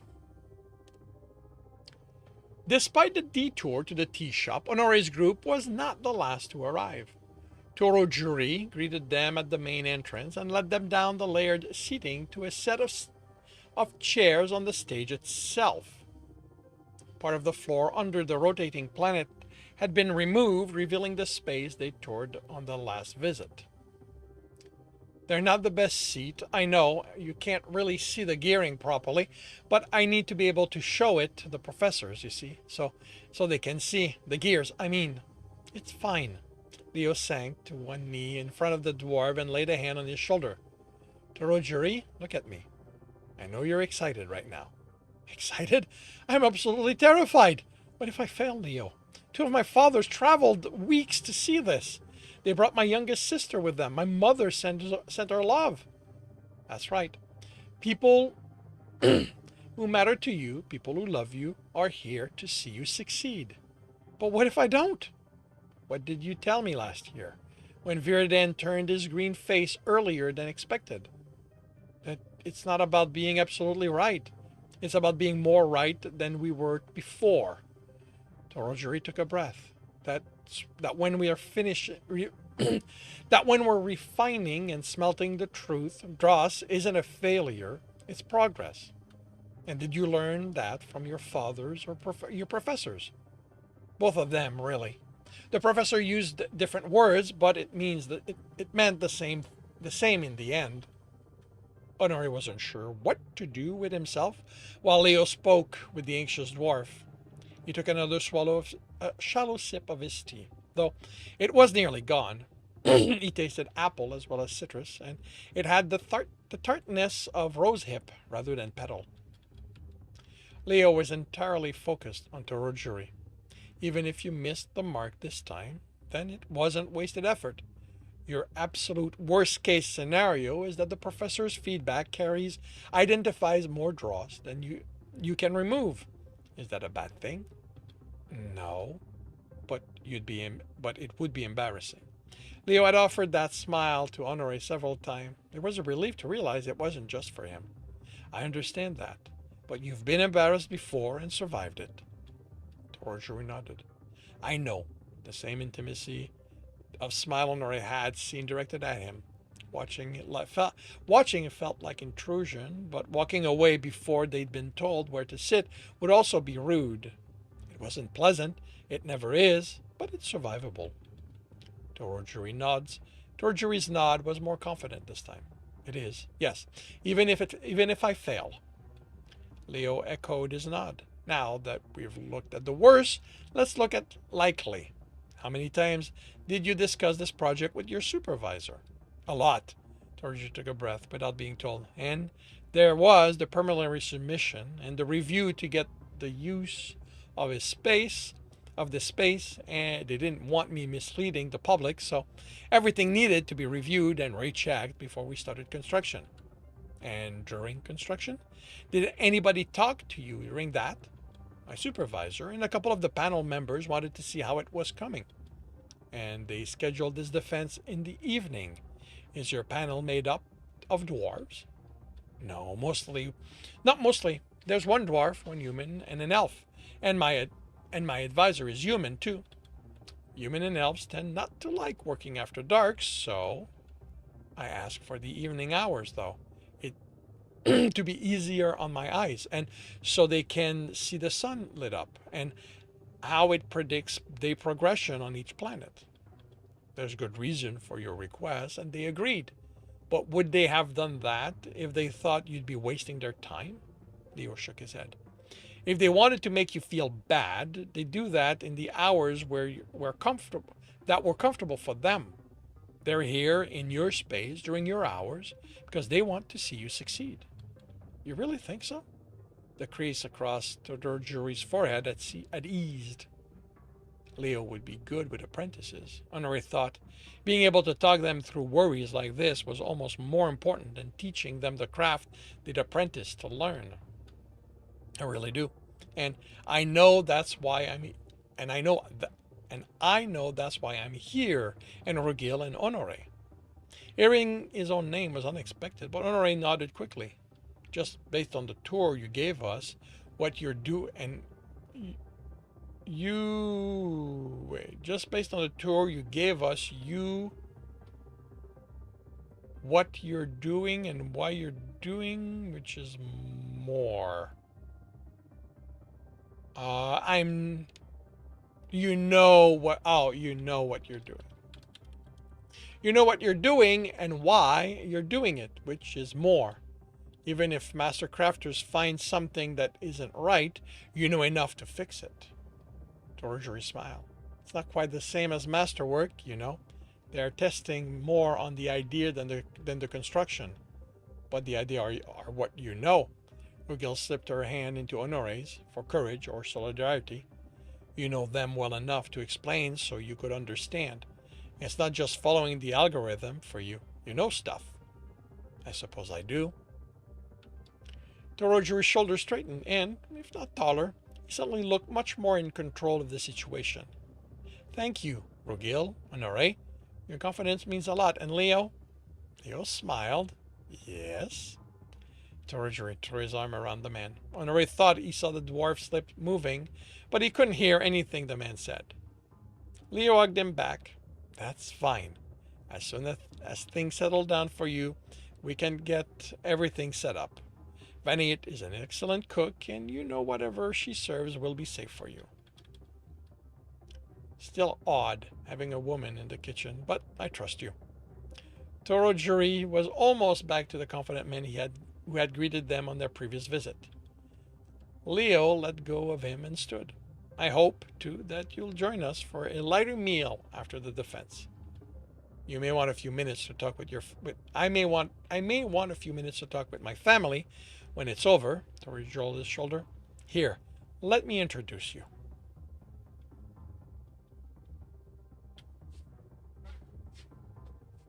Very nice.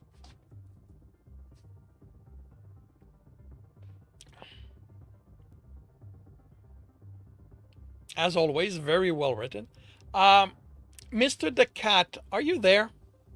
I saw you in the chat earlier, but I don't know if you're still there.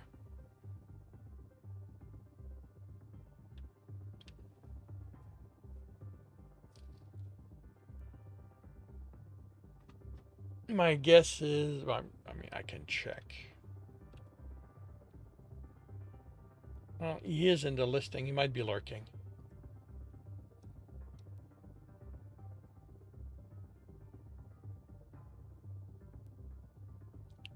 Yeah, very well written.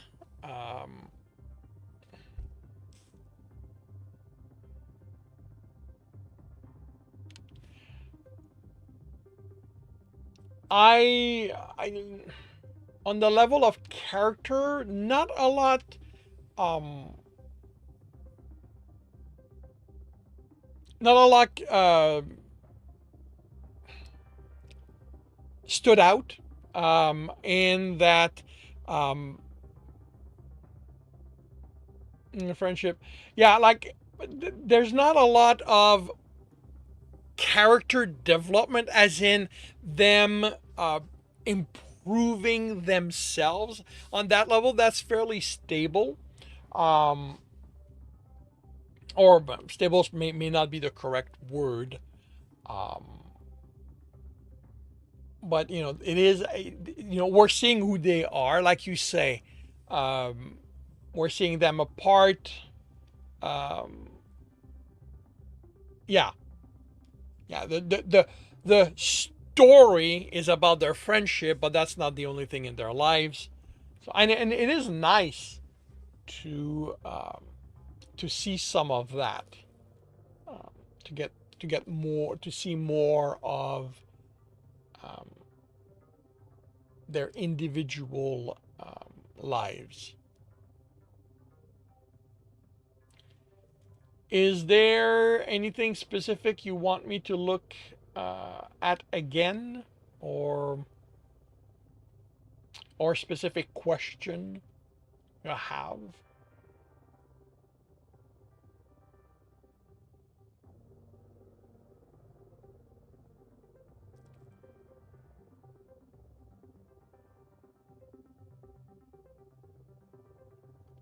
Last bit was meant to underscore that Leo really is like that. Whatever. Yeah. Yeah, I think it's good. Because of who Honore is, I think it's good that he gets to see that. That he gets to see that, he's not receiving special treatment.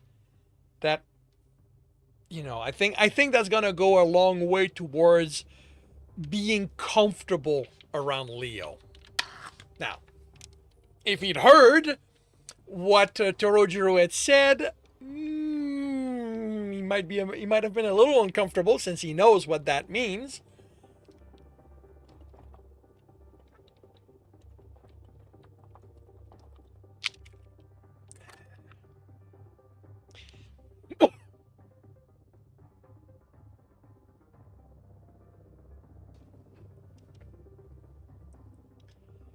Yeah, yeah.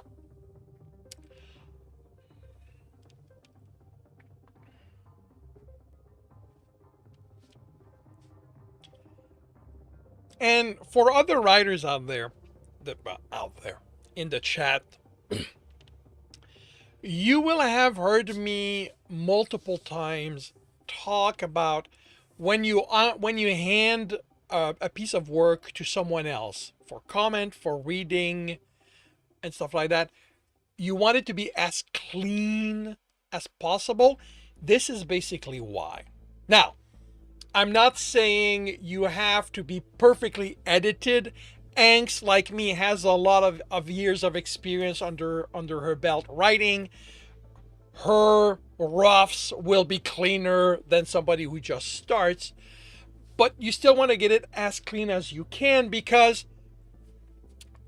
I was able to get through almost 12,000 words because the reading itself was smooth. I didn't constantly stumble over a broken grammar that in the grand scheme of things is irrelevant, so that, and I could focus on the few. There weren't a lot of them, but they mattered. And when when the person critiquing or just the reader keeps stumbling over things that even a simple reread could have caught it, it's a lot of energy that we cannot spend paying attention to deeper details.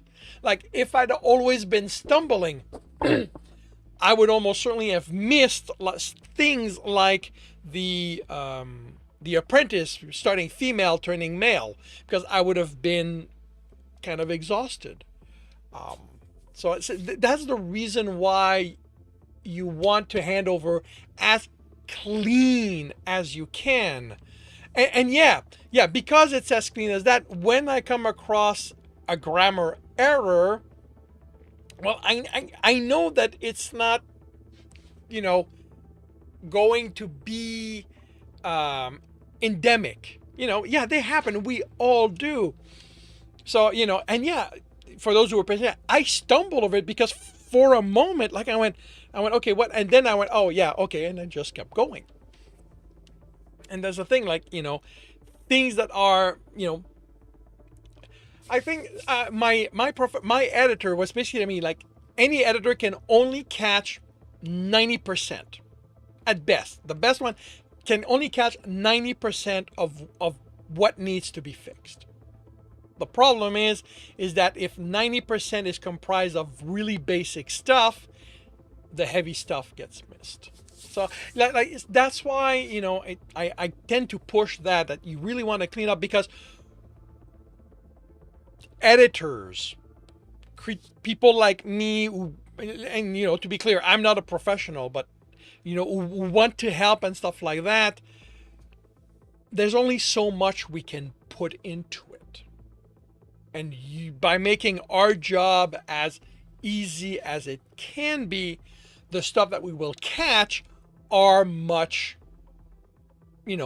are really the stuff that, yeah, okay, it makes sense that you would have missed them under those circumstances. And yeah, there's always error. One error always hides under the printed. Yeah. Oh yeah. The thought that everything will be perfectly clean, yeah, that's never happening. But in the end, spending that extra time cleaning the text up will help you, because it ensures that the editor will put all the energy towards catching the important stuff, or more of the important stuff. It wasn't too heavy-handed having Leo having that with her. No, because it's Leo. Like, I think if you had somebody else do it that isn't Leo, it might have felt heavy-handed. But this is exactly what Leo would do. Make up your mind. Well, yeah. I mean, to be fair, the only reason it caught me is because I'm reading. You handed me Tokrim's story before we got there. If it had been the reverse, I would not have had the context to catch it. Because that is, Tokrim's story takes place 10 years down the line or thereabouts. But yeah, like stuff like that are the kind of things that an editor can catch if they're not busy or be tired from everything else they've had to look at.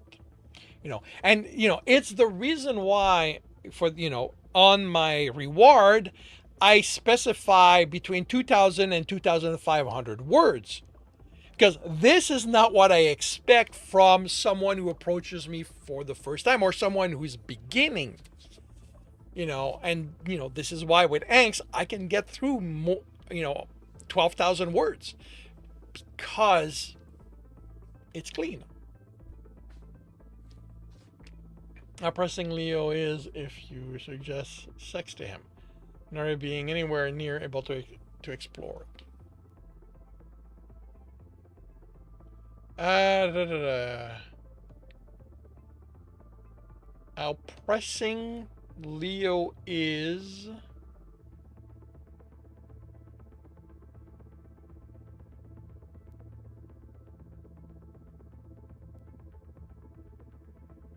Pressing, pleasing. It feels like I'm not reading the phrase properly. How pressing. Because it feels like it reads as insistent, but that doesn't feel quite right to Leo. Like he's agreeable, he'll be agreeable. Oh, okay, okay. Really?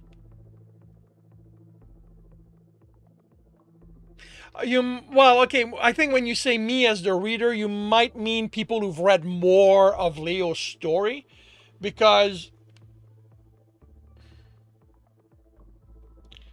I haven't I haven't experienced Leo really in.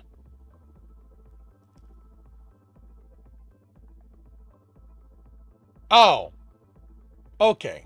How not out? Okay, all right. You were going for cynical.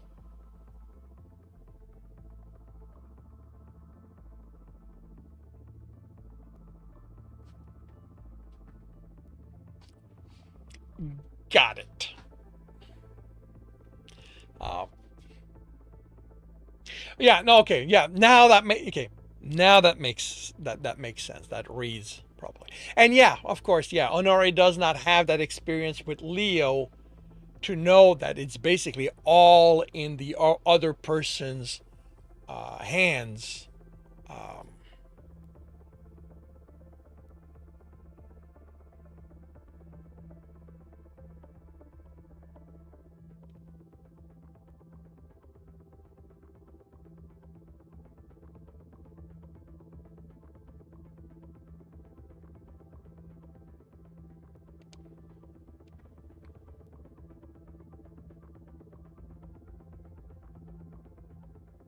it's still called length. Yeah. I was amused. I was highly amused with Rogil's asking, "Do you like your pretzel thin or thick?" And the amusement was had nothing to do with the intent of the scene. It's just that I went Leo being, if Leo was a little less considerate,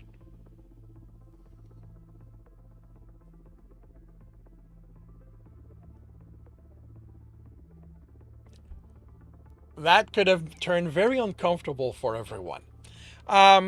You're happy to slip in.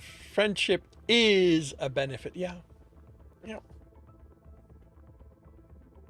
Honestly, friendship should be the benefit. Yeah. Oh yeah. No, I was the level of amusement I got was totally disproportionate to what was on the page.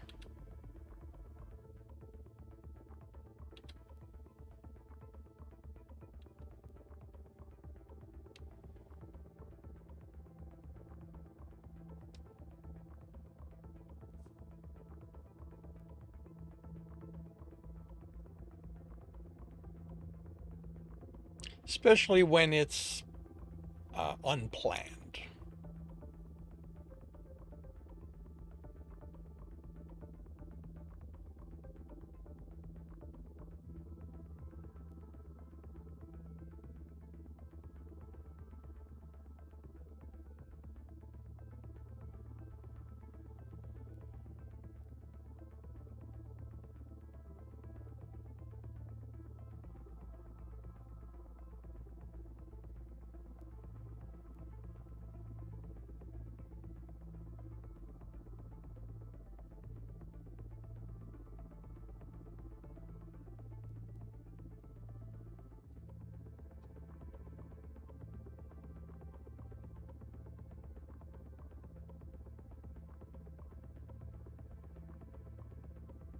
Sounds like I'm leaning towards a pleasant filler episode for this session.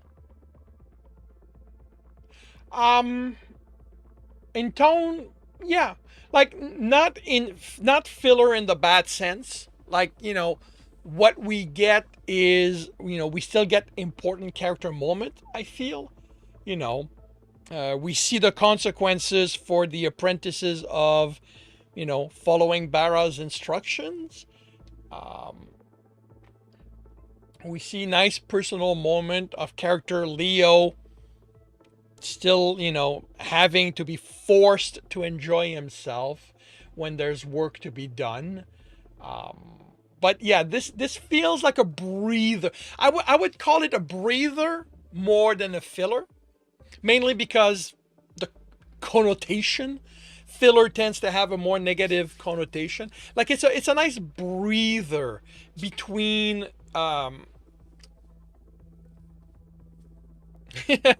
Well, and that's, but the thing is, that's where Lorelli's right, because it works. Because it is very difficult for him to do so.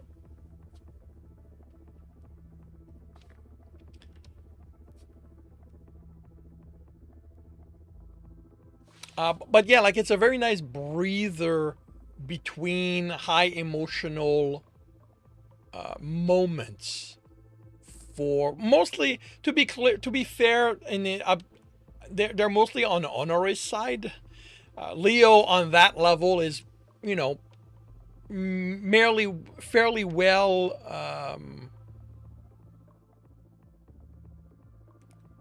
fairly well centered when it comes to his interaction with other people. Um, but yeah, like yeah, it was nice. And a nice a breath, and yeah.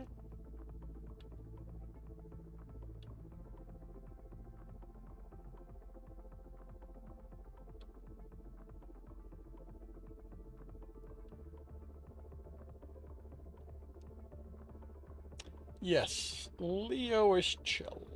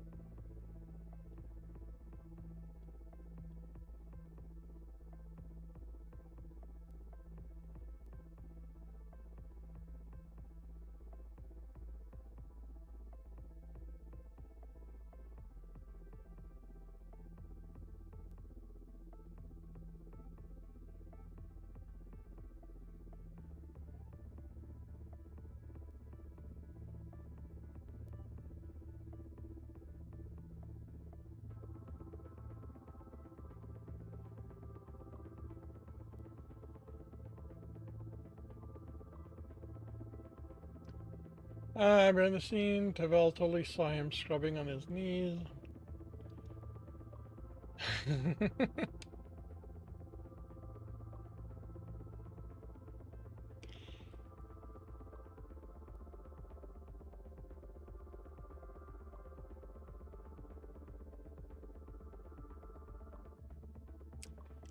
In the scene, Tavel totally saw him scrubbing on the knees outside in winter and went to Lorelei and say, "Will you do something about that boy?"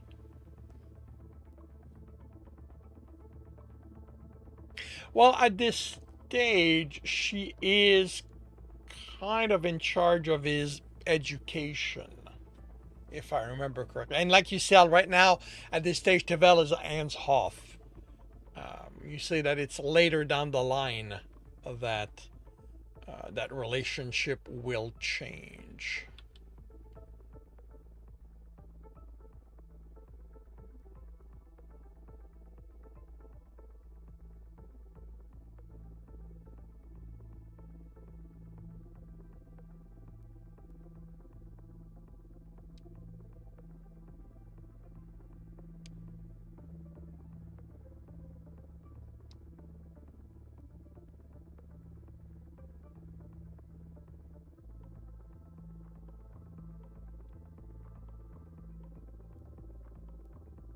Leo is too young for Tavel, and is getting that part of his education.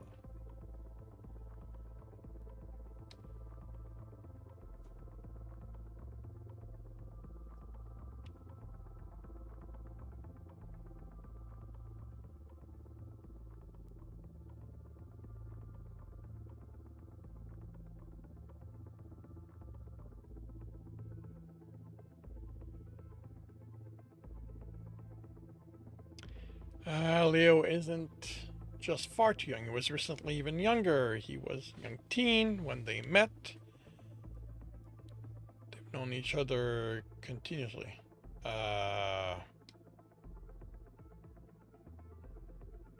He was a young teen when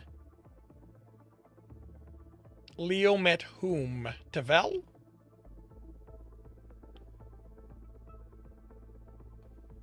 Because I know Leo's been at the Sanguine Horse more basically since birth.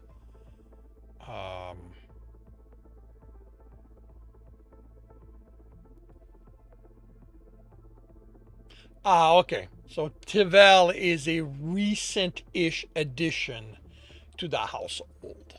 So he would not necessarily have the comfort level within the household itself that we see in Trokim's story. Because in Trokim's story, Tavel is definitely at ease.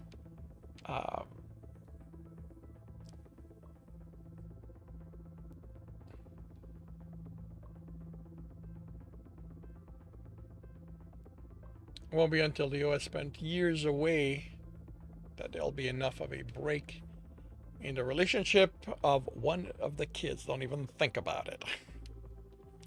Alrighty, we will have an advertising, Stream Raider battle, and I'll be right back.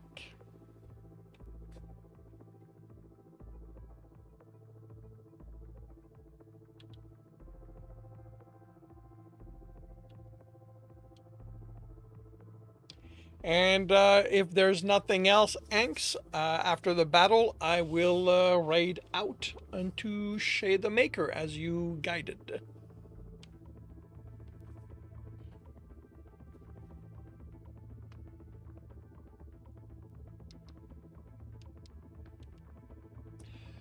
Battle station, everyone.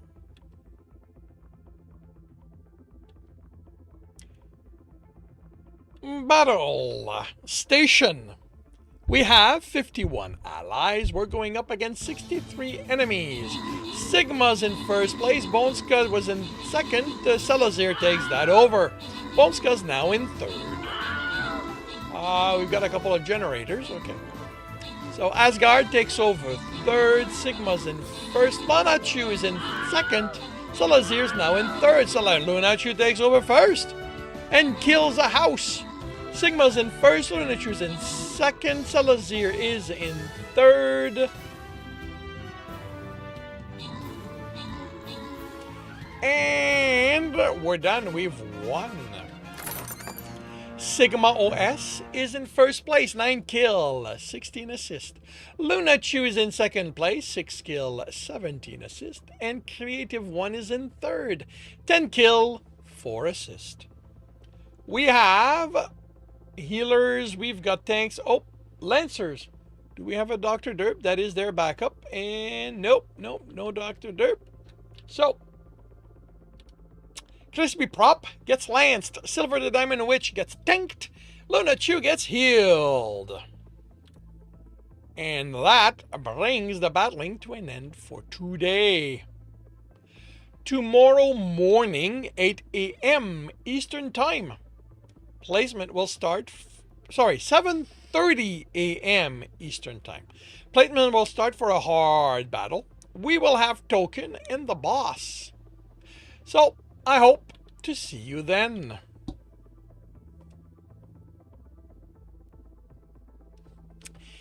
And with Anks giving her blessing, I will bring the stream to an end with a raid to Shay the Maker, as guided.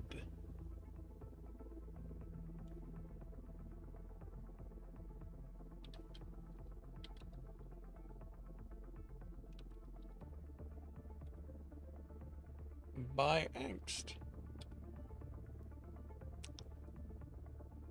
So thank you very much, everyone, for dropping by and keeping us company. Thank you, Angst, for the privilege of reading and commenting on this. It was very enjoyable. I will be back tomorrow morning, 8 a.m. Eastern Time. I will be working on Stepping Wild in the morning and in the afternoon on The Captain's Heart. I hope to see you then. If I do not, I hope you have a good rest of the weekend. A good rest of the week. A good weekend when it arrives. And I will see you